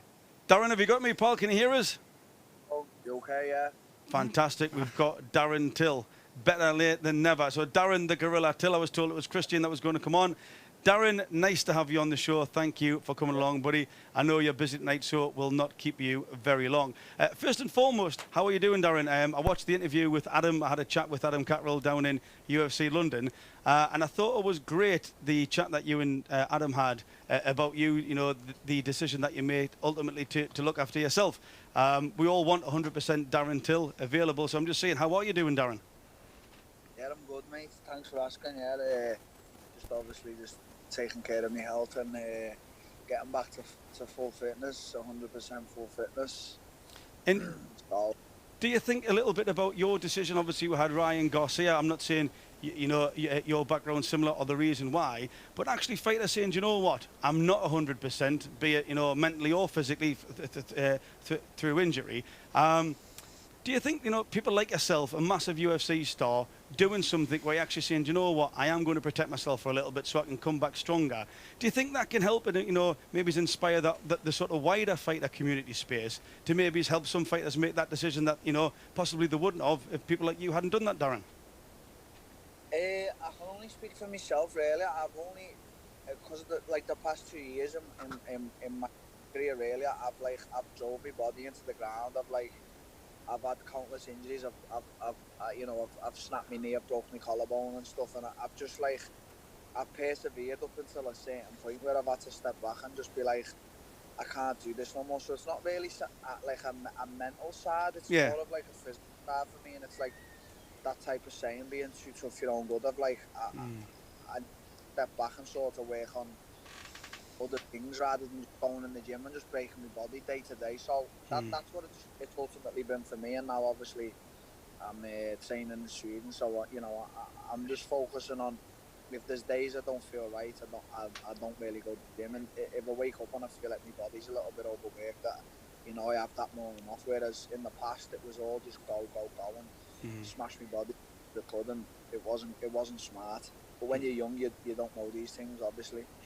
And also, I think so. My background's performance psychology. I do a lot with athletes to help them get more control of their thoughts and feelings, which ultimately correlates to hopefully a higher performance. And although you say it's not mental, it still takes courage, Darren, to be able to say, hey, I'm injured. This isn't the right time for me now.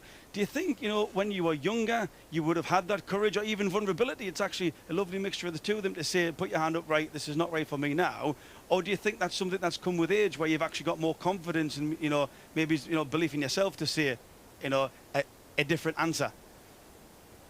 I've always had the vulnerability. Like, I remember when I beat Calvin Gastelum at Madison Square Garden, and the interview after with Adam Catterall, and he was like asking me if I was scared and that, and I obviously said I was, that I didn't even want to go in and fight. But like, for me, it hasn't been about like vulnerability and insecurity. I just say what's on my mind, and I don't care whether it's like makes me look weak or what. It's just what's on my mind. But I don't know, man. I think like the younger Darren Till that come back from Brazil and was like, when I was fighting from here, I was just, as I say, I used to just wake up in the mornings, and no matter how my body felt, it was all just go. It was 100% in sparring, it was 100% in wrestling, and it wasn't a good thing at the time, because it's got to this point now where my body's become a little bit shattered from it. With so many injuries, and that's why I've had to pull out of like the last 2 or 3 fights. So coming into like, I'm not even in my 30s yet, but when I come into my 30s, I want to really take a different approach, like sort of the more smarter approach, like train, recover, get lots of sleep, stuff like that. So that's like my thinking on Raw now, do you know what I mean? Yeah, for sure. It's like to say, you say, if you're a UK fight fan or even a global fight fan, you're a really engaging, gregarious character. I don't think there's anybody out there who wouldn't want to see 100% Darren Till coming through. So obviously tonight we've got the KSI fight going on here. I'm just interested, what's your opinion of the sort of YouTube boxing scene, you know, as a professional fighter yourself, Darren? I don't know. I don't want to lie and say it's. I don't look into it too much. I think I met KSI a few years ago in the UFC BT Sports studios. He's a nice guy, and obviously I've had a little bit of Twitter beef in the past with Jake Paul and Logan. I don't know. You know, like if it's bringing new viewers, I don't see the problem with it. I don't know what to make of this 2 fights in one night type of thing. You know, I fought a tournament years ago in Romania, three fights in 3 nights, and you know, it was cool, it was fun, but I mean, as I say to you, if it's bringing new eyes to the younger generation and it's motivating someone to get up off their ass and train, then obviously it's a positive, it's not a negative. I know people like to hate on, you know, these YouTubers and that, but I don't want to be that guy. I just want to, if it's bringing more eyes, it's better for all of us. Like, people are always complaining about fighter pay, so you know, these guys are doing the job, KSI and all these guys, do you know what I mean? I just don't like Solon saying that him and Jake would be the biggest fight in boxing. I don't agree with that. Tell him to shut the fuck up. So where you're coming from, you know, obviously, you know, Jake Paul has been fighting various fighters, MMA background. There's no doubt, you know, that it creates eyes on the sport and also a lot of money. At your stage in the career, Darren, with where you are, would that be something, you know, if Logan Paul, Jake Paul called you out and it was achievable, would you be interested in that? Are you still focused on, you know, becoming that champ that was your ultimate goal?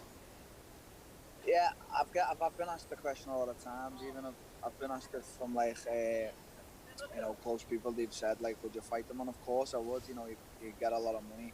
I just want to become a champion in my respectful sport first. You know, which is UFC.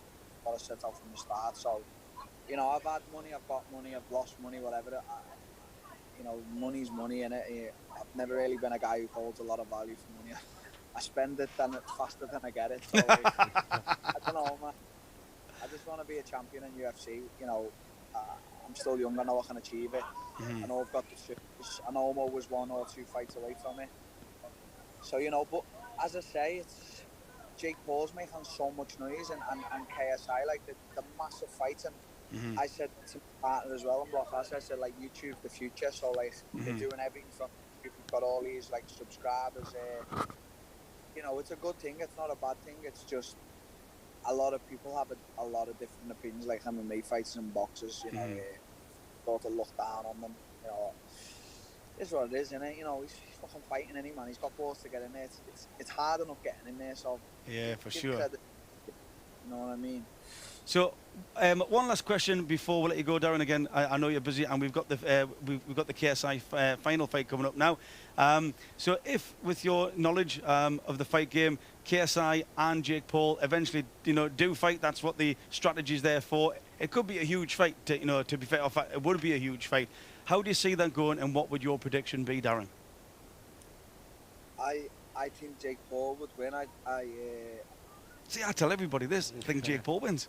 I think so too, definitely. The work he's putting in, and I think he's taking it quite serious. I think he's investing in all his trainers and his nutrition and stuff. So I think he's actually taking it quite serious. And I mean, he was meant to fight Tommy Fury, and like, you know, I like Tommy. I speak to Tyson, his brother, all the time. But I think he might have took that fight if Tommy would have fought him. I don't know, man. Jake's got power. As I say, if he's dedicating his life to it, which he seems to be, he's training a lot and investing. Yeah. You know, I don't know, man. I think Jake would beat KSI. I really do. Yeah, cool. All right. So, Darren, thank you very much for your time. I appreciate you coming along, and I appreciate you're busy. And again, hopefully your recovery goes well, mate, because like I say, everybody does want to see 100% Darren Till, mate. Thanks very much. I appreciate it, brother. All right. Thank you. Have a good evening. Bye. So, Darren Till there.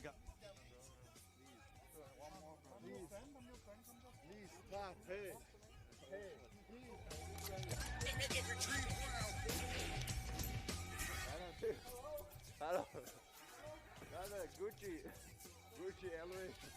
Let's go, guys. Blind box, brother. Block. My new block.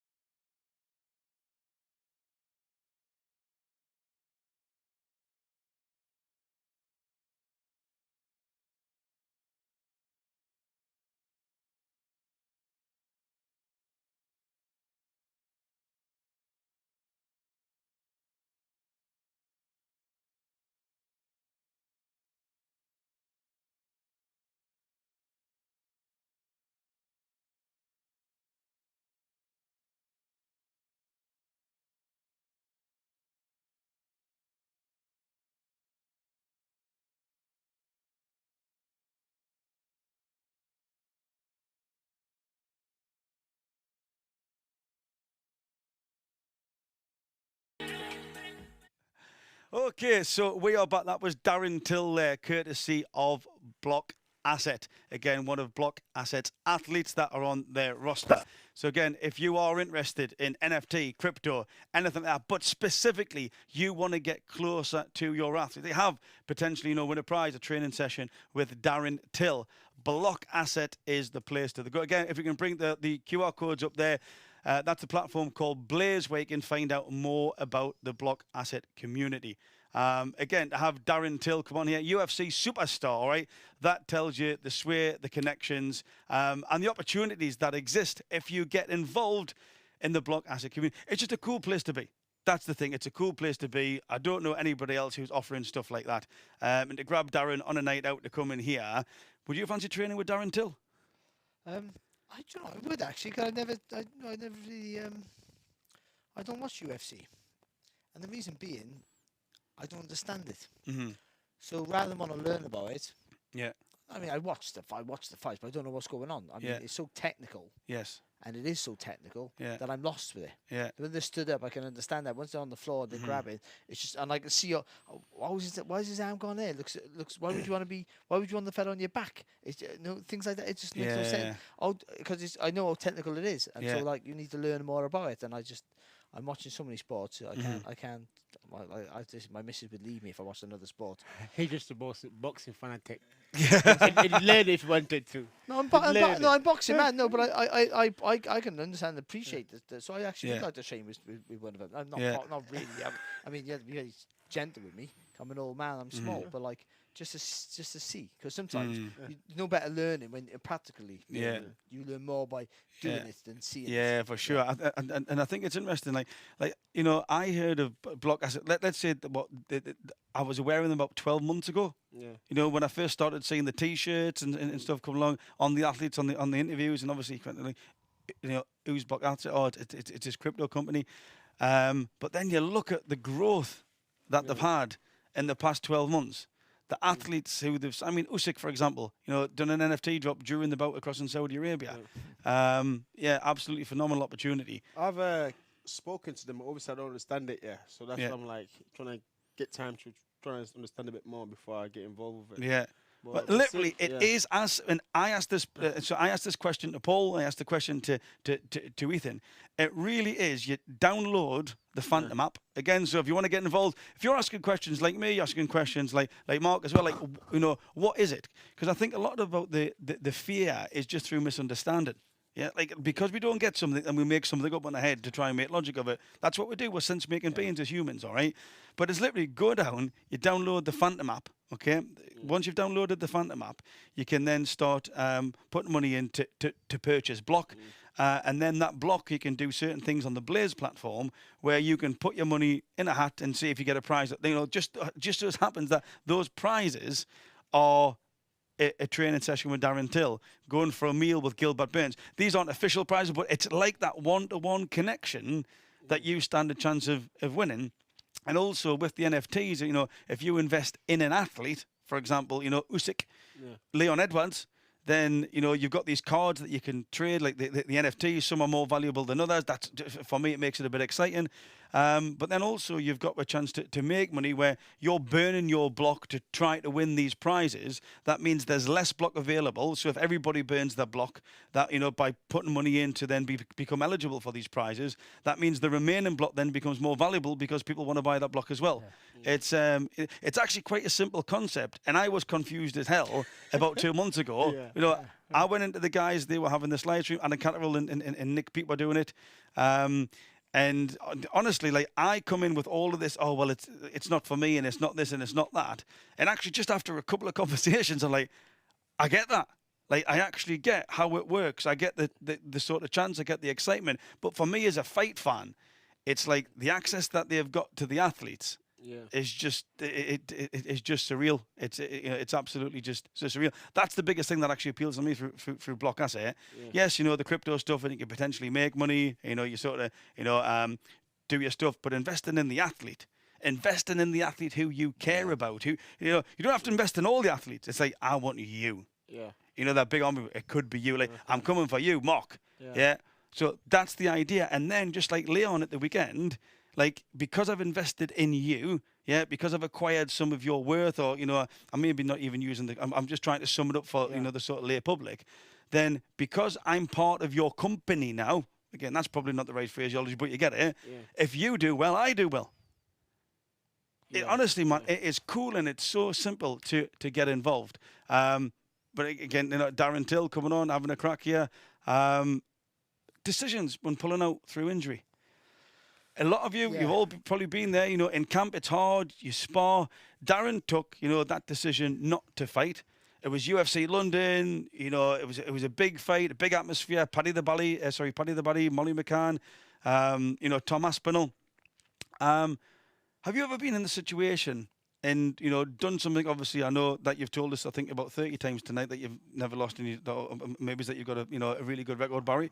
But are you aware of other fighters, including you guys, that you feel forced to fight, even if it's your own mind taking over? Well, me and my great record. You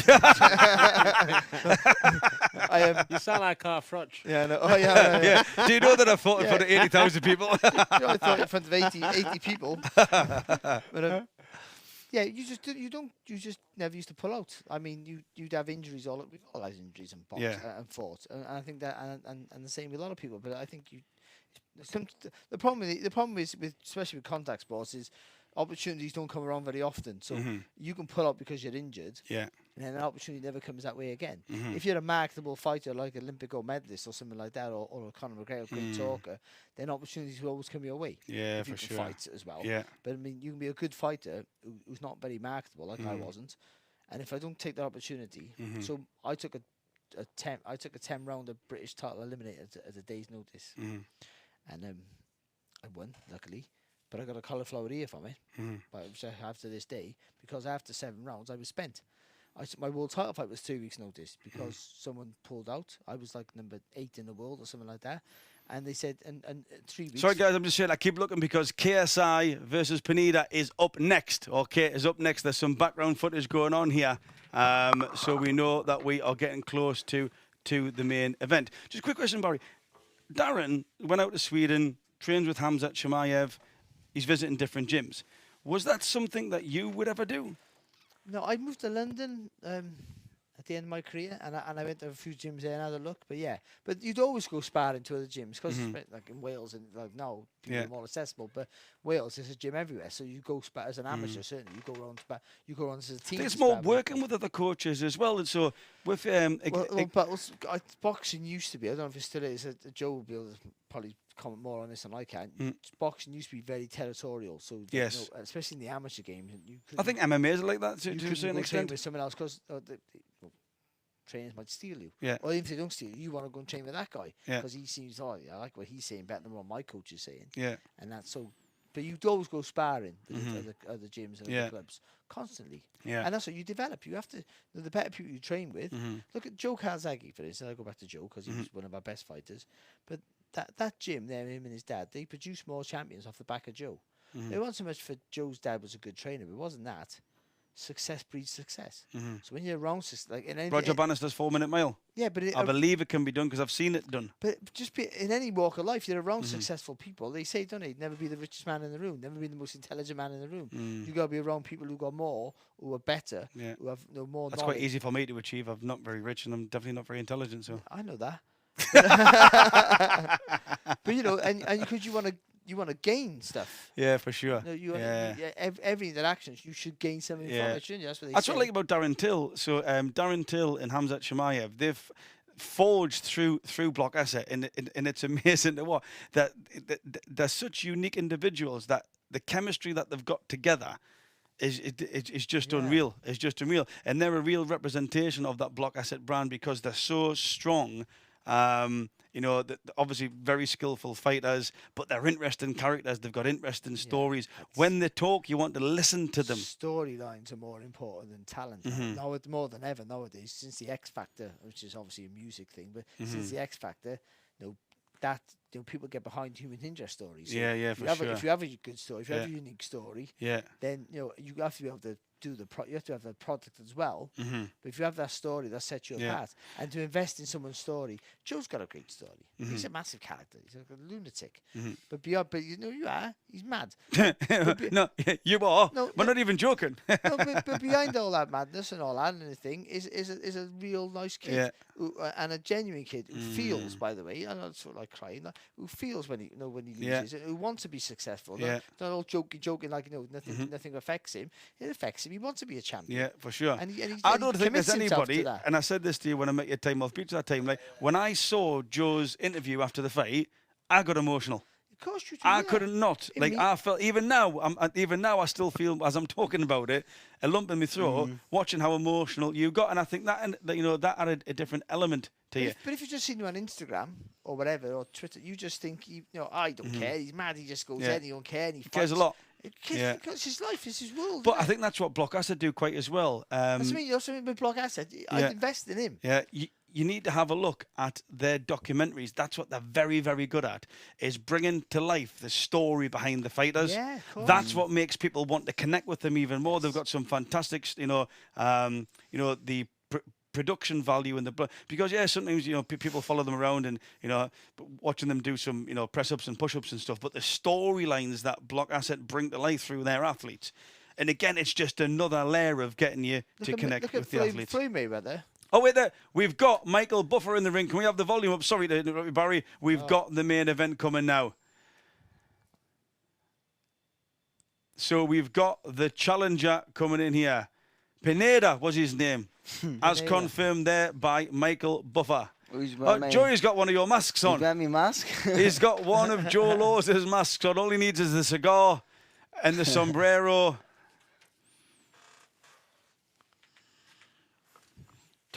Fantastic. Okay, so this is where we see, can KSI deliver? If you think so, leave your voice in the... Tell me, have the courage, have the conviction to put it in the comments who's going to win and how they're going to win. Put the round, put the method. Is it going to be a knockout? Is it going to be points? Can KSI pull this off? 2 fights in one night. He's already done it with Swarmz. A very dominant, a very tactical, a very overpowering display. We get, Swarmz wasn't much of an opponent. This guy is a professional boxer. Forget about the record. KSI is fighting a professional boxer in the second fight on the same night. That's got to, deserve plaudits there, guys. Yeah, of course, got to be. He is now. Again, I don't think the guy's all that good, to be honest. But still, he's boxing a fight, and it's a second opponent in one night, which is quite a unique experience in itself, of course. And for me now, so KSI is just about to make his way to the ring. For me now, this is where KSI might feel like this is real. I've got a boxer now. The Swarmz one, I was meant to win. That's why the fight card was set up like that. Sure. Here it could be different. Yeah, he'll know that he'll know in this fight that if he did know that he is still the favourite. Let's be honest, but he'll also know that this is a fight that he has to be better. Mm-hmm. If he makes a mistake, he might pay the price for that. Yeah. And KSI has shown that he can dig into the trenches. He showed that he's got resilience. He showed that when knocked down by Logan Paul, given the right recovery rate, he can actually come back and throw bombs himself. It'll be interesting to see from a professional boxer, what does this guy bring? Yeah. Because we're putting credit because he's a professional boxer. He might be horrendous. There's plenty of them out there, Barry. Oh, there's this. Hopefully, it can give KSI a challenge, not just to make it a good fight, but to give KSI that experience, the rounds in the bank Yeah, of that could course. help him against Jake Paul. And the right rounds, of course. Not just going through the motions. The rounds where he's in a competitive situation. Mark, what's your thoughts coming up to this main event? It's interesting to see. I think it's a risky fight for KSI. Obviously, he's the favourite, but I just feel the guy is a boxer. It's a bit risky for him, but if he can go for this guy, then things will get more interesting with him with Jake Paul. Yeah, for sure. Joe, what you thinking? No, I think, granted, he isn't the best of boxers, but he's a pro boxer. He's got the experience of being hurting people, ring craft. I think it's going to be a tough fight for him, but I think if he beats him, it opens doors for bigger YouTube fights. You know what I mean? Yeah. For me, from the psychological perspective, what I'm looking at KSI, there doesn't seem any deviation in his body language before. He's confident. He's waiting for the walkout. Again, that sweet spot, that zone, is he in it? That expectation, Logan Paul. I'm very surprised Jake Paul isn't in the audience, to be fair. That would seem like a logical move. Does Jake Paul need to even come across to do it? The fight's already made, isn't it? It'll be a fight on a biblical scale. KSI just waiting for the music to start. Man. Yeah.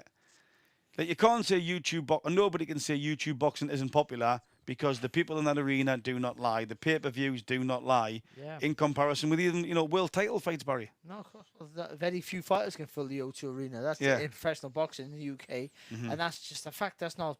No, I'm not saying this is real boxing. The quality...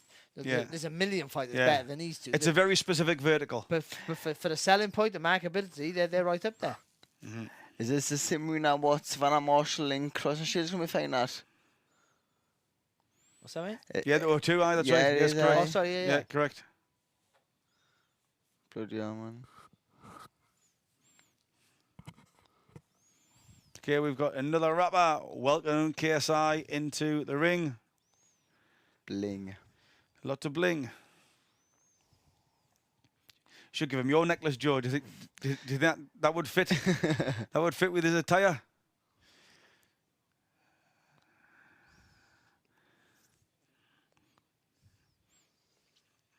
Again, so KSI, he managed to perform in the first fight. I'm wanting to see KSI tested here because of the reasons that I just said before. It validates the two fights in one night, but also it's that experience that you can't get in the gym, Barry. It's got to be done under the lights. Of course it is, it's an invaluable experience. And if he does have Jake Paul next, which will be a genuine competitive fight, then I don't think he'll fight Jake Paul next.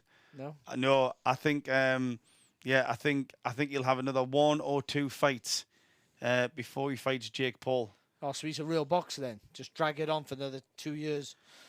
Like every other big Not fight. necessarily drag it on. I do believe what's happened here is that obviously KSI fought Logan Paul and won, and then he hasn't fought in a ring since then. Yeah. Jake Paul has been very, very active. Yes. And when you're new to boxing, that learning curve is exponentially quick. Yeah. So Jake Paul has obviously got an exposure, experience, credibility that KSI hasn't been afforded yet. Sure. So, but can that gap be caught up is the question. It depends how good KSI is. That's the truth.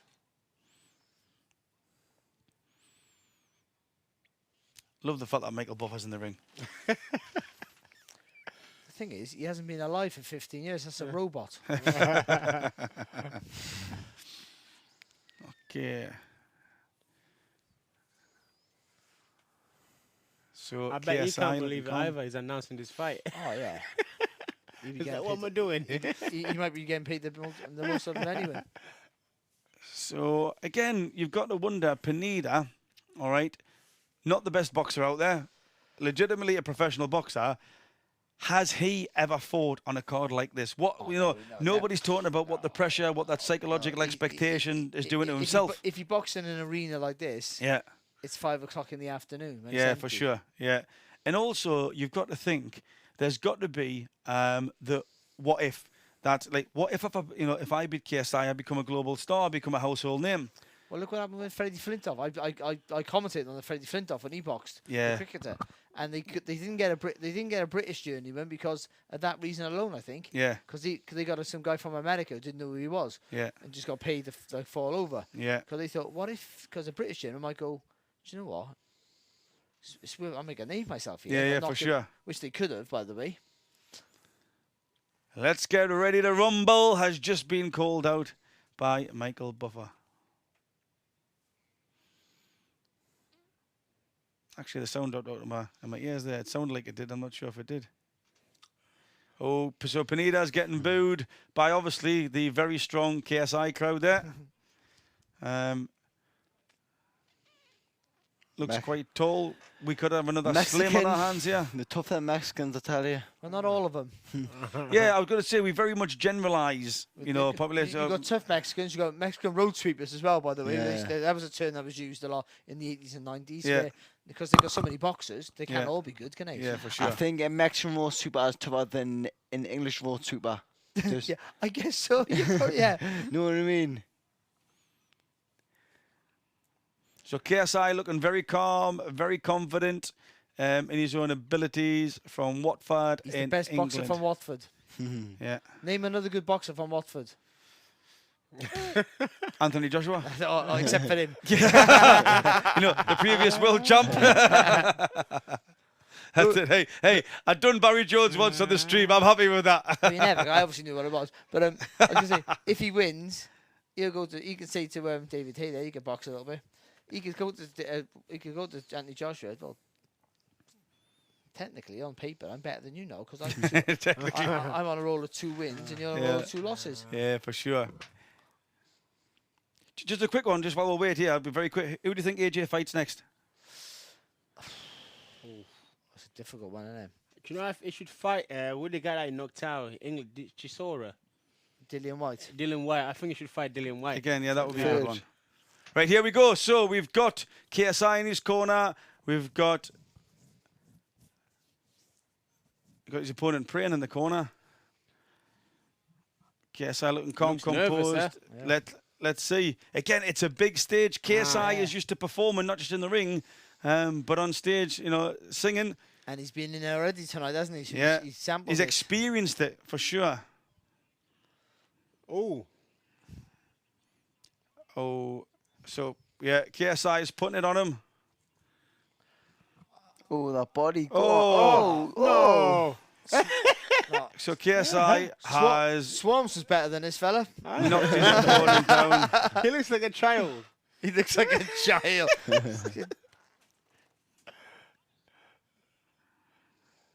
He looks like if a human was a lollipop. I feel bad for him. Like he's getting hurt, innit? He got hit in the back of the head. So, He said he got hit in the back back of the head. in the back of the head. So this guy looks like Pineda doesn't want to know. Trying to work the body. Oh, good. Oh, he's down Back of- again. That was in the back of the head. Yeah. That was in the back of the head. But not enough to put him down though. Somebody said in the country, who's looks at Swarmz is looking better than Pineda. Oh, but do you know what? But this is embarrassing for KSI though in a way. Yeah, doesn't do many favours there. Because No. he'll get criticised for his Yeah, for opponent. sure. He will get criticised and probably unjustly. But surely someone's done the whole. To be fair, they were just desperate for a professional boxer to step into the ring after Wasabi, weren't they? Well, the right. Let's be honest. The right professional. Oh, good shot. Oh, The my right God. professional boxer, by the way. This, yeah. and this there's nothing wrong with guy that. He had any is fights. on his legs. back of the head again, though. Yeah, he's getting the back of the feet. JJ needs to be careful here. That's a few times he's went to the back of the head. Although that other guy is making it easy for him to hit there because he's virtually turning around and running away. Let's see what Pineda does. What is he doing? He did. But he turned his back. He turned his back. So he's hit him in the back. The kid's complaining, but he turned his back. So what's he supposed to do? This Pineda is shocking. He's awful, isn't he? This is absolutely horrific. Bring back Swarmz. I never thought I would say that. If my managers listening, please get me Pineda for my next fight. And me. Yeah. What? What is Pineda doing? This is the absolutely theatrical, despondent, negative behaviour. He doesn't want to be there. I think he's going to complain about the colour of KSI shorts next. Oh, nothing wrong. It's like every time Pineda is getting hit, he's complaining to the referee that he's been hit. It's boxing, you pillock. That is. Oh, he's doing it again. What on earth is going on here? But why is he good? This is an absolute shocker. He was hitting the back of the head. He was. But he wasn't hurt. So what did he take the knee for? This I feel shocking. I feel sorry for KSI here. This guy's doing no favours KSI's at having all. a beast here against that opponent. Like the opponent's not even putting up a fight. KSI is going to get criticised for this. But KSI is there. He's come up for the second fight of the night. He wants to finish the opponent. It's the opponent who's embarrassing. I actually feel sorry for KSI here. Yeah, because this guy's just waiting for him to get. He's just waiting to get clipped so he can jump on the floor. Yeah. You see it, can't you? Just barely touch my chin. I'll jump on the floor. Yeah, for sure. Be fair to KSI though, he didn't lose his shape. He didn't get worried about all the moaning, complaining, and crying. He got on with the task. Yeah, he just tried to get on with his work. Good emotional composure, good cerebral control, good balance is what I'm trying to got say a little here. bit close at times, but more than not, he just got right there. He kept his composure. Yeah.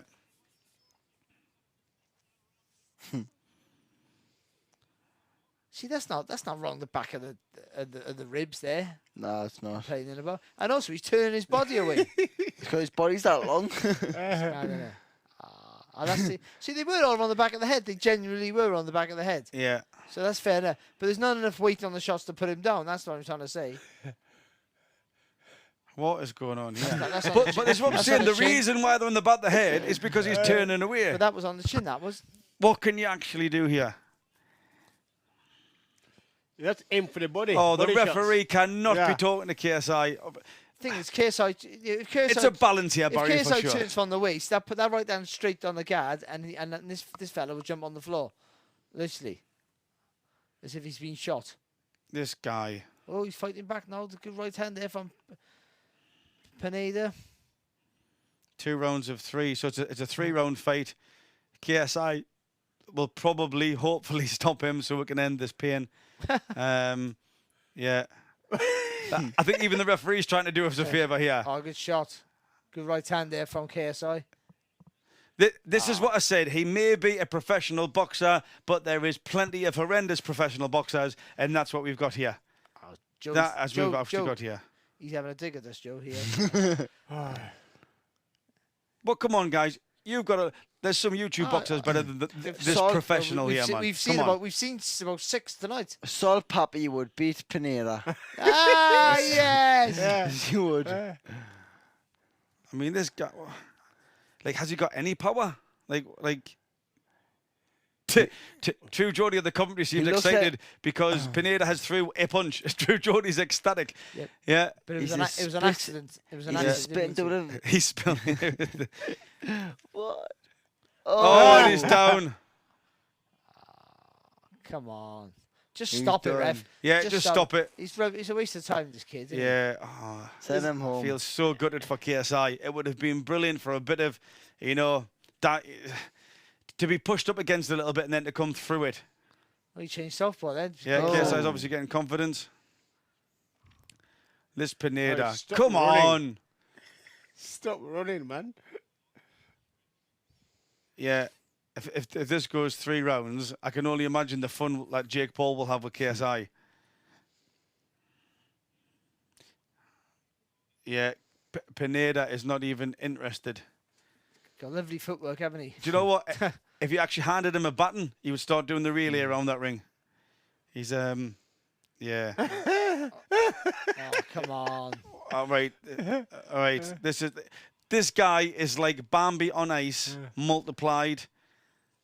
We've got JJ in the ring doing push-ups. Yeah, it's over. It's And a referee, don't save the boxers for more punishment. Save us from more punishment. Yeah. This guy is just literally looking for the way out. Yeah, this is absolutely shocking, this. Cracking matchmaking. Boom. That's on the back Oh, of the head again. oh my Disqualify a God, referee. what's happening here, man? Disqualify KSI. Yeah. Oh my God, this is actually painful to watch. I'm getting sweaty palms I'm through gonna get embarrassment. What? It's me embarrassment. Like, right. Okay, so what we've got here, technically, is a very limited professional boxer fighting someone in KSI who wants to knock him out. Yeah, but he's a warrior. Like, he's got through 2 rounds there of sheer hell. He's a warrior. Give or take, it's close. Yeah. So, what world title is this for again, Barry? This is not a world title Is it not a fight. world So title it's fight, 3 no? rounds, mate. Right, World okay. title fights are 6 rounds. Right. Okay. 4 rounds. 4 rounds of 4, 6, whatever we can fit in. Yeah. But if KSI just throws straight shots down the middle, right, don't loop that right hand over the top, this fella will fall on the floor. He's jumped on the floor 4 times already. Yeah. This was shocking. No, that's not a heavy shot. That's not a heavy shot. Come on. KSI must be feeling frustrated. Obviously, you can only beat what's in front of you, as you say, I'm Barry. hoping he's just immersed in it. Don't realise that this guy's just like laughable. Because it's not his fault, is it? Though he did choose him, so, and he's the promoter, so maybe it is his fault. Like, surely they didn't expect him to be this bad. Swarmz could have been the final bout. Oh, look at this. That's the back of the head again, mine, to be honest. This guy. Just stay down. To be fair, he's beat my record for not being knocked down. So that's a relief for me. Keep getting back up. You know what? I think after this fight, Pineda becomes a YouTube boxer. I do. Oh, he's not good enough. Yeah, for sure. KSI's just tried to stalk him down. Oh, good shot. Oh, beautiful uppercut. But it was an uppercut. Okay. It was an uppercut as far as I'm aware. It was an uppercut, and Pineda has just complained that he hit him on the back of the head. Go and figure that one out. Yeah, the referee's called it off. Thanks, referee. Thank you, referee. Thank you.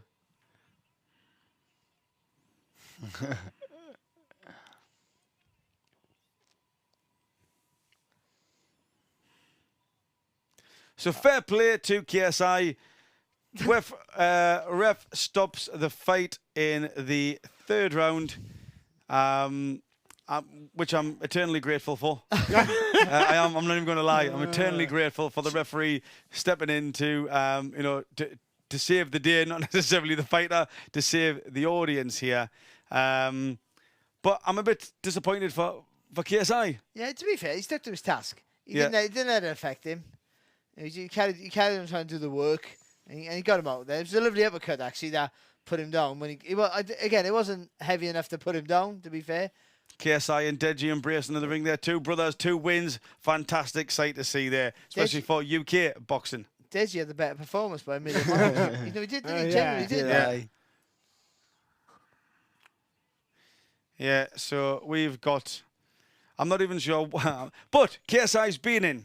He's got back in the ring. Yeah. He's been through the training camp. He's had 2 fights in one night. That, although it was both of them were horrific fights, let's not, sort of beat around the bush. Yeah. There is a number of benefits that come from that to then set up a next opponent where hopefully he can test himself a bit further, Barry. He should just follow the Jake Paul route, I would now, because we're not calling it professional boxing. Yeah. So we're calling it YouTube boxing or whatever they call it, influence boxing comps or whatever. And boxer, an old ex-combat sports, but not a boxer. Yeah. Do what he did. Can you still box? You're still fighting against a guy who knows how to fight in some shape or form. Yes. Who might be a bit tougher, who will give you a bit more resistance, but still is past his sell-by date. He's not an actual boxer. Yes. So you're edging towards yourself. Yeah. I think they'd do that. Yeah, for sure. Because he fought a professional boxer, but the guy was like one of the worst ones I've ever seen in my life. I mean, I've seen some crap. No, I've seen some awful. We're not beating about the bush here. All right, we're not here to take part. We're here to take over with our ability to orient factual stuff. No, see, factual stuff. I've watched most of my fights, and they've been horrendously shit. Yeah. But like this guy was looking for the floor from the offset. It's a lovely uppercut, to be fair. That is a really good shot. he hit him so hard he thought he got hit in the back of the head. Yeah, okay. So where do you think, and I think that, you know, I think the commentating team on the zone there are summing up really well. An embarrassing performance from Pineda. Absolutely embarrassing. Who do you say KSI fights next? You know what I want? No, Slim. Slim? Yeah. I think that'd be a good I wanna fight. see him with Slim. No, man. He's cruiserweight, isn't he? Yeah, but it doesn't matter. Slim would be up for it. Lawrence Okoli, I put him in with. Lawrence Okoli. Lawrence Okoli. Yeah, I I think thought he was a heavyweight. so. Here we go. We're just going to the we're going to the results. I think Slim knocks him out. I reckon so. Great, you've got I Logan reckon Paul. so. Papi's the dark horse in all this. So KSI wins for the second night. Logan Paul in there raising his hand. Brother of Jake, fantastic scenes. Obviously, nicely, advertising about the Prime, their energy drink. So True Geordie is going to interview KSI. Let's hear what he says. But do you know He's what? still going to come in for stick. You know what I mean? Bruce, do you know what, Bruce? Unfortunately, Look what he's put. The fight was rubbish. Look what he's put on. Look at the event he's just put on. unreal.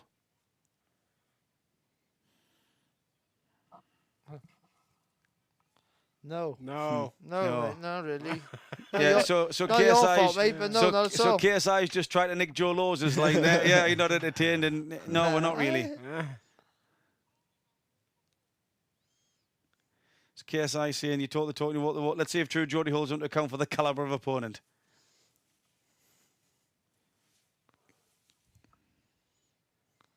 Oh, he's identified Hey. Slim as a potential one, yeah. Ah.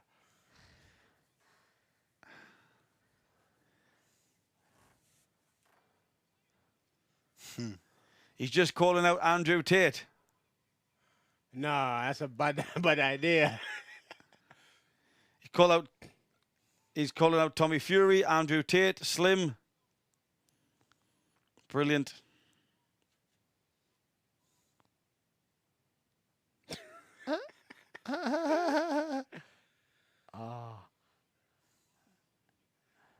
So KSI looking very confident. That was worse than Anthony Joshua's. Yeah. Yeah. He's just, he's not the ring rust off. Put on a fantastic event, sold out the O2. Yes, The amazing, pay-per-views will be amazing. phenomenal. Yeah, amazing stuff. Lots of benefits. The only thing coming now, he has to step up that level, and he'll appreciate that as well. He'll But want to does- step up the hang level. on. He's a competitor. Hang on, but does he have to step up that level? Because If he wants to fight Jake Paul. This audience here now watching in that arena, most of those, 99% of those, don't know what they're looking for at. All they see is a guy they follow just batter two people. That's all they've seen. But he knows, sorry, and he got the belt. He got the maybe IB it's not for the audience, but he knows. Yeah. He knows if he wants to beat Jake Paul, he's got to up the level. That's my point, Barry. Oh no, most definitely. But like they can drag this on forever, couldn't they? Mm-hmm. They'll take a leaf out of boxing's book and never meet.